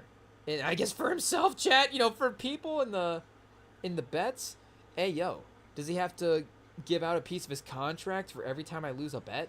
I don't know if that's necessarily how the NFL works. But hey, chat, how are they getting this money again? Is this, should there be a sort of insurance policy if Dak Prescott throws an interception? And I was thinking that maybe he didn't and maybe he wouldn't. I don't know. But also for the Cowboys fans, we won't jinx them, chat. They've already been jinxed enough. Parsons is gone. They've been through enough, chat. They don't need the Remington pod placing a live bet when they have the chance to get an upset win over Philly. So here we go, chat. Prescott. MVP game in week 1. Prescott versus Hurts. But I think it's more, maybe a competitive matchup. I don't know if we can say high-level matchup as well, too. Again, maybe the Cowboys play to the Eagles a little better just because of, again, what the teams are. But good catch by, is that Ferguson, the tight end? Bringing it in, one arm. Bond in coverage, and good job by Dak, getting that in there. Ayo. Really, maybe a little slightly better catch as well. That was barely at the range. For what, it was that the receiver literally had to, kind of bat the ball to himself almost to bring that in. The pressure is there. Oh, there's the first interception ball by Prescott. Fortunately, it's also dropped. We've had 3 interception balls overall. 2 of them weren't Prescott's fault. 2 of them were on the receivers. Oh, Chad, it was an early snap. A little miscommunication on the snap and the pressure. He wasn't quite able, well, as he didn't need to step into that throw anymore. He overthrew him, but wasn't able to get into that throw quite properly. And ayo, that almost went bad. That was just like, that was the ayo, screw it, CeeDee Lamb's out there somewhere. Pass, and it gets him to at least 3rd and 5. They still have it, chat. They're still on offense. Oh, not open to, who's number 3, chat? I forget who number 3. Oh, that's Pickens. The way he's mean-munging that the cornerback, that's obviously Pickens. But, great job of getting the body in front of the corner that time. And that's Jackson again. So they're literally just attacking Jackson. I don't know if they're going to have to, figure that out at some point as well over the course of the season. Do they try to just move Cooper DeJean outside and go one-on-one with him? I don't know if Jackson could play safety a little bit almost, and just him kind of seeing the field is a little bit better. Oh, deep CeeDee Lamb, another interception ball. CeeDee Lamb, interception receiver this year. That's twice now, and twice in the second half end of the game. Hey, yo, so after we gassed up CeeDee Lamb as a, hey, this guy, we underrated him all year compared to these guys. Guess who would have caught that? Puka Nacua. Hey, yo, chat. Reed Blankenship also probably would have caught. That's like a classic Eagles safety swooping in type interception right there. Oh, man, CeeDee Lamb literally gave it to him. Is CeeDee Lamb, CeeDee Lamb, we might have to do an investigation, chat. Hey, yo, is the FanDuel investigation like the new drug test? Like, how do we check to see if these guys are shaving points? How do we drug test the FanDuel points? Oh, Prescott, what's happening? Oh, I forgot. It's the 4th quarter. There's 2 minutes left. Hey, yo, chat. 2nd down, throws it right into double coverage. I don't know. And now he's got the look of like, he had that look right before we went to the rain delay as well too, when the passes started to get a little crazy, where it's like, uh-oh, I don't really know what the defense is throwing at me now. I don't really know if I can't really see the pressure in the same type of way. Oh, Chet Prescott, is he the most teetering on MVP or out of the league? I don't know, Chet. It's just play to play in the fourth quarter. 2 seconds on the play clock. No flag. We're going, Chet. No delay a game. The pump fake. The check down to Williams on 3rd and 10. Not able to get it to go, but 4th and 5. Chet, I'm not even going to look at the ESPN. I know it's going to spoil the play, so sorry if we spoiled it for you, but we got 4th and 5. I guess they have to go for it. You can't punt it. We got to go to the 2-minute warning. There's no way they've run down the clock every time they've had the chance. There's no way they snap it here. But I guess you got to go for the delay of game. That was a good little get up by Dak Prescott for a second. Kind of maybe the rundown sort of like, hey, quick snap is the way to do it. I don't know if that's the better than like the 16 times of it's like, okay, well, is he going to snap it on the 11th time he goes there are times that the guy will jump and it's like, well, okay, well, now it's like, oh, that was going to be the time. It's almost like they're watching. It's like, I guess he's going to snap it on one. But, yeah, for now, we go to the 2-minute warning on 4th and 3. And I think we're still in, like, week 10. We're in week 11. So are we going to get through 8 weeks in the last 2 minutes? I don't even know if I can just, like, secretly open this in a new tab and just, like, ramble and work on it at the same time. But I don't know, Chad. Texans and Houston is just gonna, or that's the same team. The Bengals and the Texans are just gonna end up being undefeated for the rest of the season because we were like, yeah, maybe those teams are gonna be good. So now, it's just like we're gonna be blindly picking those teams the rest of the way, or the home teams, or just like the random alternate. This is now us filling out the SAT and like, what does the right pattern look like? Hey, yo, chat. So I don't even know what the games are at this point. It just feels like that's a good mix of home, away. Okay, that looks right. Prime time. Did we pick the team there? Hey, yo, Dak Prescott, 4th and 3. The edge gets there and floats it up to CeeDee Lamb. The diving catch.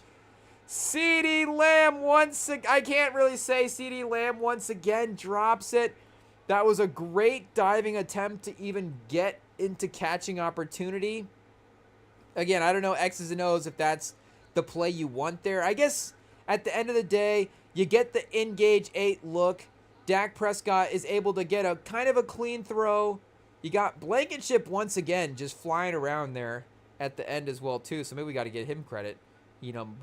Mabuka playing uphill a couple of times, making some plays as well. But yeah, that's just a little bit out there. And unfortunately, you don't want to say like, oh man, CeeDee Lamb, like, oh, the exceptional plays. There is a tier at which he plays at as well too. So, is he gonna make one of those crazy catches as well too over the course of the game? Is not something that is necessarily off the table.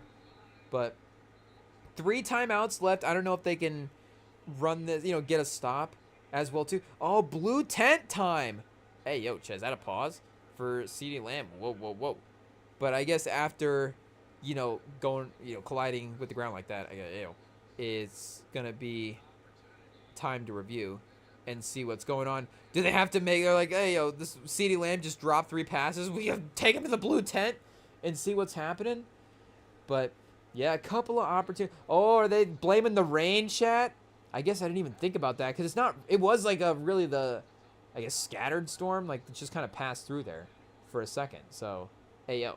But I guess I didn't think about, because it's not this, like, we don't got water droplets on the camera or anything like that. Or like it's not like in the water, like when they're running around on the field as well too. Yeah, it doesn't necessarily look like their jerseys and helmets and stuff are like, it's crazy wet. So I guess, again, there could be a slickness to the football. AJ Brown gets the target, chat. 1 for 11, 1 for 9. What do we got here for AJ Brown? I don't know. We can get him a couple of late stats. He does not look too happy about that first target. But they do get it to 3rd down. Brian Schottenheimer, he's on top of the timeouts. Look at him go, chat. Minute 42.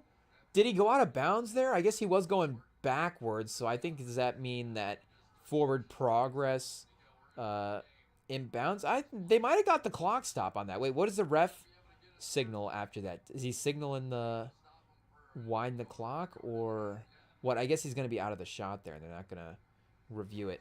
It is what it is. We can get through this, chat. Hey, yo, overtime, I guess it's a 4-point game. We don't really have a chance to get to overtime. A couple of safeties. How do we get Dallas to have 2 safeties? If Jalen Hurts, I guess, is there a fumble recovery, the player? If Dallas fumbles, they get possession, though. So then if the Philly player, like, if Dallas fumbles on the one, then Philly gets it on the one, and then they are back in the end zone, is that a safety? Did that make sense? I think if Philly were to get a safety from this spot on the field, though, that might be the only way it would have to be. 3rd and 3, Hurts using his legs. About solidifies the game right there, chat. You'd have to mention you have to pause using his legs. I mean, Cowboys have 1 timeout at minute 33. Yeah, this would have to be over based on the kneels. So, shout out Philly at 1-0. An impressive win by Hurts. An impressive showing by the Dallas defense. And this is a weird one again. You get the rain delay. It's weird with the momentum of how that affects the teams. But, chat, we made it to week 12. So, we got to, hey, a Bills-Eagles Super Bowl is what we got to at this point. Hey, the Chiefs, 5-4 out of the playoffs. Lots of 7-win teams at this point. Patriots at 7-4, Texans at 7-2, Ravens at 7-2, Broncos at 7-3, Bengals at 7-3, Raiders at 6-4, Colts at 1-9. Oh man, REMINGTOM Advanced Analytics are not being kind to, I guess, both of our teams. I don't know. Is there a biased filter that's like being applied to both of these teams that maybe is affecting their overall win percentage? So victory formation for the Eagles. The chippiness is fired back up, I guess, after the rain delay. I don't know if that, for some reason, settled these guys back down. I guess it got late, chat. Ayo.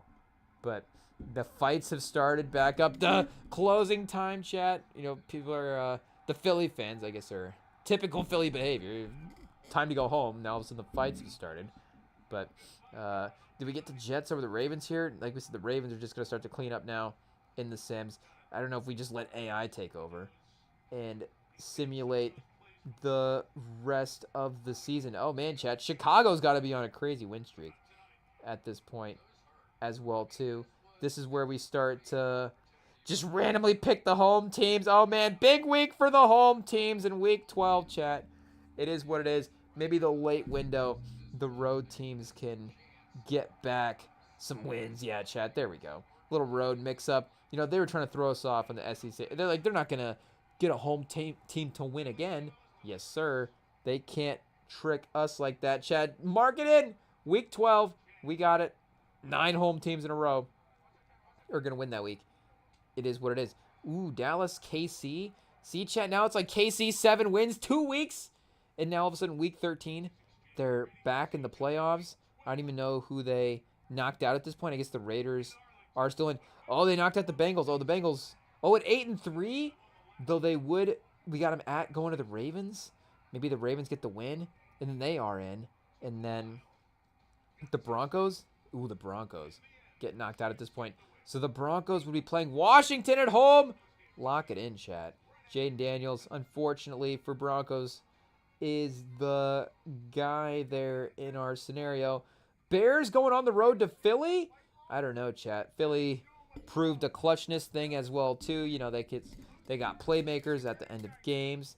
They are, of course, going to be a struggle, chat. 5 weeks? Hey, yo, chat. You thought a rain delay was crazy. Wait till Rem and Sam pick the entire NFL schedule here and see how crazy that gets. Is there going to be another lightning strike and we have to pick a couple more weeks? I don't know what the rules are here. That's going to mess us up. Oh, chat, random Jets win in the simulation. It happens sometimes. Sometimes the computer, when it's going fast, it just breaks down and it spazzes and picks the wrong game. Oh, Chad, I feel like that was another wrong pick. Minnesota over Washington. Oh, man. The home team second half. I don't even know what the modern day home road stats are. They might even be pretty equal. And this might be Raiders over Denver. Might actually be a home game where maybe we should actually pick that one as well, too. Ooh, Cincinnati goes into Buffalo.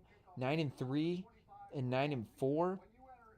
Why not, chat? And then Kansas City in a must-win game over Houston. Houston as the must-win team could, could they do some damage to Kansas City here at 7-5? Ooh, they would still be in the playoffs, even after a loss, I guess, in Week 14. But that's like the classic, Kansas City gets the win right when they need it type win. Chargers at home versus Philly. I mean, it's not bad. Oh, chat, we've narrowed it down. More and more road teams continue to win. This by the time we get to Week 15. Home teams will be undefeated. I mean, I feel like we already picked Atlanta over Tampa, so there we go. Chicago with the win. Oh, chat, did we pick Cincinnati over Baltimore already? I don't even remember. Was that Week 13? Baltimore over Cincinnati, we did. So, chat, the home team road. The home team streak continues. Yes, sir. Houston, Jacksonville over to the Jets. Why not? KC, yes. I mean, the Patriots could easily get the win over Buffalo here, but we'll have to mix it up. A road team's going to win eventually. But why not, Chad? Give us the Patriots. If this is what the SET guy put down, then it is what it is. I mean, the Giants at home over Washington. Washington moves to 9-5, though. Breaks the streak. It is what it is. Sorry. Philly. Boom. Denver. Boom. LA. Oh, do we do it just to keep the streak alive, chat? Why not? It's the trend. New Orleans over Carolina. New Orleans to 2-12. Ooh, we do have Cleveland and Indy, both with one win. So they might need to lose that one to keep the Arch Manning hopes alive. Though Indy into Seattle, yeah, that's not going to happen. Hey, I'll pause. But Sam Darnold might be looking at a win that week. Ooh, Tennessee into San Francisco could be kind of a fun win for Cam Ward early on in his career. But San Francisco to 8-5, why not? Minnesota over Dallas. I mean, the problem is, again, just some of the... I know CeeDee Lamb is going to get a little maybe flack for some of the stuff that happened there. But also, again, it was just a little both kind of were like, throws a little off, catches a little off. And that's the difference in the fourth quarter in a couple of the big plays. So McCarthy on the dot in the fourth quarter to Jefferson in Week 16. Week 15. Oh, we're in Week 15. But we're getting close, chat. We're winding down. Should we say now that, of course, we'll be live tomorrow night during the Sao Paulo game, but also Apple TV Plus, chat, is dropping that new Denzel Spike Lee movie, Highest to Lowest. It got the limited theater release, and apparently theaters in Iowa were not good enough for the artsy-fartsy A24 Spike Lee films, starring Denzel and A$AP Rocky, with A$AP Rocky kidnapping Denzel's son. But it is now on Apple TV Plus tomorrow, officially, if I'm getting that correctly. And we will probably just have to fire that up during the Sao Paulo game as well, too, chat. Again, I don't know if there's going to be rain delays, and we just have that one in case. But we can't risk it. We're just going to play it anyways because I want to see it.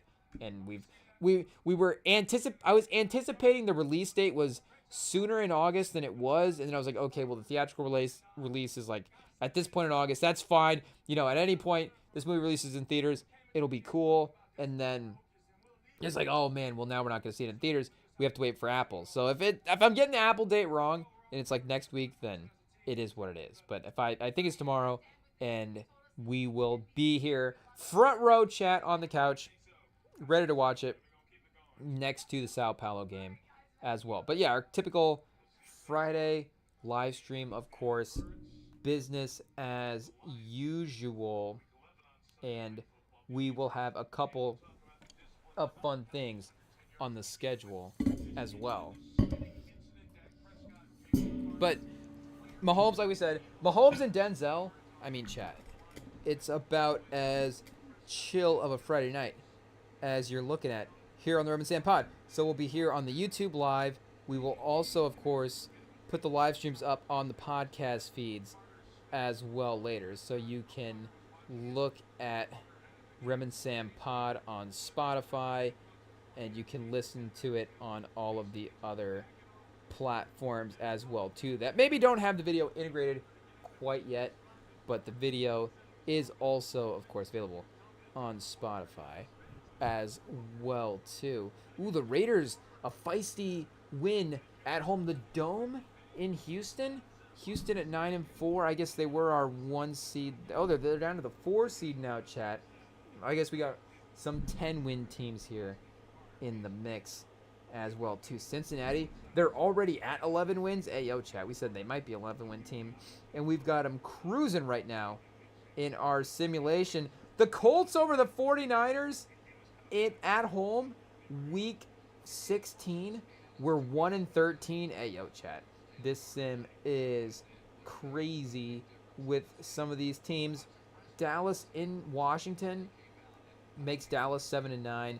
Yeah, maybe we get realistic again the last couple of weeks. It's just that, it's like what happens week 3 to 13 is just the crazy randomness of the season. And then, weeks 16 through the Super Bowl, Mahomes dominates and everything's normal again. But maybe now the Eagles dominate. And also that's just the matchups. That's just the new Cavs Warriors, chat. Mahomes versus Philly. We'll just, I guess, have to see. Minnesota with a big win against Detroit at home. Denver in KC. KC just starts clutching up some of these wins at the end of the year. That would be the Andy Reid Mahomes recipe that we've been seeing. I mean, I feel like we just picked a couple of teams. It was like, okay, this team we're going to do best case scenario, and this team we're going to do worst case scenario. So there's other versions of the Sims, where it's like, okay, what's the worst case scenario for this team? But just to, I guess, get Burrow back in the playoffs, this would be one of the paths to get it done. And at this point, they're also winning the NFC North. Or the AFC North. The NFC North, what happened? The AFC North as well, too. So we can't necessarily write that off. Maybe we look divisional odds for that. I don't know. A Titans-Bengals division winner parlay? Zach Taylor and Callahan? The old Zach Taylor coaching tree parlay, chat. I don't know. Would we be the only ones advising that at this point? Houston over the Chargers. Oh, man. The Giants at 3-11 is brutal. The Raiders, maybe we had them drop a couple games lately, but they're still a winning team at this point at 8-7. Wouldn't be too bad. The Steelers are going to need a win to get back to 500. Oh, 2 wins in a row for Indy late in the season, chat. Hey, yo, we're turning it around. 3-13. The quarterback dream starting to slip away. But Lenoris Sellers at 3-13, I think, is still very much a guy attainable on the wish list. At this point, if our record is looking like this, we've got Tampa at 12-4, maybe Miami at like 10-6 at this point. New England at 9-6. Hey, yo, they start to cook.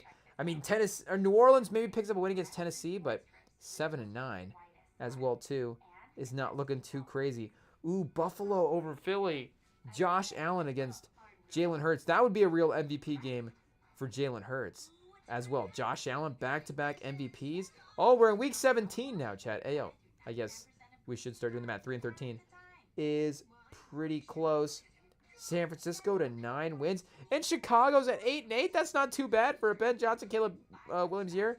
When we were saying, our empathy meter went back up there. Atlanta to 11 gets the Rams to 6 wins. So week 18, Cincy's the 1 seed. Joe Burrow is cooking, chat. Cincy Eagles is, I guess, 1 seed, not necessarily the Super Bowl. So Atlanta, do they even need a win in this? 11-5. Ooh, they're the 5 seed. Tampa's the 3 seed. So Tampa would be playing the Panthers at this point. Yeah, so Tampa is going to win that. So is this a scoring differential type game? Does that even matter? Tampa would move up to the 2 seed with nobody else winning at this point. We've got Bills over the Jets. You would imagine Bears versus Lions at home, needing a win to get into the playoffs. Oh, they'd probably be out of range at this point. The Seahawks. Oh, let's go. 49ers over Seahawks gets the 49ers in. So, yeah, the Bears are probably out at this point, unfortunately. So maybe they win for pride against the Lions. They probably can't even eliminate the Lions from the playoffs as well. Though 7 seed, it would be close. Let's see who else is on the mark. Oh, the Seahawks would have been the other team as well, too. So, yeah, the Lions are kind of safe as well. So, I think we are, again, just kind of running back the playoffs. Eagles, Bucks. I guess here, let's finish up some of the stuff as well, too, to get a full look at the NFC. The Bengals would lock in the 1 seed with the win over the Browns. So, I don't know why the Browns would, or they would try to drop a game to the Browns. The Bills over, let's see here, where was that game at? Were they Pats? Oh, they're playing the Jets. Oh, yeah, so we did have a Bills win there. And the Ravens were at 11 wins as well, too. So if they win over the Steelers, the Bills are still the 1 seed. The Ravens win the division, and then the Bengals drop to... Wait, did we miss a Ravens game at some point in there? They're 12-4, chat. We missed a Ravens game. Hey, yo. Was it week 17? Oh, no, chat. Now we have to go back through the work and see what happens. Wait, I didn't even see the Ravens in week 17. Where were they? We had them losing to Green Bay. Wait, did we pick this game here? Is that why? Am I crazy? Yeah, we did pick that game.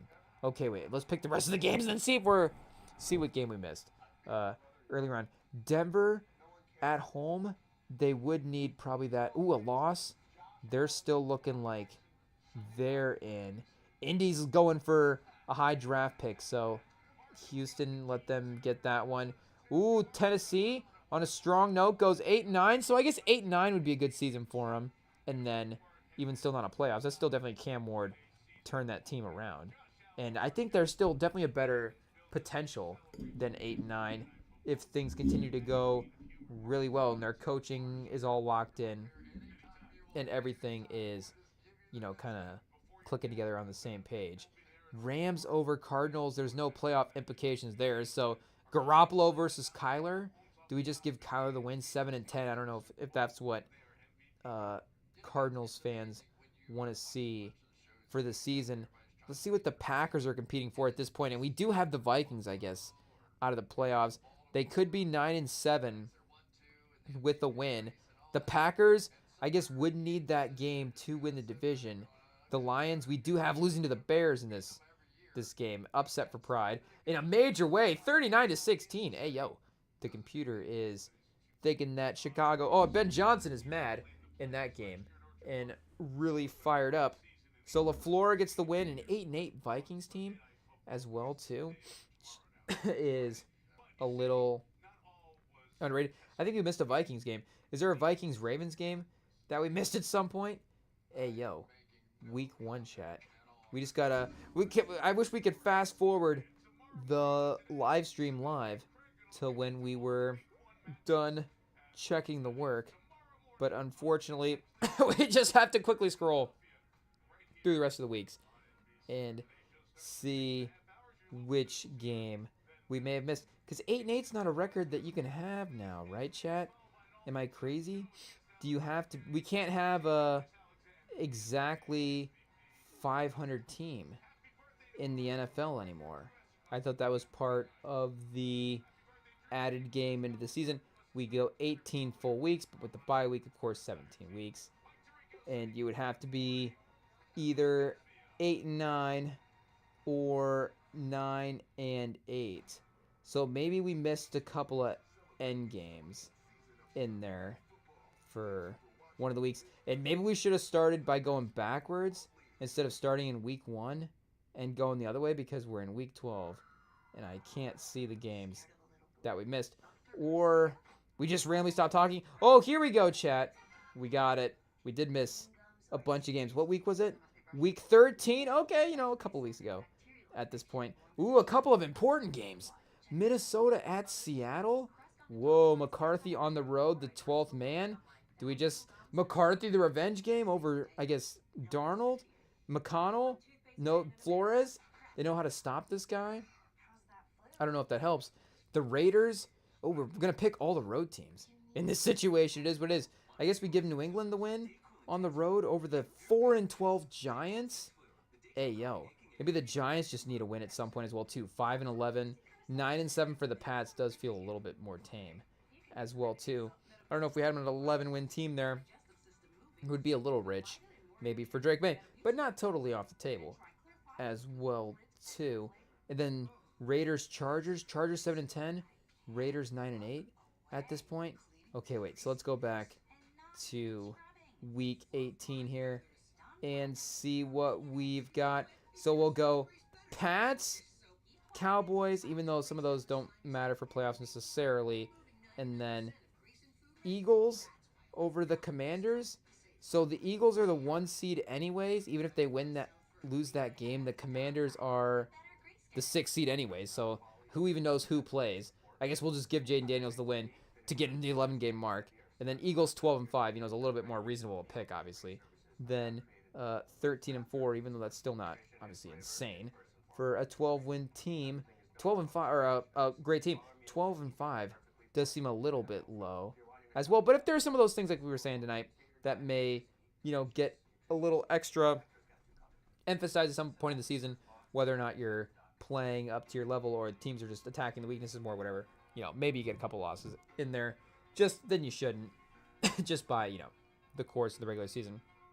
So we've got, for the playoffs in this one, oh, wait a second. Oh, man. We missed even more games, chat. Which games were they in week 17? I guess we did comb those other weeks just anyways.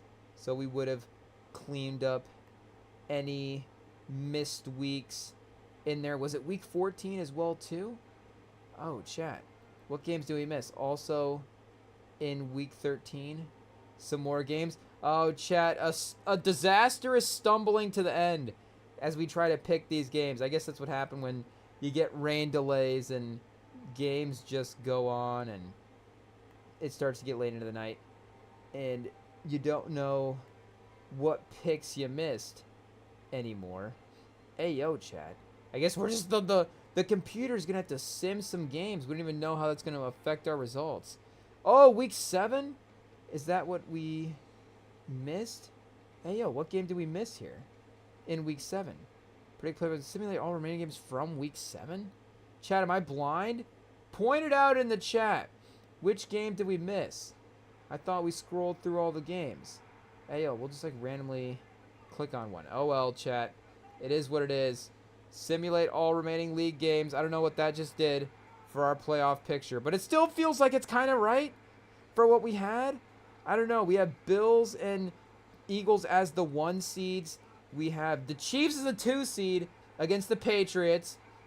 Raiders as a 3 seed against the Broncos. Texans as the 4 seed against the Bengals. That's a fun AFC playoff. Packers as a 2 seed against the Lions divisional matchup. Bucks against the Commanders is fun as well. And then 49ers versus Falcons. Some experience versus some newness there. So I don't know if this is official playoff picks, but if we just rapid fire pick some of these games. Ravens, Denver, there's some real Lamar Jackson. Ooh, stuff gets crazy if they lose that game and Denver goes in there. We have to pick Lamar just because, chat. Hey, yo. And then, we want to pick Stroud for just having his legacy rights continue, but Burrow maybe gets back in track. We have to pick a road team as well, too. Detroit over Green Bay. So I guess if we stick with the quarterbacks, Daniels on the road in Tampa, and then Penix over Brock Purdy. I mean, why not, chat? Hey, yo, Penix in the divisional round could be fun. I mean, Philly, and then do we just go Daniels, chat? I mean, do we go Daniels in Philly again? Do we go Daniels in Atlanta or Daniels in San Francisco as well? I mean, obviously the analytics say Philly has to. Oh wait, Philly plays Washington. Wait a second. So let's recalibrate. We're not really paying attention to what's going on here. We've got Bills over Bengals. Burrow and Josh Allen facing off against each other. I guess we should say Bills at the Bengals, not necessarily Bills over Bengals. Though, maybe that's the way we lean, chat. Ayo, do we just make Sam mad? And ayo, chat, hopefully he's not tuned in for this part. We're picking Lamar over Pat Mahomes. Do we even believe it, chat? But that's what the analytics say for this one as well. Our heart says if Pat Mahomes, I guess, because we don't mind. We like Pat Mahomes, obviously. A hot take. I guess maybe it is now.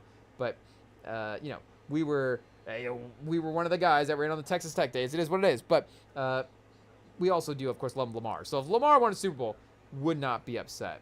So do we just want the Lamar Jaden Daniels Super Bowl, chat? That would just be the most fun one to watch. I don't know if that would be the most fun, but that would be a fun one. Atlanta versus Ravens would be fun as well too. Ravens Bengals championship, that would actually help Lamar maybe. So I don't know. Let's get him in there. And then advanced analytics say we want Lamar to win the Super Bowl this year. 2-time MVP. He definitely needs one, chat. Hey yo, the legacy could use the help. But yeah, I don't know if the sim means anything at this point. The live stream has gone on way too long. So, chat, the camera die?